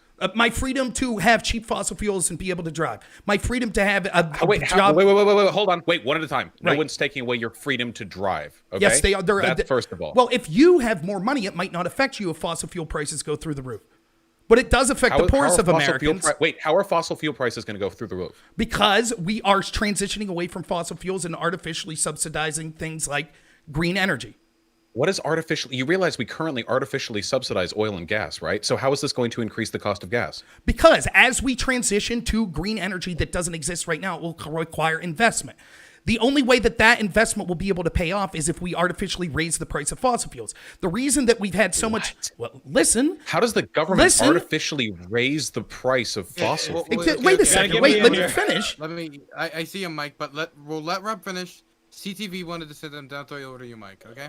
Just so you know, if demand for oil goes down, the price will plummet too. Listen, yes, this is exactly the point. What we see is that the government, in order to make it so people use green energy, will have to artificially inflate the price of fossil fuels, because what we've seen historically is there's pushes for things like nuclear energy and green energy. What happens is oil-producing countries artificially lower the price of their fossil fuels, which then increases consumption. So the only way you could make renewable energy sustainable is to artificially inflate the price of fossil fuels to where people are forced to use this.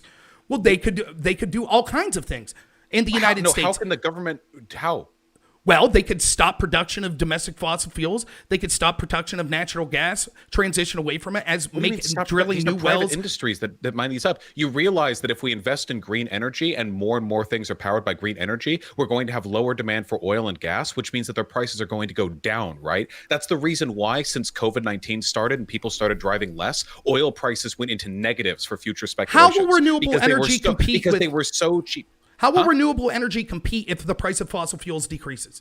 What people out there are going to say, well, I'll stop driving my car with cheap fossil renewable fuels. energy, because first of all, we don't transition the entire economy all at once. Not everyone's driving a clean car or a green energy car by 2025. But there are things we can do, like starting to get green energy more and more involved in the grid, or subsidizing the production of green buses or green transit or green trains or green cars, slowly but surely. But this isn't a process that's going to suddenly cause a spike in your gas prices. There is no economic evidence to suggest that it will. And even then, your right to cheap gas isn't a freedom worth buying from the world. And again, what you see here, though, is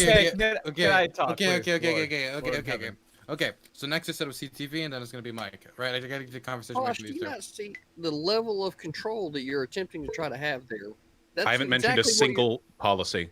No, Not every one. single bit of what you're talking about, though, is the government body controlling that through legislation. What control? That's exactly what it's talking about. Subsidies? You mean like what we do for oil and gas right now? Every single bit of what you said is direct government control through legislation, Subsidies. right? That's and we not... saw the exact same thing, right, happen in the 50s whenever there was leaded gasoline, right? And the scientists then said that leaded gasoline was perfectly safe, right? There was no problems with leaded gasoline, and that's what they were using. The scientists went up to Congress, and they said leaded gasoline is fine.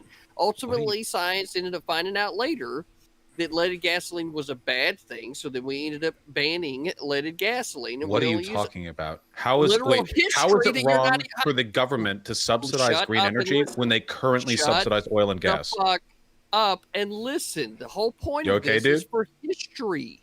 The whole point's for history, right? So when you come up and you're talking about this Green New Deal, like it's supposed to be this, best thing since sliced bread, what I see is all of this control that you're trying to exert over markets that have a vested interest, and you've already said to create So are subsidies jobs. bad?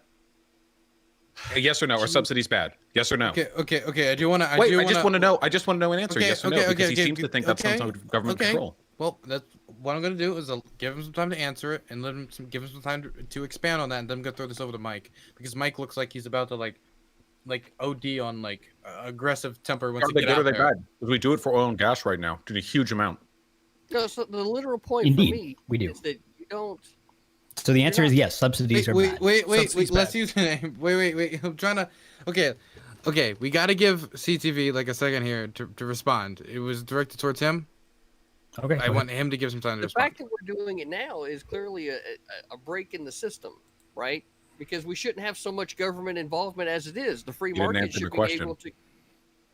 Vaush, what please. fucking point about philosophy are you not getting, dude? This is all like. I mean, we could sit here and just talk about, the way things are and how shitty they are until the cows come home. Or you could answer whether or not subsidies are bad. Right? It's a yes/no question. It's so easy. I don't know why you can't just answer then move on. I won't interrupt you if you just answer. Because subsidies are bad. Okay, but from CTV, if we could. As a rule, subsidies from the government are bad. Okay, let's remove them on oil and gas then. Agreed. Yeah, okay, let's do that. And then let's do it to green. You're not Mitch McConnell, though. Yeah, so your dumbass opinion doesn't actually change whether or not we give oil and gas subsidies. The point is that you want all this control in the government to control all these industries, which have a vested interest in perpetuating this. When there's already research out there that the level of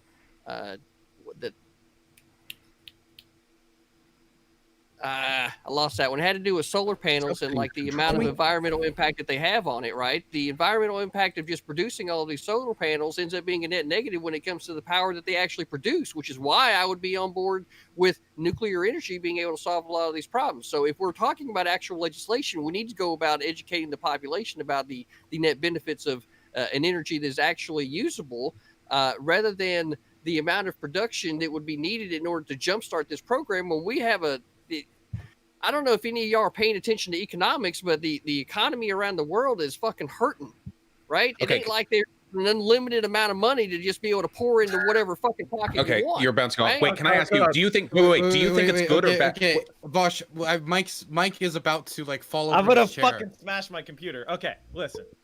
We know exactly what we need to do. It's called the International Panel for Climate Change, or the International Panel. You need to go study it on climate change. They specifically talk about what our goals need to be to avoid what outcomes. And they tell exactly what the rate of change in our global climate emissions need to be. It's an international consensus. There, it's very clear what we need to do. I don't know why you're surprised. Like, What is it? nobody's Just thought tell us. about this. Just tell us. Okay, You've read it. You tell us. Specifically, global net human caused emissions of carbon dioxide would need to fall by about 45% from 2010 levels by 2030, reaching net zero around 2050. And that's to reach the goal of not getting more than 1.5 degrees centigrade over the pre-industrial average. Sounds good.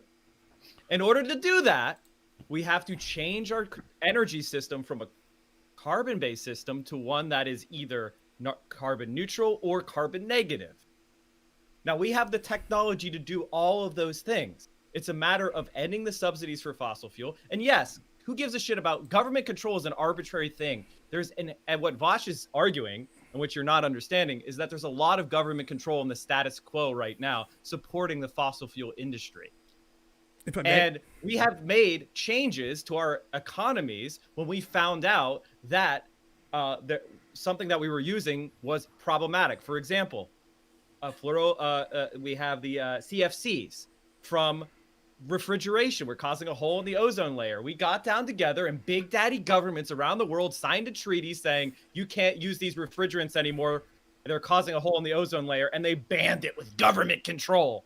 But yet, I don't know if you noticed, I just opened my fridge in the middle of this conversation and got a cold beverage. Refrigerants still exist. My freedom to use CFCs was impeded, but yet I still have refrigerants. And maybe that caused some sort of marginal increase in the price, but the benefit is we don't have a gigantic hole in the ozone layer. Similarly, the leaded gasoline example is actually contrary to your conservative position, because we decided that the marginal because the reason why leaded gasoline was used is because it was cheaper to increase the octane of gas, meaning that you could compress it more before it explodes. You have to understand a little bit about internal combustion engines to understand why that's a good thing, right? More efficient, the more it compresses. I know you're not very mechanically inclined. Now, it was cheaper to do that with lead-based ways of increasing the octane, but there are alternative ways of doing it that's more expensive, and that's what we went with because it was causing intractable brain damage with lead. And the lead was in the environment, hurting everyone, and we decided, paying 2 or 3 cents more a gallon is probably worth not everyone not having brain damage. And we made that decision with government control, and we moved on. Similarly, we can do the same with energy. We have the technology, we have the knowledge, we just need the political know-how. And the reason why you're opposed to it is because groups like the Koch brothers have spent, and ExxonMobil have spent tens of billions of dollars spreading out bullshit because they're the incumbents who make money from the status quo. So stop being stupid, get on board with the science, and let's move on and get done with fixing these problems. You were really holding that in. Okay, Rob, over to you. So several things to say here. One, they talk about how much percentage do we need to reduce emissions by 2030? What was it again?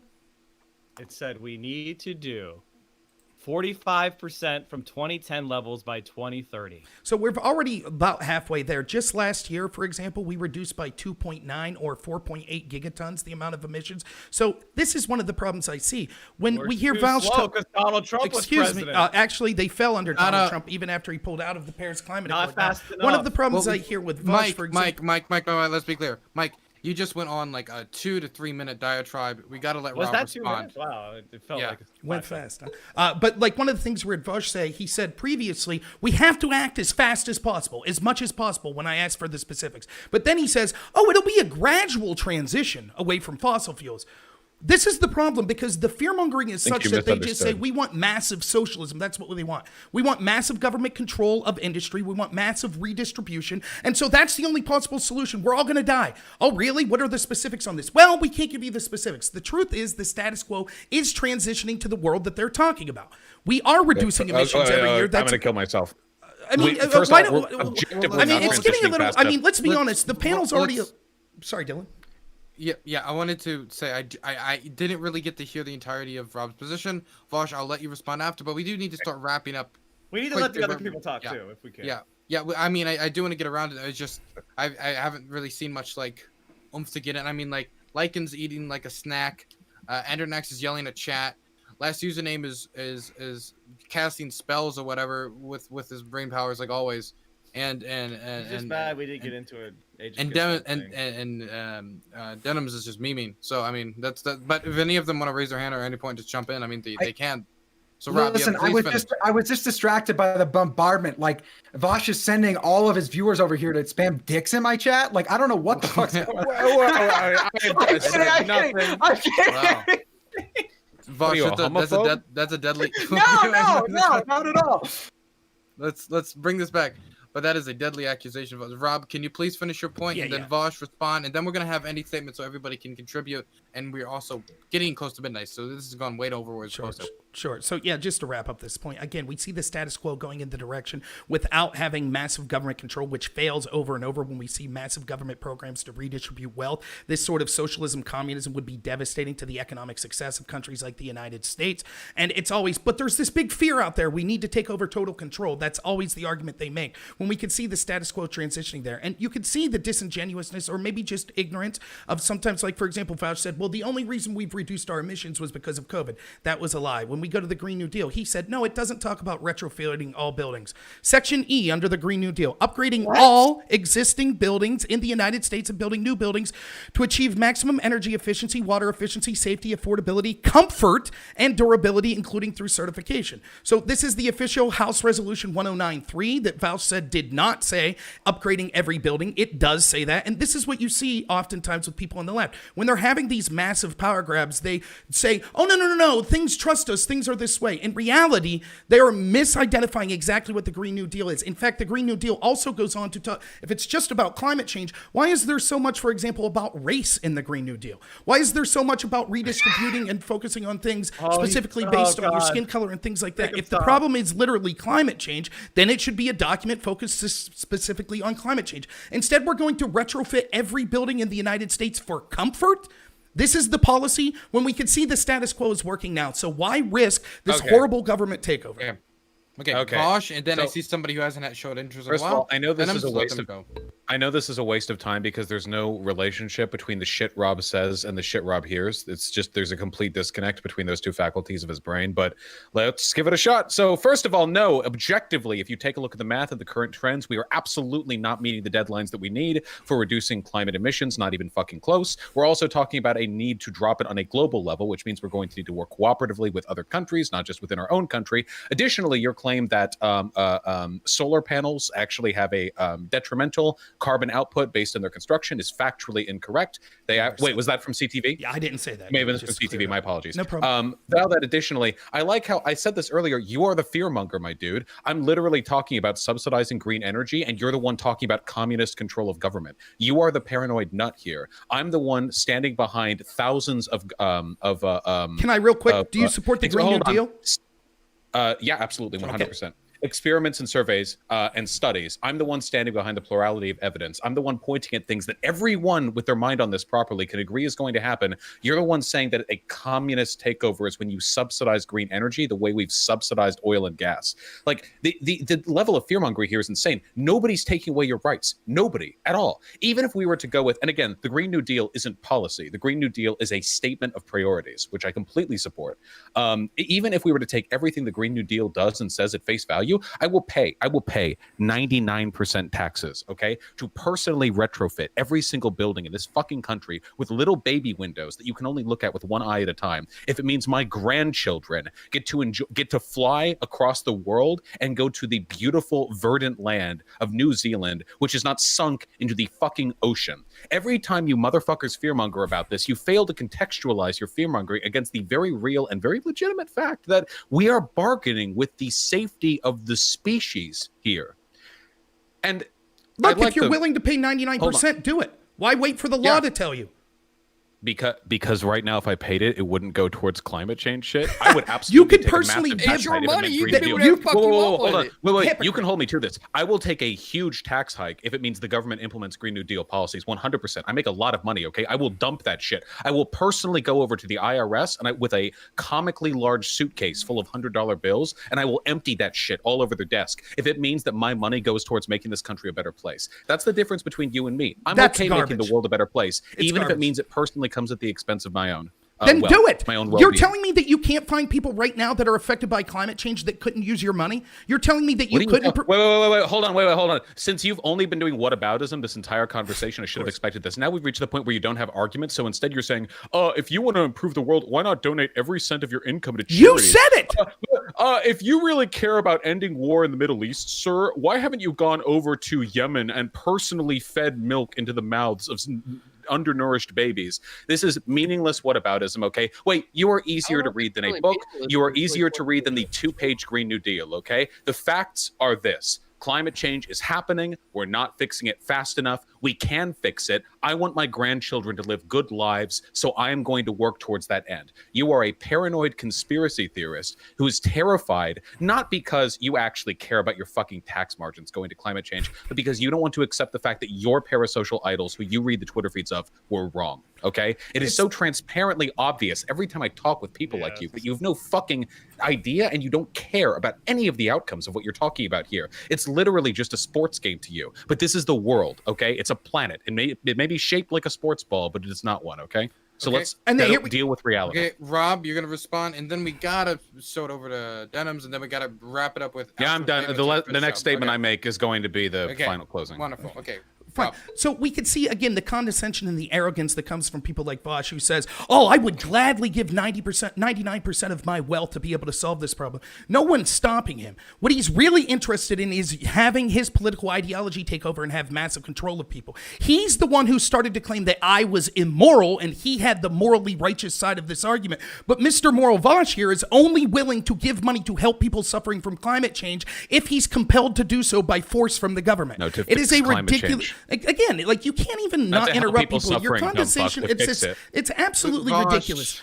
Like, it's just pathetic, and your arrogance and your condescension is unwarranted. You're nowhere near as smart as you think. In fact, you were proven wrong twice on factual claims you made on this very subject. The claim that you made that the only reason the U.S. reduced emissions was because of COVID, but the truth was we were reducing emissions better than Europe in 2019. And the claim you made that the actual Green New Deal that was passed as a House resolution did not say that it would retrofit every building, something that is also inaccurate. You've supported the Green New Deal, so you're not someone who's just, hey, I'm just saying subsidies, for example, for renewables. That's not what the Green New Deal says. That's not what their objectives are. You agree that you support those objectives. So the arrogance that you have and this faux moral superiority that you somehow think that only people that adapt your massive socialist ideology are the people that really care about the country are laughable. If you cared about the future of pilled children, if you cared about the future of the country, you wouldn't wait to withhold your 99% of money you were willing to give until the government tells you you have to. There are people right now, according to studies that you would read, according to a consensus of scientists, that are suffering because of things like climate change.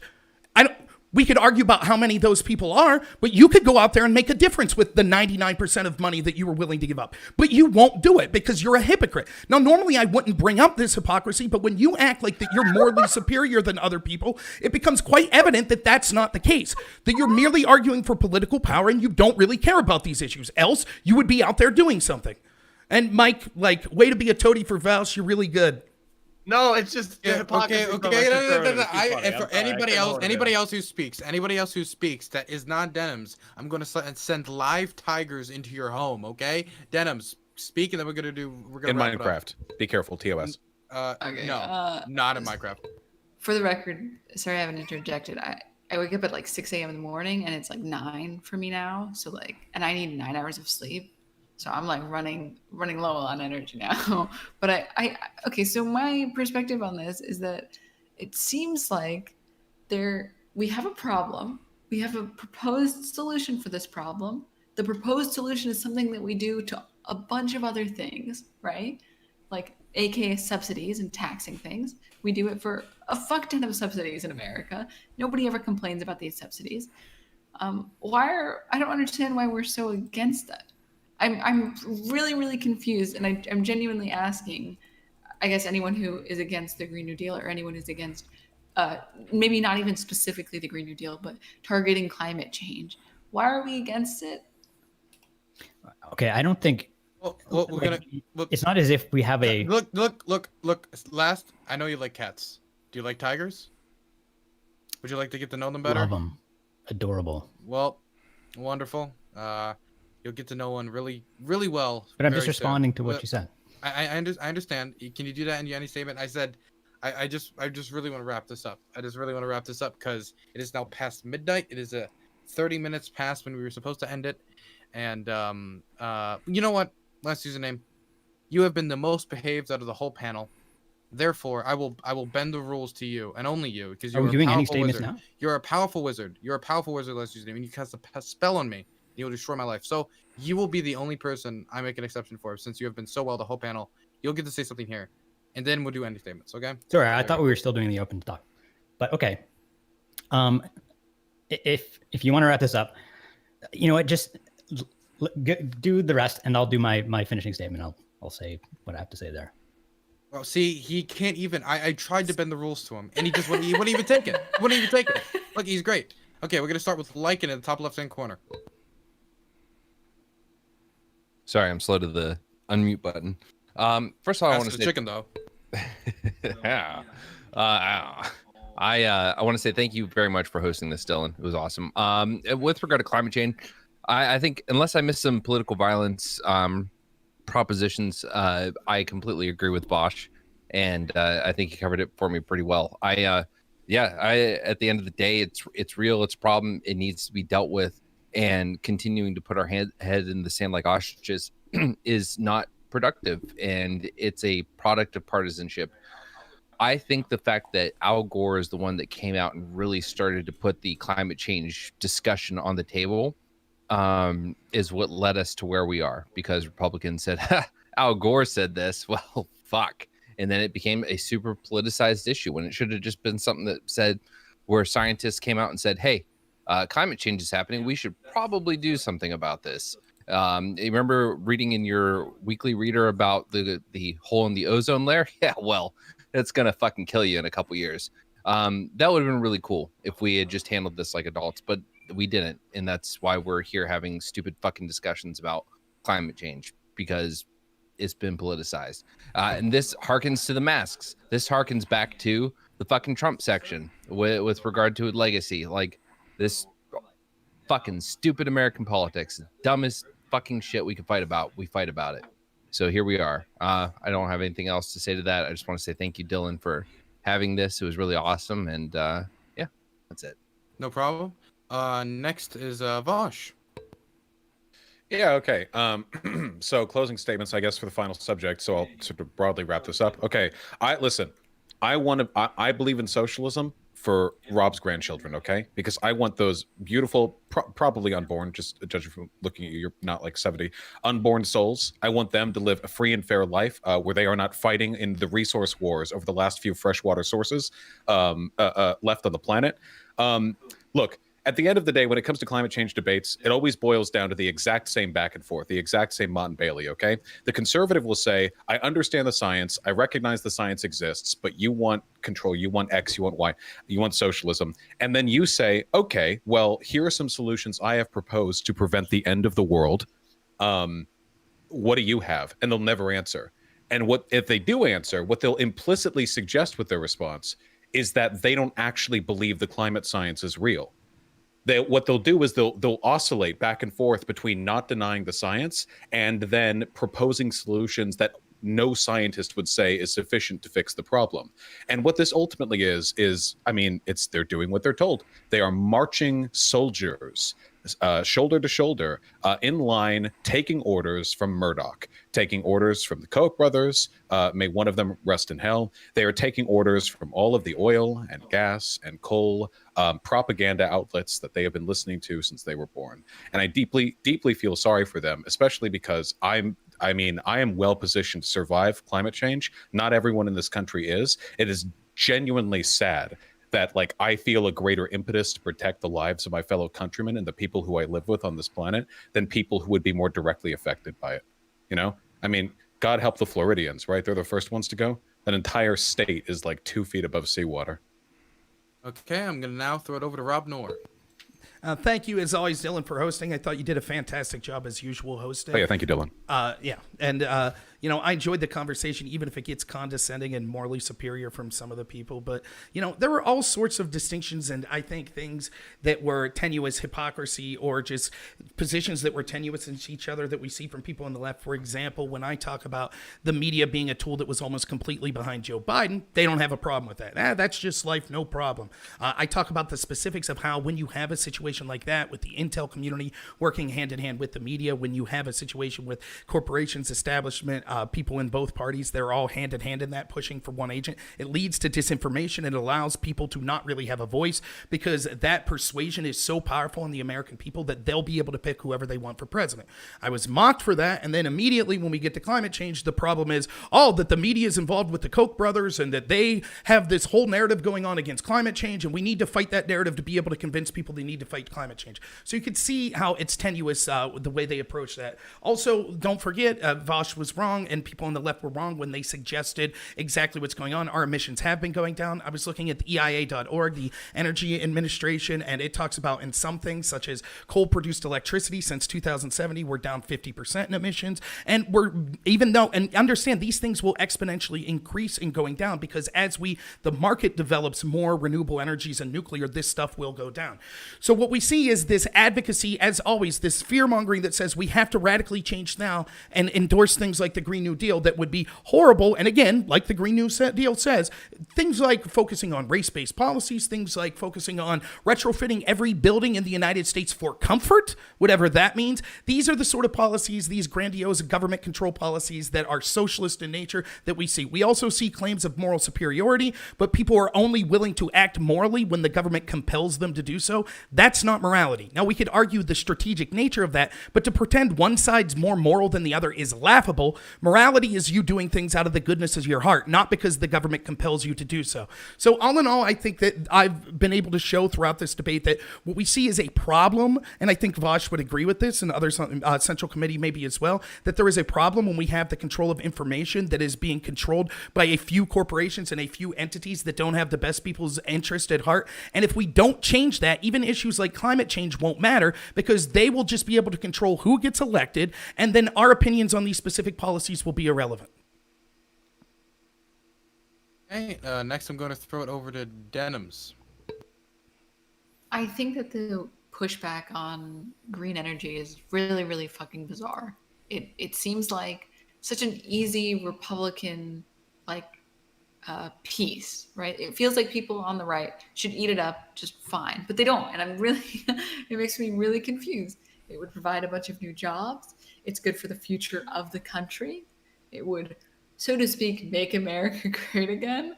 It has so many factors that would normally seem like they would appeal to a Republican base, but they don't. And I don't get it. I genuinely don't understand what the frustration with it is, because people on the right, they'll support subsidies for coal, they'll support subsidies for fracking, they'll support, and maybe those are controversial or whatever, but they'll support subsidies for farmers and stuff, or whatever the industry is, they're fine with it because they view it as providing a net good to society. But for some reason, when it comes to providing subsidies to green energy just takes it a step too far, and it's just too much, and it's the most bizarre thing in the world. And I genuinely want to understand it, but it feels like they just spend their time debunking on why it's bad instead of saying why they don't like it, and it's beyond me. Next is the last username. Okay, so there seem to be some people claiming here that are acting as if there's this sort of straightforward solution to climate, and it's just about, letting the government subsidize this or subsidize that, or, we know the solution and we just have to do it. That's not true. That may have been true for some other problems, like the thing with CFCs and the ozone layer, the thing with leaded gasoline. Those were much more straightforward problems to solve. Very simple sort of technological fix that the increased cost was relatively minor. The carbon issue is much more complicated and probably much more expensive.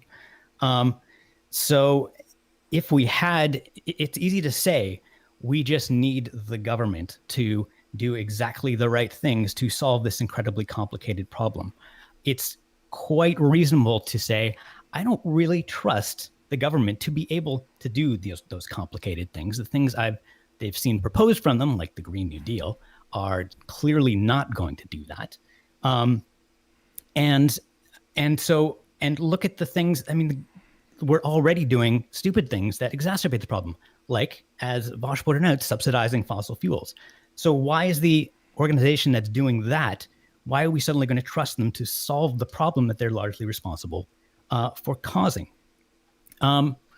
So it's not a conspiracy theory to say I don't trust the solution of the government doing things. And anytime you're going to give the government the power to do something, you're giving that power to the people who are not going to be on board with that solution, right? Like, you can look at, okay, this guy, let's elect this guy, and he's going to do the right thing and solve this problem. But what happens when the next person is elected and they're from the other side of the aisle of that guy, and they do all the other things? And why is the other side of the aisle automatically against everything that the other guy is doing? It's almost like the political process sort of creates this polarization. And it's because of that half of the people are strangely opposed to just solving this problem. I think that's a result of mass politics, not of a few coal companies lobbying things. I just don't see how they could have that much influence over things. The demand for this kind of controversy comes from politics. I would have liked to talk about that more, but I think this conversation demonstrates how an issue like this becoming a political football is what makes it unsolvable, is what creates this polarization and this gridlock. And I don't think you can solve that problem with more politics. I think you have to separate it from politics in order to start solving it collectively and cooperatively as individuals.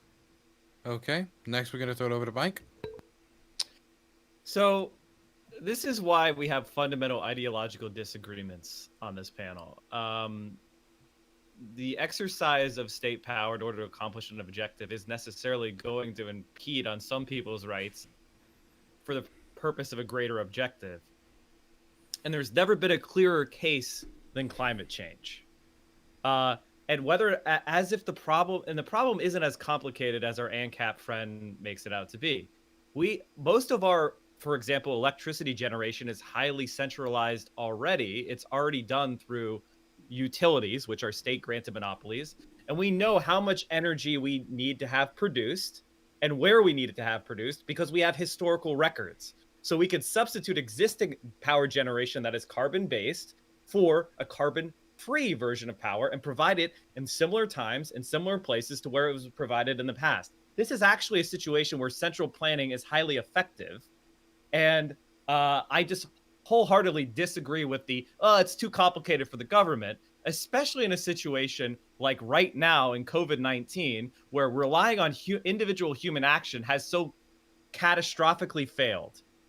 The countries like Vietnam, for example, that imposed the strictest lockdowns, that enforced the mandates through both social ostracization and government force, are the ones that have managed to cram down this pandemic the most successfully. Those states like our own, where people wander around going, it's my personal freedom to not wear a mask, is where hundreds of thousands of people are dying. So yes, the problem is very straightforward. And yes, the solution is relatively straightforward. And the reason why we're not doing it is not because we don't know how or because conservatives just haven't heard the right arguments. It's because there are institutions of power and wealth in this society who want to keep their position. And they have influence in our government. They have influence in our institutions. And that influence must be overturned via action from the people before it's too late. And there's a famous saying, it's from Rosa Luxemburg, and the solution is before us: socialism or barbarism. Either we will fail to rise to the challenge of climate change and our global civilization will be imperiled, or we will adopt collective action and together, for the good of humanity, for equity for all, we will act in a socialist manner to solve this problem. Now, those of you who are opposed to solving the problem are, in fact, enemies of humanity, and I will do everything in my power to defeat you. Okay, next I'm going to throw it over to CTV. All right, so Vaush said there's, what was it? Always, never solutions to the problems, right? So what I'm going to do is kind of lay out some of the basics of what I'm seeing, right? Is that this Green New Deal just implements government control inside the United States in an attempt to meaningfully reduce CO2 emissions here in the United States, right? So what I would say is that if you put a coalition of states together that wanted to donate a percentage of their tax money, and their states are contributing directly to a project of a bigger means, right? What would be a project that would be able to do something to affect some real change? Well, considering the fact that the number one reducer of CO2 or the recycling of CO2 is the process of photosynthesis, right? So what we need to do is be able to create more trees somehow. Well, how can we do that? Well, there's a huge swath of land out there in Africa called the Sahara Desert that used to be a tropical rainforest. Now, what does it not have now that it had then? Water. So what if we put together a fund to build nuclear power plants there that would provide energy for the African continent, right? That could be used for the nation to create industrialization there, and also create a rainforest at the same time, because now we're pumping millions of gallons of fresh water from the sea onto the land. So my question is that are you really taking like what might could actually affect enough change to be able to make a real difference just here? Or are you really looking at it as humanity and what would be great for the planet, right? So I just kind of weigh those things out whenever I'm thinking about those kinds of things. Okay, we're going to throw it over to Endernax to wrap it up. Yeah. So instead of addressing the point, I'm gonna take time to say a couple of things to do an outro. This entire conversation was very interesting. It's so sad to me that there's so many people who really just either you have to take a position that's very skeptical of science, or you have to just be like ignorant of it and not look at it. But that's besides the point. The real point here is that I run a Minecraft server with political YouTube or streamers, like Dylan Burns here. He is a leader of one of the kingdoms on my Minecraft server. Don't do this. It has a player council. We actually have player representation. Players own the means of production in my Minecraft server. There are communists. There are actual unironic. I don't like this. Okay, I don't like this. I don't like this. There are right wingers who have this. unsavory opinions, and they have their own kingdom that the communists gang up on in a. I've server muted him because I am nope, I'm not letting him advertise his Minecraft server. You can advertise everything here, not the Minecraft server, okay? So that was all in Minecraft, yes. Yeah, literally in Minecraft. If you are okay, Endernax, I'll do it. If you want to go on his Minecraft server, send him a DM on Twitter. He was in the original tweet on my thing. There you go. You can contact him there, or you could probably find him in my Discord in one of the streamer contact thing. Okay, I'm hijacking that because I just no. Okay. I'm just no. I'm breaking rules. I don't care. Okay, Endernax, you want to finish your ending statement? Yes. Okay. Yeah, I do want to finish my ending statement. You know what, Dylan? I'm not going to say anything about the thing that I'm not allowed to mention, but he plays it actively, okay? So even though he's disavowing right now like a meanie poo-poo head, okay? Disavowing Minecraft? The other thing I was going to say is, I've only been streaming for 4 months or something, and I went from being a 10 viewer and Andy. I'm blessed to be have an audience of just 50 people in general. So I'm just gonna say there's one thing that I've noticed, and that's there's some really chill people who stream and some really shitty people. I'm not gonna call it the shitty people, but I do want to call out the people who are actually pretty cool. So Dylan Burns, I want to thank you for hosting these political panels. They're honestly a great time, and you're a good guy. I mean, we play a lot of video games together. I know I've made a lot of memes about that to your chat. I feel like, honestly, there's not enough people like you in Twitch politics. And that's the honest truth. So thank you for doing what you do. I love you, dude. Love you too. You got pretty eyes. Anyway, So do you. thank you. Very based. Anyway, Very based. thanks. That was the special YouTube edition of the Hippie Dippy Roundtable. You can find my social medias on Twitter at Dylan Burns 1776, which is DYLAN. Can I say one last thing, actually? 1776. Sure. What is it? Yeah, okay. Yeah, you guys should check out Dylan Burns, my preferred foreign policy correspondent. Thank you very much for hosting this. I appreciate it. I know you had to bring it out to the wastelands so I could participate without all of you getting banned from Twitch, but I had fun. Also, I just want to say CTV and Rob, I really do appreciate you both coming on, by the way. Thanks, man. I know Same that to you. generally speaking, online political engagement, especially on Twitch, especially with Twitch streamers, tends to be fairly left-leaning. I know how these panels tend to go. I think being able to come on here and defend your positions is pretty awesome, regardless of the disposition. So Thanks. thank you for that. Same to you. Kiss. Vaush is Kiss. the only big Kiss. streamer who's ever Kiss. responded to any of my emails and DMs. Random Discord DMs. This man, I invited him to my Minecraft server. He told me respectfully no. Okay? Just saying. So what you're saying to the community is that when given the option, he said no to the server. Well, yeah, but that's because he doesn't really play okay. Minecraft. That's what he said anyway.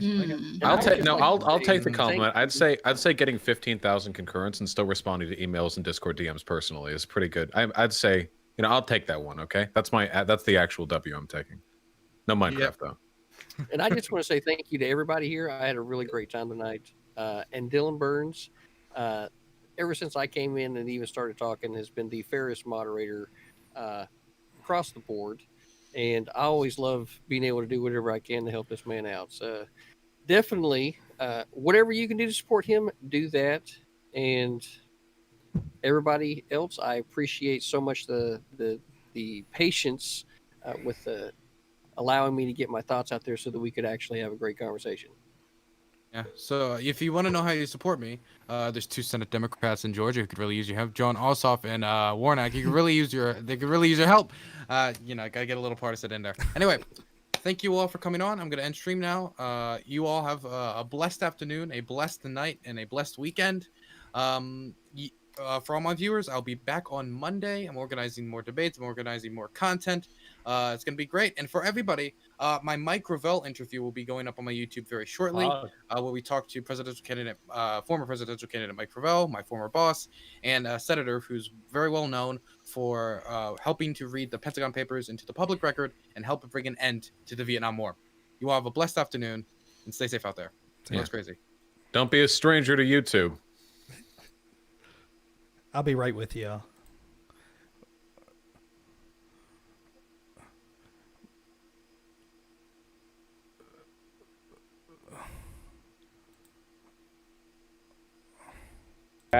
She's disgusting. And then coming in from the top, we have my other cat, and they will fight to the death. There we go. We forgot to give a shout out to the cats of the stream. Yeah, here you go. Get her. I had Romeo on my. Okay. Did you guys get a good look at Chief? We'll see y'all. Whenever he was laying on me, or All right. Let's see it. Okay, 1 second. I'll get off here.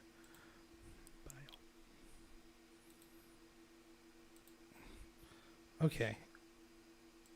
All right, we'll wrap up a little here, but I do have to get to bed at some point. So first off, let me just say, just a technical note. I was unaware of this Twitch rule that I couldn't have someone on that was banned. I did not know about that. I heard people talking. I thought it was kind of a joke. I didn't even know Vaush was banned until the beginning of it. So, hey, come what may. I'm not worried about it, but I didn't know anything about that. So, but it is what it is. I have a small Twitch following anyways, and if that's their rule, it's their platform. They can do what they want. I understand if that's a violation of the rule. Whatever. Was unaware of that. So, yeah. So let's talk about this a little. Thank you, everyone who watched, even if you agree or disagree with me. How much did I love Vaush? I mean, honestly, I gotta be honest. I like the arrogance and the smugness and stuff like that. Sometimes I'm like that, so I don't really mind it. I thought that a lot of the positions were nonsensical and tenuous at best that they were having between themselves. But you know, I've seen worse, and I thought he was generous at the end. And look, I'm used to debating. And I understand that sometimes it gets heated and it comes out in people. You know, I thought that the comment at the end from Mike from PA, where he's my enemy and he'll fight me. I don't know if that's some sort of veiled threat or whatever, but whatever it is, what it is. So, yeah, you know, we'll talk about, there were 3 topics that went on there, so we'll talk about it here for a minute. First, I guess I will ask, hey, thank you, Rumple Doopy. Thanks so much for the donation. All donations are very much appreciated. So I'll just ask for, you know, how did people think I did in the debate? Were there things I could have improved on? Did you think that I handled myself well? What do you all think about it? So I'll ask that in the chat if people want to comment on that. You know, it's a little difficult because when you get on these panels, oftentimes you find out that the people that are on your side really aren't on your side. So usually it ends up being me like verse 7 or me and someone else verse 6. And, you know, at times tonight it felt like that, but that's okay. I really don't mind that, though. I don't mind it as long as I get an equal chance to, as long as each argument gets an equal chance to response. And, you know, I think that certainly just by the nature of it, because there were more people on the other side, that they got more time. But I don't blame Dylan for that. That was fine. And I think that most of the time I got to say what I want. So Blockner thinks I did poorly because the biggest mistake was whataboutism when Vaush said that he would give money to the government and then you brought up charity. But here's the problem. I don't mind having that argument in the strategic sense. So for example, if your argument was, I think that I'm not giving money to charity right now, but I'm for the government compelling me and others to give money because I think that that strategically makes sense. That's fine. I wouldn't bring it up. But when you say, I am moral and I care about people more than you, and you don't really care, and I would give 99% of my money up for taxes for this program, now you have brought the morality into the question. And morality is not refusing to do something until the government compels you. So for example, if me and Vaush both stole from our neighbors, and Vaush said, how dare you, Rob, we need to give this money back to the neighbors, but I'll only do it if the federal government requires that I do so. That doesn't make Vaush a moral person. Now, does that mean that the policy that he's advocating for, it proves that it's wrong? No, it just questions his moral superiority. So it's not whataboutism. It's directly answering the claim that somehow his position is more moral. It is not. It would only be moral if he was doing the right thing without being compelled to do so. He has every opportunity to do that. No one's stopping him from donating money to fight climate change or donating money to fight people that are adversely affected by climate change. No one's stopping him. So my point on that was just, it's not whataboutism. It's a direct argument against his claims of moral superiority. Right. Nickel Liquor says Vaush slipped up in the media narrative. You did a great job of nailing that point. Dylan really needs to get a different conservative on the show other than CTV or just another in addition. Fair enough. I'm not going to try to. CTV, had my back on most of the positions, so thank him for being a partner. But I agree. Sometimes it makes it difficult to continue a chain of thought when other people are jumping in. So donating to charity does not equal donating to government, right? And he could donate to the government if he feels that that's a better avenue for doing so. The question is, if he's saying, I'm willing to give up 99% of my money because I think that we need radical action right now to fight climate change, he could find ways to donate that money to fight climate change or to fight people affected by climate change. He's choosing not to do so, which is fine. It's his right. I'm just saying that doesn't make him moral. Charity has no way of allocating funds in the way that the government can, which certainly charity could positively affect people's lives today, right now. And you might say it's more strategic to have the government do it. Fair enough. But that's not the argument. The argument is morality. That's the argument.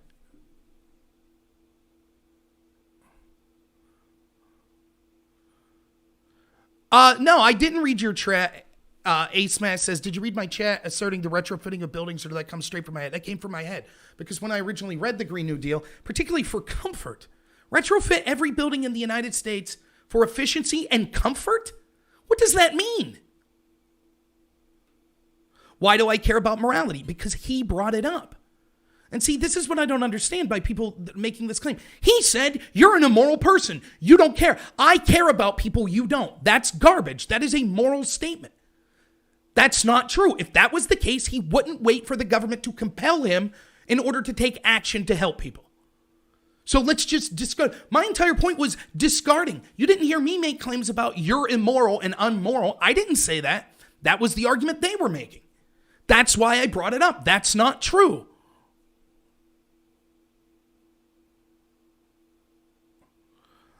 And again, Garobo says, he's mischaracterizing me. He says, if Vaush isn't personally willing to donate all of his money, we should do absolutely nothing about global warming. Vaush's income would be a drop in the bucket, bro. It's irrelevant. It is not irrelevant when talking about morality.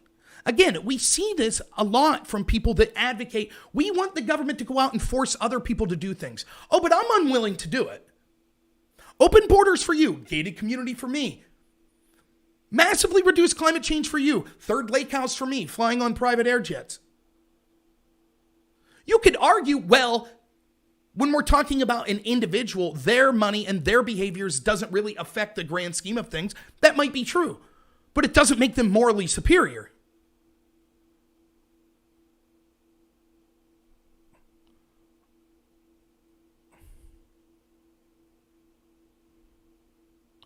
My point was, so you care about people, then name every people. I don't think that even grammatically makes sense. No, my point was, if you're going to claim that you are more moral and virtuous because you're willing to give up your money to help people, then do it.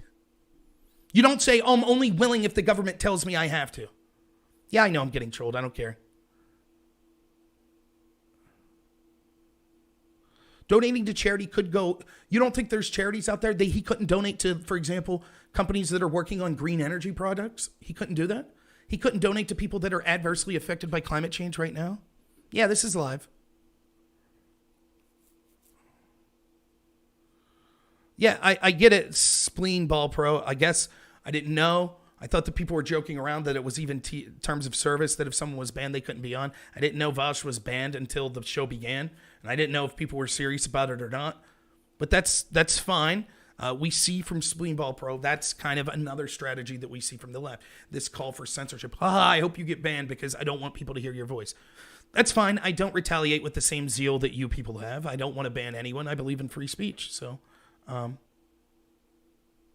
it wouldn't be nearly effective as donating to the government that can actually impact climate change. We're not talking about effectiveness. We're talking about claims of morality. Yes, the difference in again, we see this constantly from a lot of people that say you should have to do something. The government should force other people to do stuff. Oh, I'm unwilling to do it. I'll only do it if the government forces me. Okay, that's not a moral position.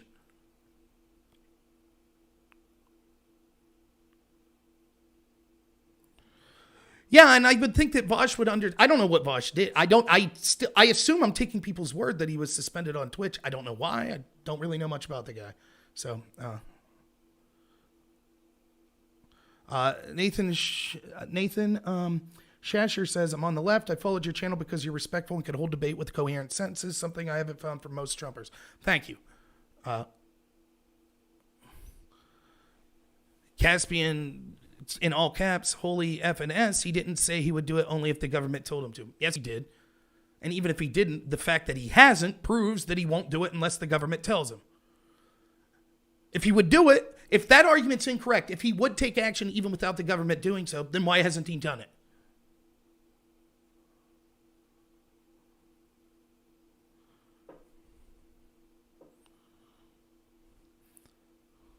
Why do I think everything is communism? Well, the fact that they say that they embrace communism and socialism would be a good ticket to that. The fact that we could see that the Green New Deal that they are advocating for, at least at the minimum, is a huge amount of socialism. It's talking about taking over the vast majority of our economy and the entirety of the energy sector, so much so that we would be retrofitting every building in the United States for comfort, amongst other things. The fact that bill, that climate change is such a big threat, it's the biggest thing, but it takes much time out to talk about the need to focus on race. These are all things that were indicative of the communist society, where we had total government control over these things and sought to divide people based on identity politics.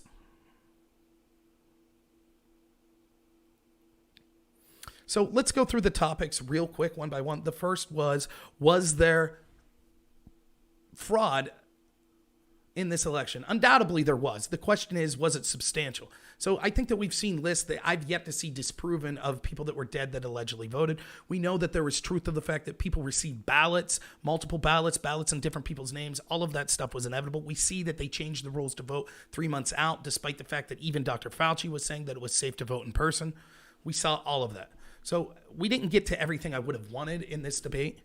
As far as the fraud accusation, it is my position that I do not think the courts will overturn this for Trump based on these fraud accusations. So all of the people that are saying, oh, you're going to be disappointed, I've said all along that that's not going to be the case.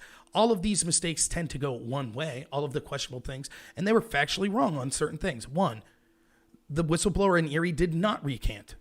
He amended his affidavit after being aggressively interrogated and having techniques used against him by investigators. Now, the left used to say we have to treat whistleblowers with respect, but now all of a sudden they're willing to have these aggressive interrogation techniques be applied to them. Second, there are 110 people that have signed similar affidavits. I can't speak to whether or not those are true. I guess we'll see what those claims end up being. But it's hard for me to know if someone says something if it's true, right? So I don't know. Third, they were factually wrong about the idea of there are no legitimate legal processes left to go, and therefore it's immoral for Trump to not concede. That's not true. As even Mike from PA was forced to admit, the reason they kept the ballots in different areas was because they knew there would be further legal challenges. That's why they segregated different types of ballots. So there are further legal challenges to go. Fourth, they were factually incorrect when they said it would violate 200 years of tradition if Trump refused to concede. That's not true. Al Gore refused to concede until late in December. Or at some point in December. 37 days, I think he waited to concede. So it's always ironic. They make these grandiose claims, and then when you say, well, actually, that part of it's not true. Well, anyways, moving on.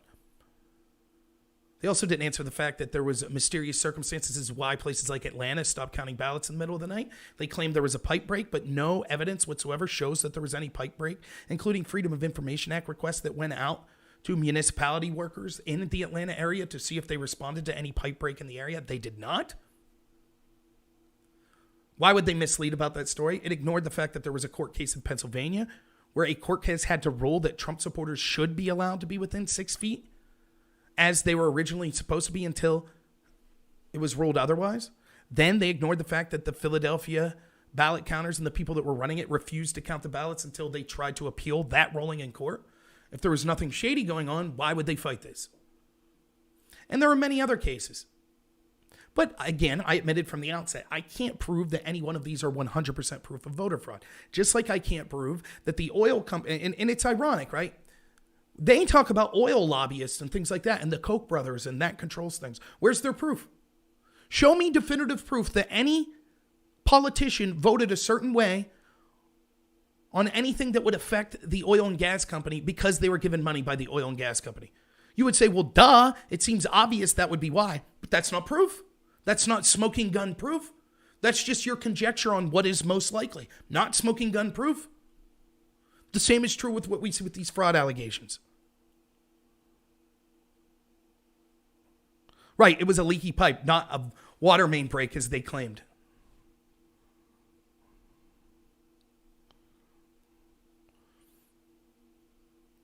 And again, they ignored the presupposition which we got into in the second part of the debate, which was, even if you say there was no fraud, Biden was the least energetic candidate for president probably in the history of this country. If all of these establishment sources could come together to drag him across the finish line, they will be able to drag any corporatist they want the rest of eternity across the finish line.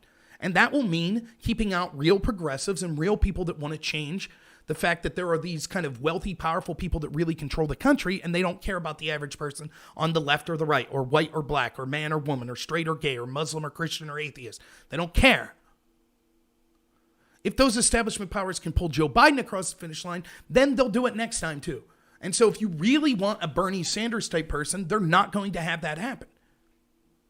And even though I vehemently disagree with the massive socialism and the hypocrisy I see from people like Bernie Sanders, I would have that discussion later. We could talk about those policies later, because the central and most important thing is, does your vote matter? Do you have any control on the way this country is governed?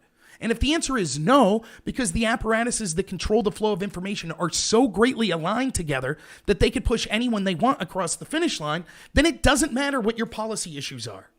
Now, the big disagreement that they were having with me in the second part of the debate, what would Trump's legacy be? I said the legacy would be outing that corruption, but failing to hold anyone of those corrupt people fully accountable, such as the FBI that engaged in a coup against him, the media that engaged as a propaganda arm for the FBI, CIA, and the Democratic Party, the tech companies that censored conservatives and people censored stories that were critical of Joe Biden at crucial times during the election.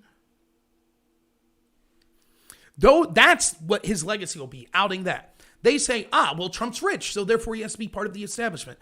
Nonsensical argument. The better argument that we heard, well, he appointed people that were basically establishment people all around him. That's true. And that's something that Trump should rightfully be criticized for, which I've done many times on my show. You think appointing John Bolton was a way to drain the swamp? Of course not. The low point in the Trump presidency for me was when he bombed Syria.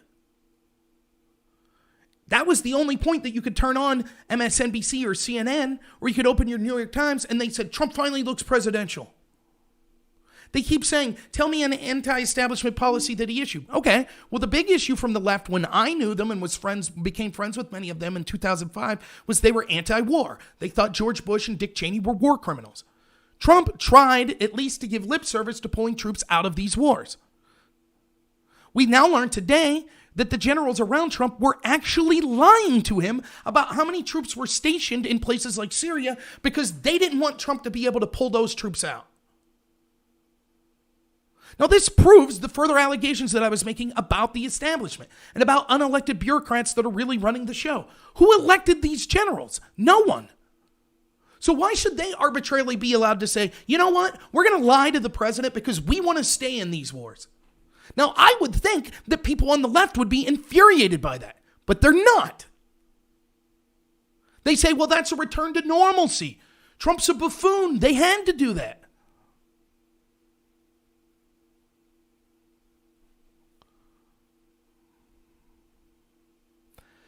That's the arguments they make. Again, it wasn't whether or not Trump is the establishment. That is irrelevant, whether he was part of the establishment or not. All that was relevant was it was clear that major portions of the establishment didn't trust that they could control Trump. And as such, they engaged in a coup against him. And they publicly showed their corruption in all of the major institutions that control our narrative. Lichen, for example, repeatedly talked about the fact that Russians did interfere. They used social media to spread memes and disinformation. The entire mainstream media for 4 years has been spreading disinformation about Donald Trump. Joe Biden claimed that the reason he got into the race was Trump called Nazis good people, which was a lie. Yet the media promulgated that. The media promulgated any lie, even when it was Russian disinformation, sourced by a Russian spy that Christopher Steele was in contact with. The media pushed that Russian disinformation, the same thing they claimed to be against. They pushed it for 4 years. So we're supposed to believe, from my opposition on the left, that 12 Russian trolls posting on Facebook and Pokemon Go, that was a big deal. That needed investigated. That was interference into our system. But the entirety of Google, YouTube, Twitter, Facebook, the mainstream media, almost the entirety of it. We even saw Pfizer. Pfizer announced to Joe Biden their vaccine before they announced to Donald Trump. Pfizer did 92 tests when they only legally had to do 60. That meant that the vaccine that they thought was 90% likely to cure COVID or to be effective against COVID, they knew about it for over a month. And yet they didn't say anything. Instead, the media lied and said it would be impossible. Trump couldn't do this. This vaccine can't come.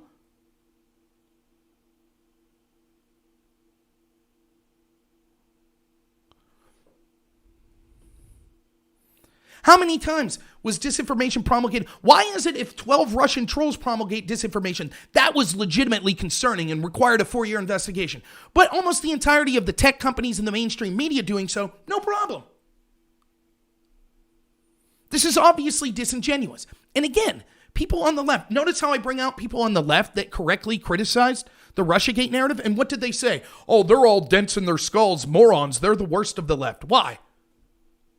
Because they went off the reservation? Because they actually called a spade a spade? That's why?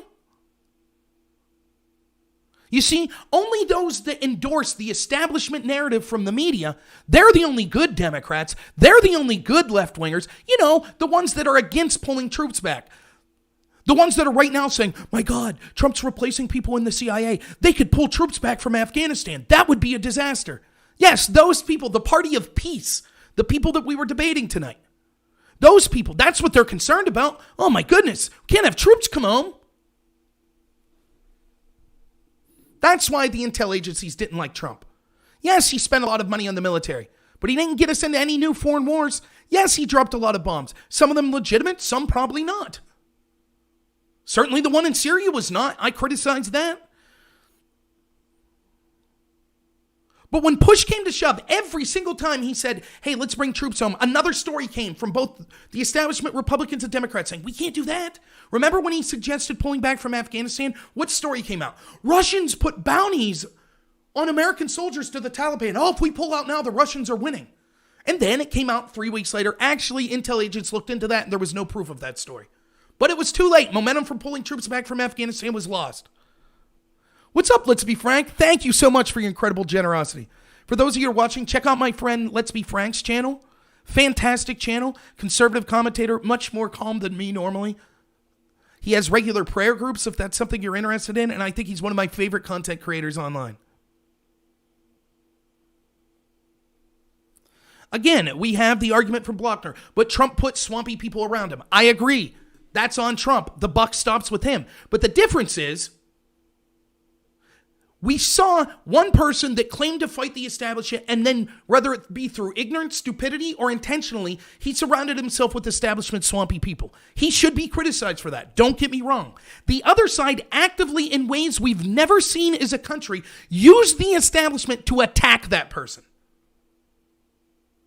So if your issue is wanting a government by the people, for the people, why would you endorse the side that literally weaponized the State Department and the intel agencies to go after the sitting president? Do you realize the precedent that sets? You could still be anti-Trump. There were many people on the left that were. And again, when I point them out, what do my opponents say? They say, oh, those people are stupid.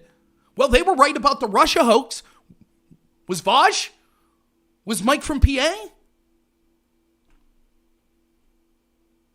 Lichen even admits, yeah, there was an FBI agent that fraudulently obtained a FISA warrant, but it's not that big of a deal. I'm here to tell you that if Trump would have fraudulently obtained FISA warrants to spy on Biden people, they wouldn't be saying, oh, it's not a big deal. They would say, this is an authoritarian fascist.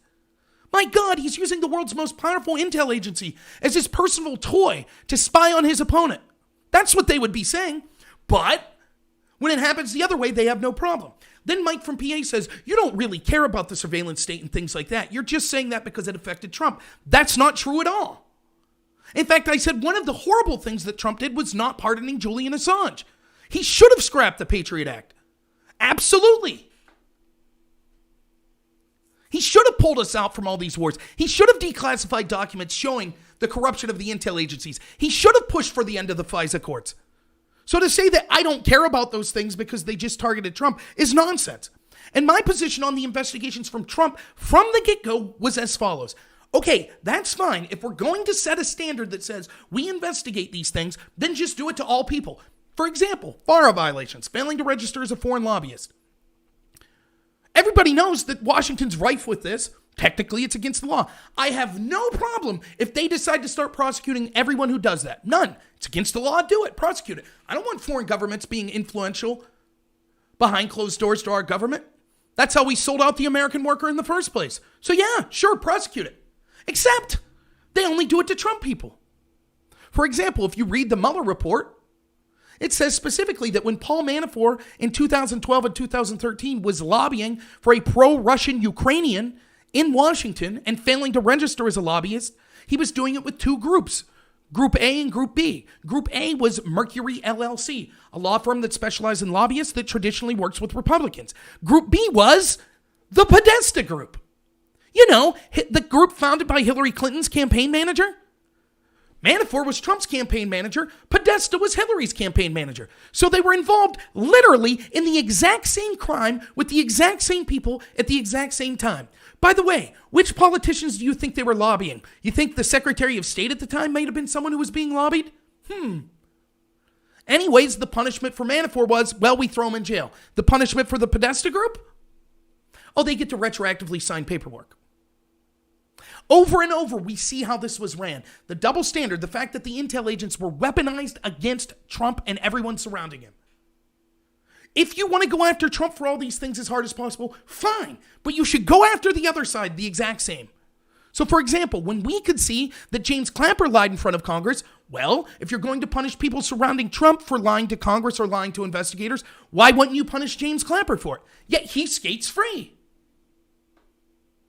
If we had to look in to Flynn, because while he was on the transition team, he was talking to the Russian ambassador Kislyak and just saying, hey, don't retaliate against the United States that much. That's what Flynn was saying. If that was a possible violation of the Logan Act, because a transition member isn't allowed to talk to a foreign leader or a foreign diplomat, why is it okay for Joe Biden to be out there right now and his team saying, yes, we're talking to foreign leaders?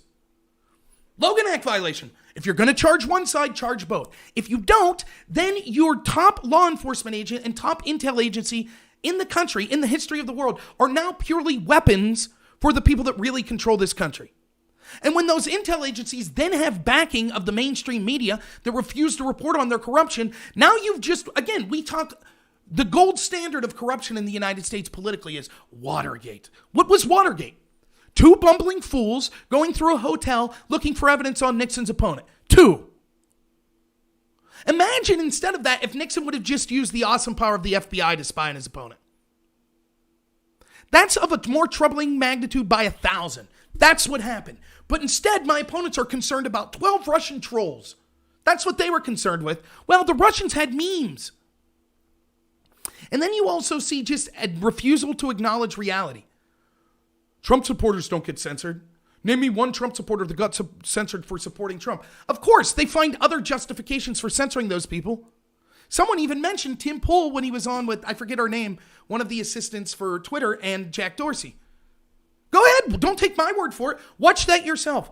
Watch Jack Dorsey's second appearance on Joe Rogan's show when Tim Pool showed up. Go ahead and watch it for yourself.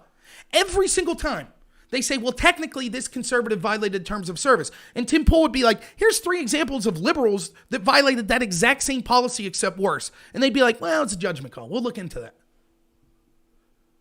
Professor Robert Epstein testified in front of the Senate that Google alone could swing 16 million votes in 2020.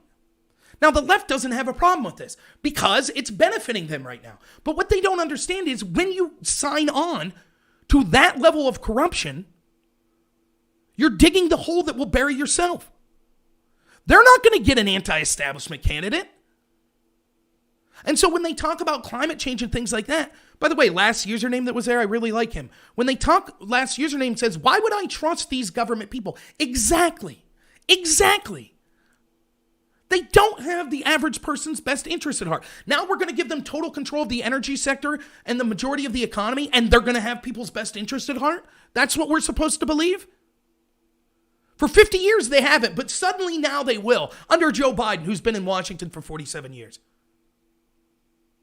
So if you believe that climate change is an existential threat, which I'll get to in a minute, the very first step to fighting that is making sure that we have politicians that our votes matter for, so we could vote in the proper people to deal with that major problem.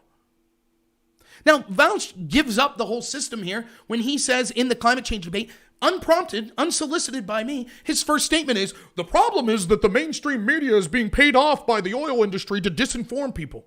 So he has no problem with all of these corporations, mainstream media, the intel agencies, and the Democratic Party massively controlling the flow of information when it comes to Biden versus Trump, but he has a huge problem when it comes to oil industry versus renewable. And it's undoubtable that there is at least more lip service played to the Green New Deal and renewables coming from the mainstream media than there is positive coverage of Trump. Undoubtedly. So he actually has it completely backwards. The media is more anti-Trump than it is anti-renewable, in other words. So he acknowledges that there is a problem if the media is totally bought and paid for in one direction. He just doesn't care when it's against Trump. Doesn't care at all. I do like last username. I think he's I would disagree with him a lot politically, but he's a respectful person. I really like to hear what he has to say, and he brings a different perspective.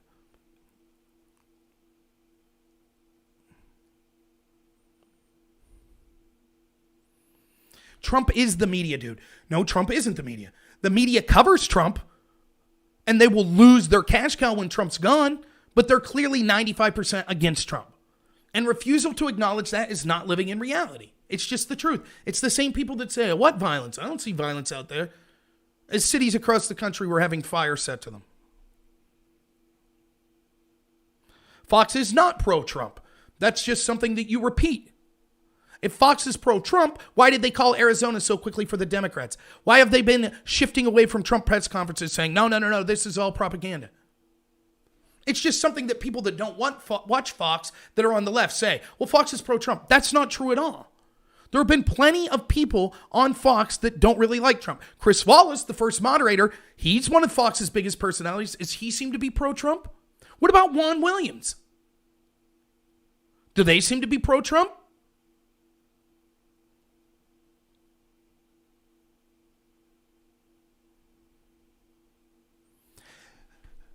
Again, the fact that Arizona eventually went to Biden by less than 1 percentage point doesn't mean that Fox was correct to call it with like 20% in. Tucker Carlson's pro-Trump, no argument there. Hannity too, yep. So a couple personalities on Fox are pro-Trump. In the vast media landscape, we have 4 or 5 people on Fox that are legitimately pro-Trump. And there's some talk radio people. Okay.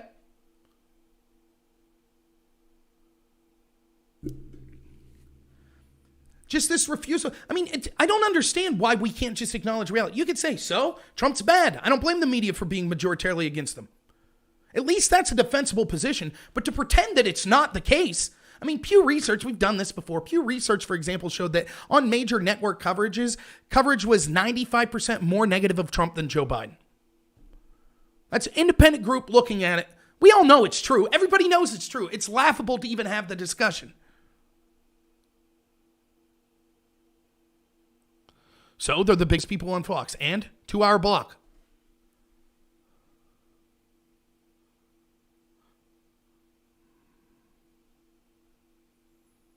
I'm arguing Fox is not pro-Trump, which shows you're living in a fantasy world. It's laughable.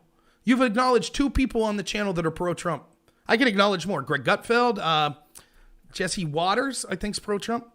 Then there are a lot in the center. Like Brett Baer's not pro-Trump.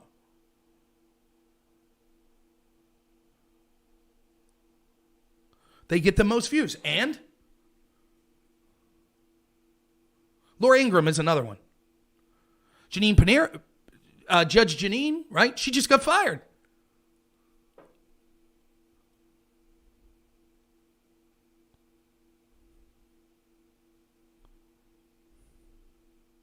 Right. And they know, Achilles, Trump isn't the media. They know that.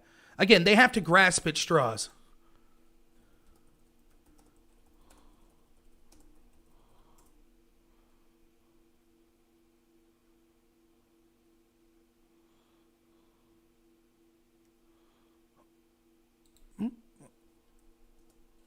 Anyways, I don't have time for that.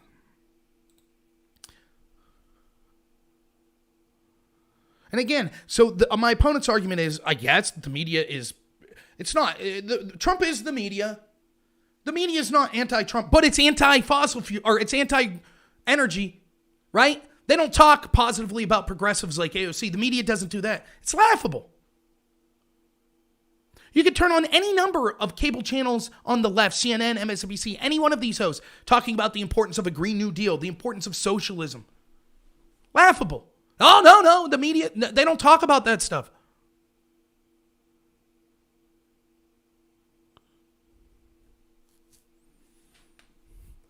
Normal America, Twitter, says Carl, Twitter amplifies far-right information. Millions of people get their information from Trump. Hello, Trump is the media. How does that prove he's the media? Trump reaches people from directly speaking himself on a social media platform that largely tries to censor him and his supporters. And that proves that he's the media.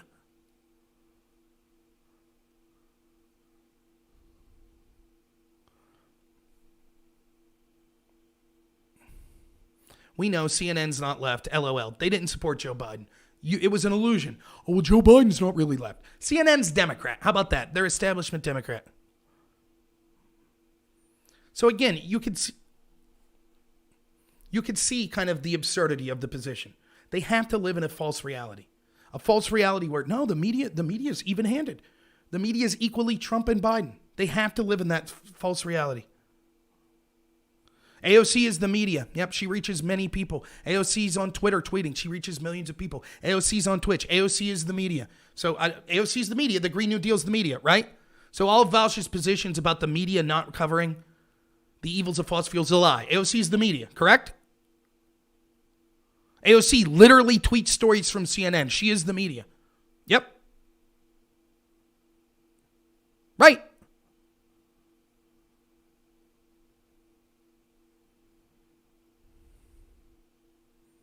AOC is the media. So everyone on here, all of the Vaush followers agree. Vaush was his fundamental proposition, his initial statement that the media refuses to cover things like the Green New Deal and renewable energies is a lie. AOC is the media. Right. AOC is the media. So Vaush was wrong on that proposition. Got it. Gotcha. I am not projecting. I'm using the argumentation that you people are using in order to prove the absurdity of it. The vast majority of the mainstream media is anti-Trump, period. You could deflect. You could say, but Trump is the media.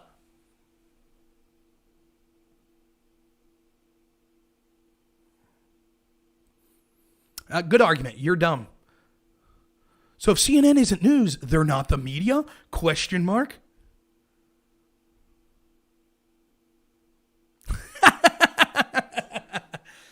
But you see the laughable nature of them. They have to exist in this false reality, saying, oh, no, there's no problem in the media. There's no problem with tech censorship. It doesn't exist. It doesn't exist. It's even-handed.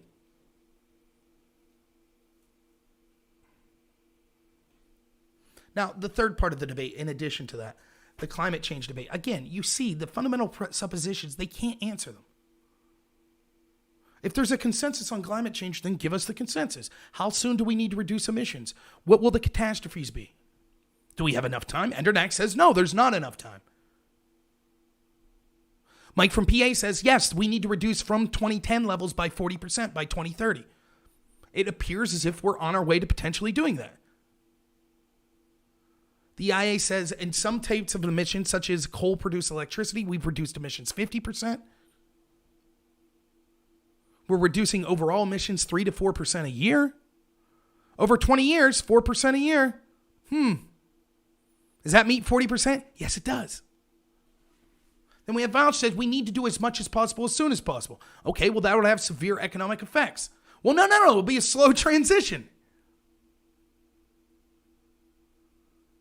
Then he says the Green New Deal doesn't say retrofit all buildings. Yes, it does. He's factually wrong. He endorses the document, says that it's super necessary to the survival of our planet, and has no idea what the document says.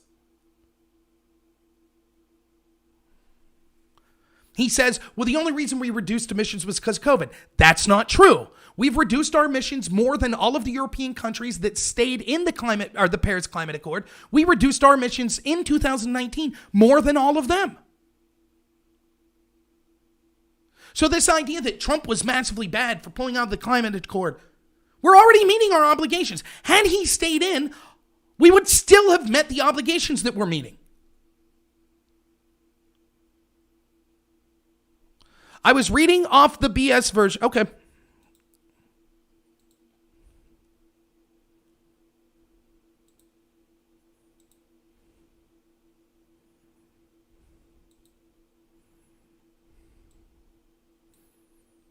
th Congress, first session, House Resolution 109, recognizing the duty of the federal government to create a Green New Deal.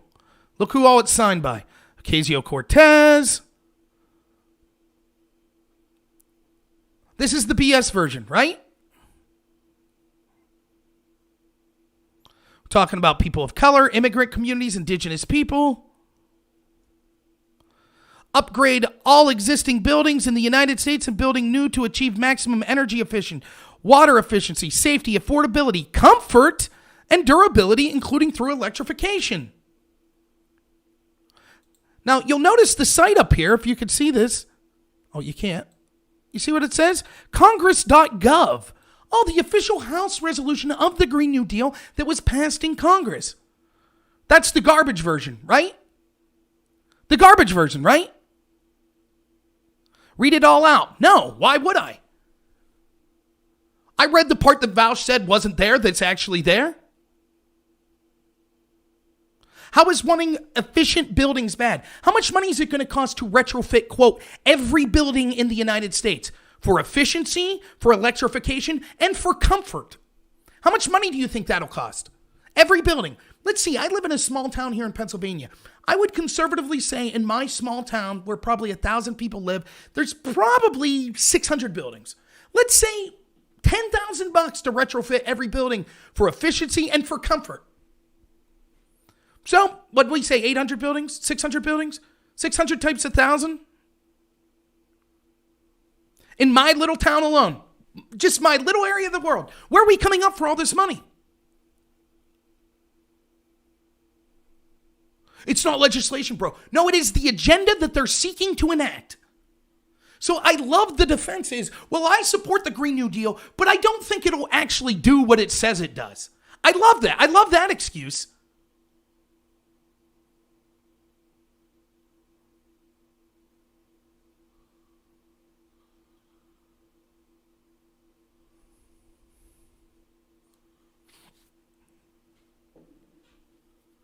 They can't defend what's there, so they say, well, it's not legislation. That stuff will all be taken out eventually.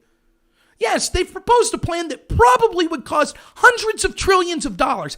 And that's just for the United States. Because remember, then their argument is, we also have to do this globally. So the United States has to lead the way and get all of this transition to occur globally, or we're still all screwed. If China doesn't buy into it, if India doesn't, so what if China says, great, you got green energy, fine, we'll take it, but we're not going to retrofit our buildings. We're still going to use all the fossil fuels we have. Now we have to go in and say, no, we'll retrofit all of your buildings for you, or else we're all doomed, right?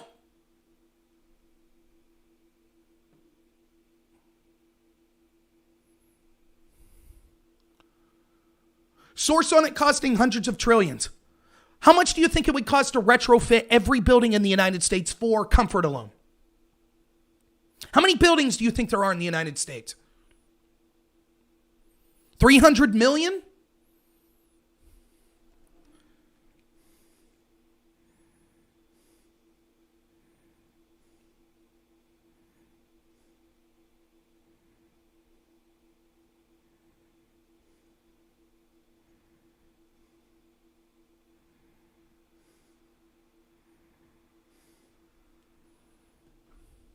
Right, way more than 300. What if it costs $10,000 per building?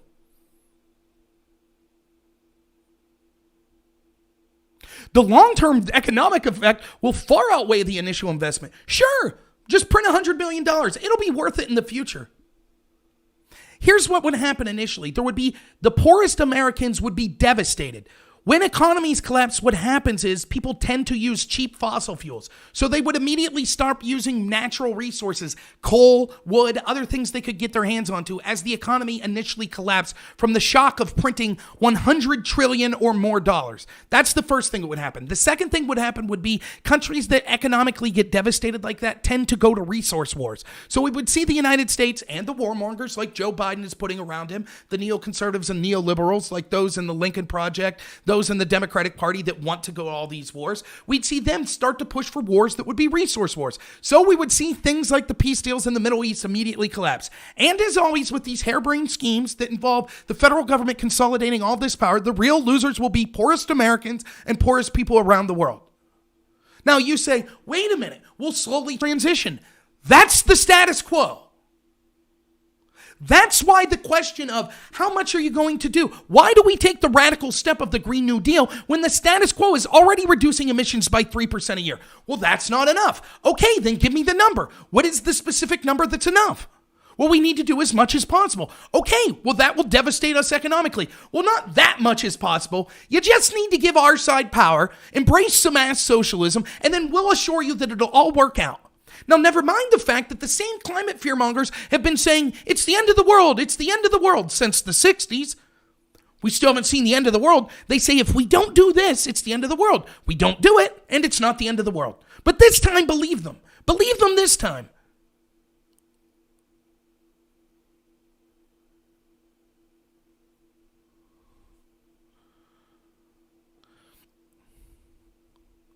I understand people that don't understand about the economy just say, why don't we just print $1 trillion?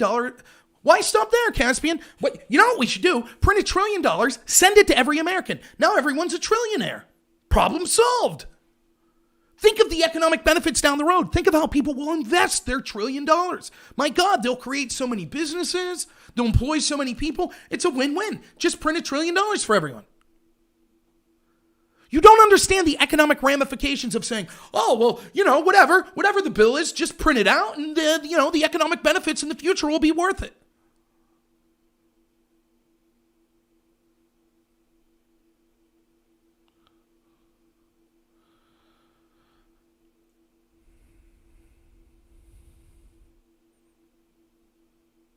The USA spends $686.1 billion on the military. Yeah. And we're going into massive debt that's going to affect our children that they'll never be able to pay back. Yep, that's happening. By the way, a lot of that spending is keeping foreign bases and keeping troops overseas, which I'm totally against, and Trump should have done more against that.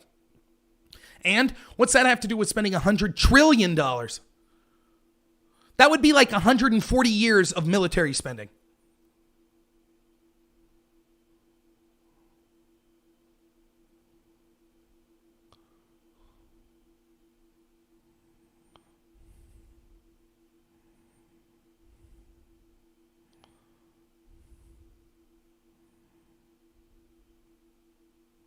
I do know the economic ramifications.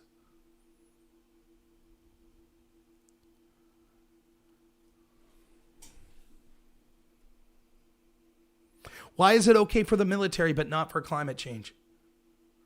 First off, when we give money, so for example, we're guaranteeing if we give money, if the government gives money, if it subsidizes green energy, everything will work out, right?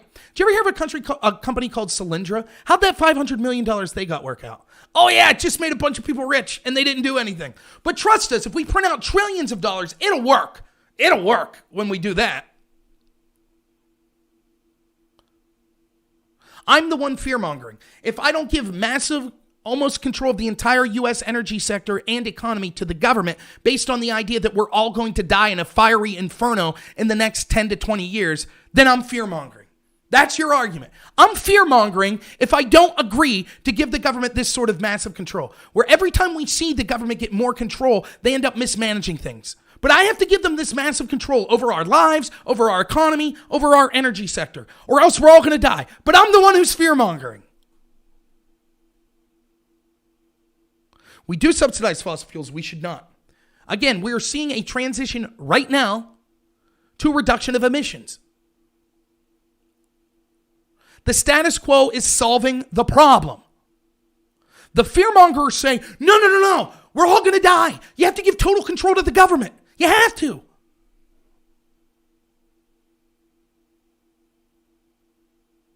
It is massive control. Read the Green New Deal. It is the total takeover of the energy sector, which is a large portion of the economy. Total government control over energy and the economic viability of a country. That is massive government control.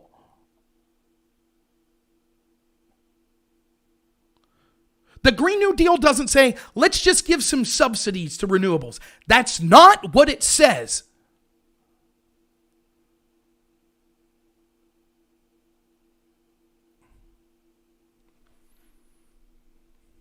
It's always the case with these massive communists and socialists. It's the end of the world if you don't give us massive power. It's the end of the world if you don't give total control to the government. It's the end of the world.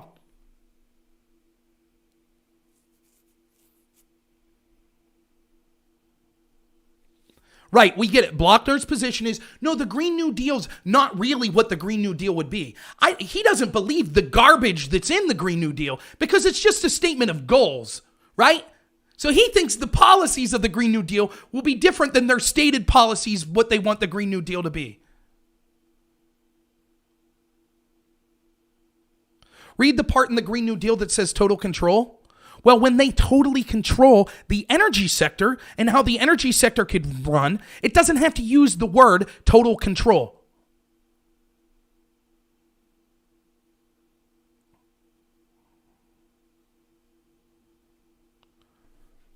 This fear-mongering is always used. The same sort of fear-mongering was used in Red China. It was used in the Soviet Union. This is what they do.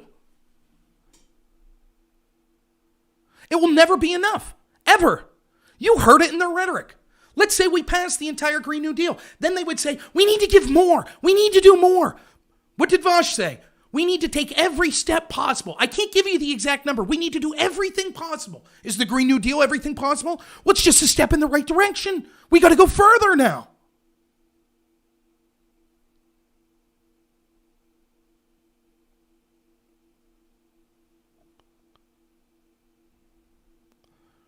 Yes, I think I was able to effectively read, as I did read portions of the Green New Deal.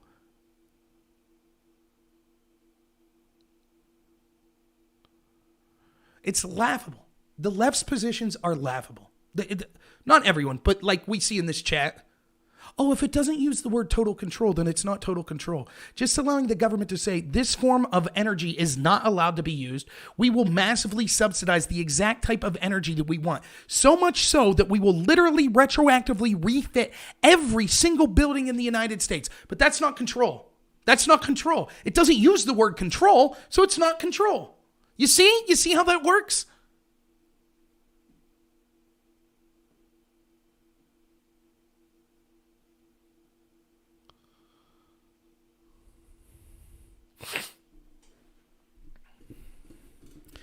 Also, I wanted to bring up the point about, let me defend Vaush in this sense. I know everybody, like, people are giving me crap. Oh, you're going to platform someone who defended child porn? Look, I assumed that the context of the clip that I was given was out of context, which is why I brought it up.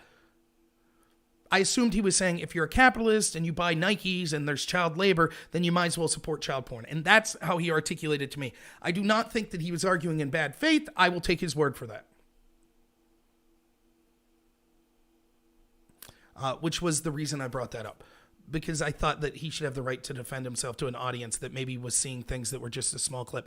And let me tell you, that is something that matters, because you could easily take me or anyone else, no matter how benign they sound, clip a small section of something they say, and it could sound heinous. So I just wanted to allow him to clear that up. And I'm what's up, Vega? Thanks for the donation. Vega says, Rob, you know I respect you, bro, but you need to orient yourself with data and reality. I think I'm quite oriented with data and reality, but thank you for the donation. If you have a specific that you would like to say, I'd be happy to address it.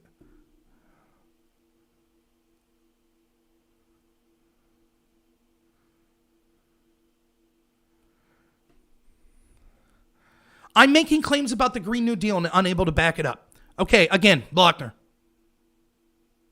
I said that it would retrofit every building in the United States, including for comfort. That's what the Green New Deal said. That is massive total control over every building in this country and how they operate. And when it talks about the need to completely eliminate emissions by a certain years and things like that, that is total control over our energy sector. Eliminating what the free market has allowed, which is the types of energy that we use. That is total government control. When the government says we are replacing almost the entirety of the energy sector now, and we agree that the fossil fuel economy is a huge portion of the energy sector now, right? So let's see, I'm unable to back it up. I'm unable to back up those sorts of claims, right? That's the claim. I won't be able to back up from the Green New Deal that it says that it'll retrofit every single building, including for comfort. Oh, the Green New Deal, upgrading all existing buildings in the United States and building new buildings to achieve maximum energy efficiency, water efficiency, safety, affordability, comfort, and durability, including through electrification. But I won't be able to prove that. I won't be able to prove it. Now, unless it says the words total control, then you say, it doesn't say total control. What would the government do to accomplish this, though? Just subsidies, which they already do. It's a degree of magnitude. That's like saying, look, you might as well let the government weld you in your house. You already let them have speeding laws. You already allow them to say that you can't rape people. So you might as well allow them to pass any law they want against you. Yes, we give some subsidies now. That is different than totally controlling the types of energy that are allowed in this country. Massively changing our entire energy system and our entire economy. The fact you say, well, if there's $10,000 of subsidies given out, might as well give total control of the energy sector to the government. What's the difference?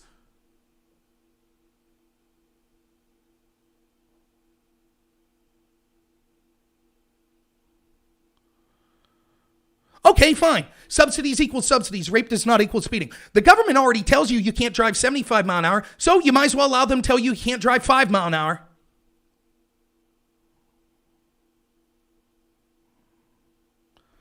Vegas, thank you so much for the donation. Says, I'll say this to anyone watching. Rob and I disagree about a lot, but he isn't a Republican simp. I have values and stick to them. Probably half of my shows are complaining about the Republican Party. No, they don't have total control. See, this is the disingenuous nature. If there's some subsidies, there might as well be total trillions of dollars of subsidy. Might as well. Might as well. Again, it's not just subsidies. If it was just subsidies, then they wouldn't make fossil fuels illegal. They wouldn't say we need to have zero emissions by this point. They would say you can keep using fossil fuels if you want. That's not what they're saying. So it's not just subsidies, and we're talking about hundreds of trillions of dollars potentially of subsidies. What do I think the difference is between subsidies and subsidies? One, you're misstating the question. It's not just subsidies. It's subsidies and saying certain forms of energy will eventually be illegal. Second, saying that we should have a few subsidy. Again, this is like saying you pay taxes, so you might as well give all of your money to taxes. You already pay taxes, same thing. So if the government takes all of your property, you already give a portion of your property up, so the government might as well take all of your property. Sources on hundreds of trillions of dollars. Again, I will ask you to provide a source that talks about what it would take to retrofit every building in the United States for comfort. Have an estimate? Zero emissions does involve making fossil fuels illegal. How would you enforce zero emissions if people were still allowed to burn fossil fuels?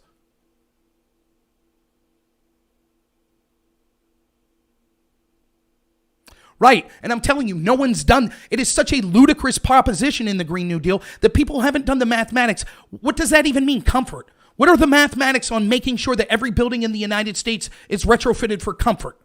It is such a ludicrous proposition that people haven't even done the math.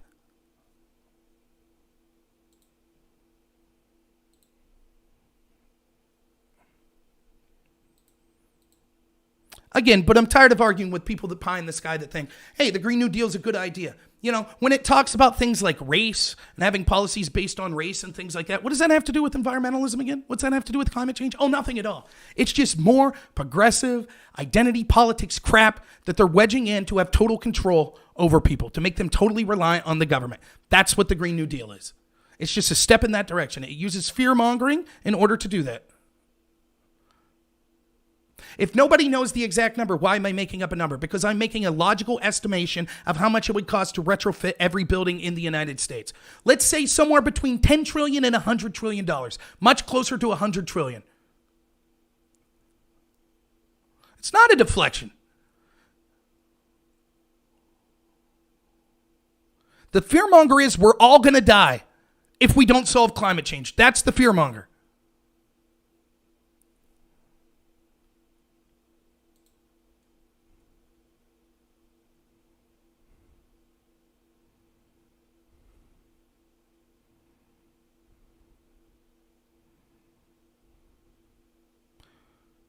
The part on race.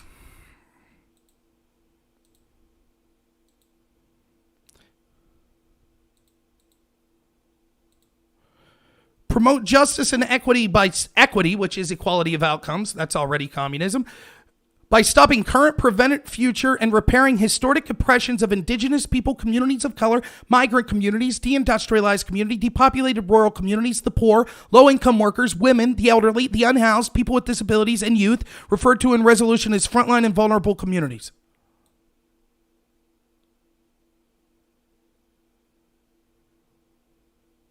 What does any of that have to do with climate change? Promoting equity for people of color, indigenous people, migrant communities. Equity, which is equality of outcome.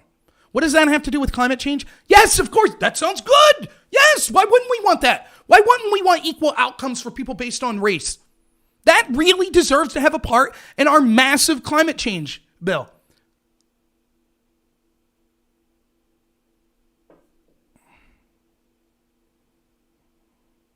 Yes, equity, ruling on things based on the equality of outcome is the first step towards communism because it says everyone needs to have the exact same amount of everything. That's what equity is. It's not equality of opportunity, it's equality of outcome. Then define equity.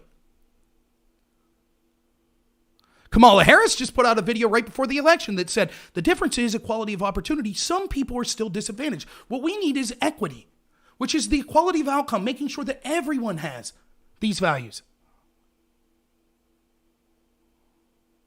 What's wrong with that? What's wrong with including all of this race garbage in the Green New Deal? What's wrong with that?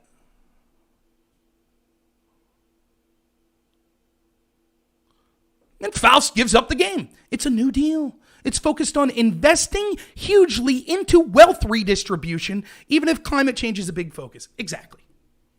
And thank you for proving my point.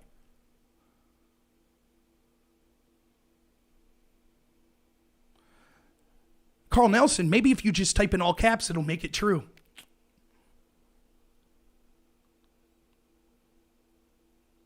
And there you have it. So they out the game. Well, yeah, it's really just massive socialism. That's all it is. It's massive wealth redistribution. Climate change is just a part of it. Right, exactly. Yes, I agree. That's what I've been saying. The way colloquially, Carl Nelson, the equity is used, the way that Kamala Harris was using it is equality of outcome.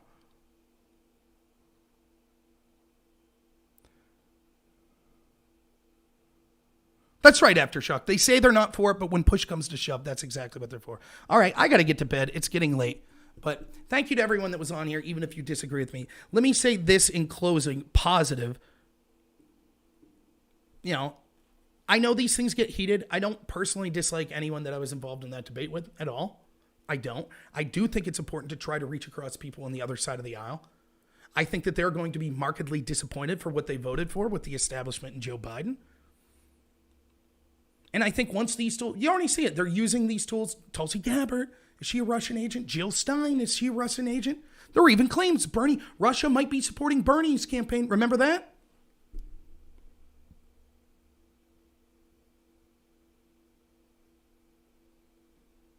Blockner says, got him raging for an hour and being completely wrong and making a fool of himself. Except you didn't. But yeah, other than that.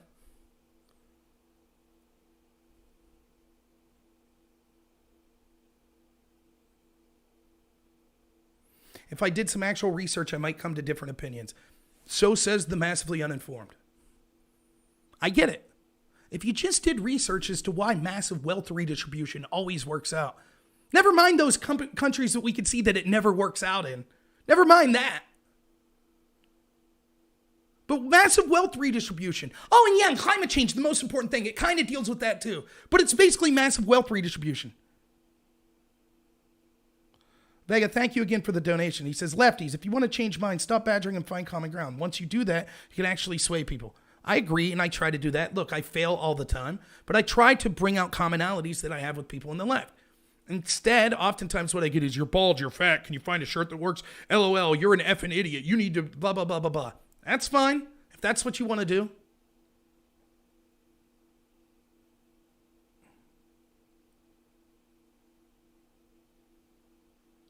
Which countries? Yeah, exactly.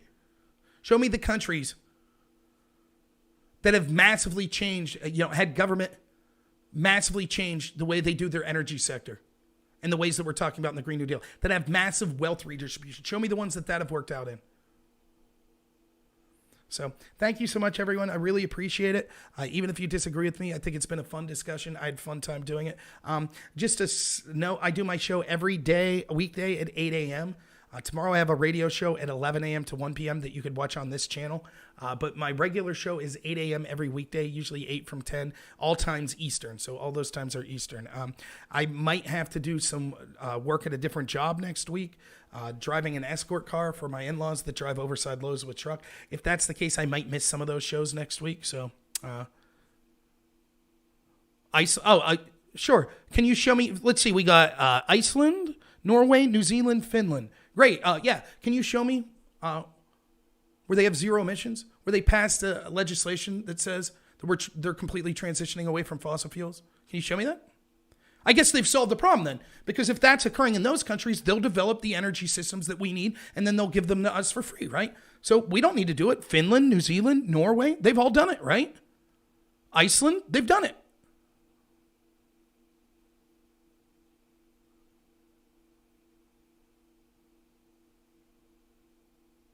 So, all right. Thank you so much, everyone. We will talk to you soon. And as always, have a good one.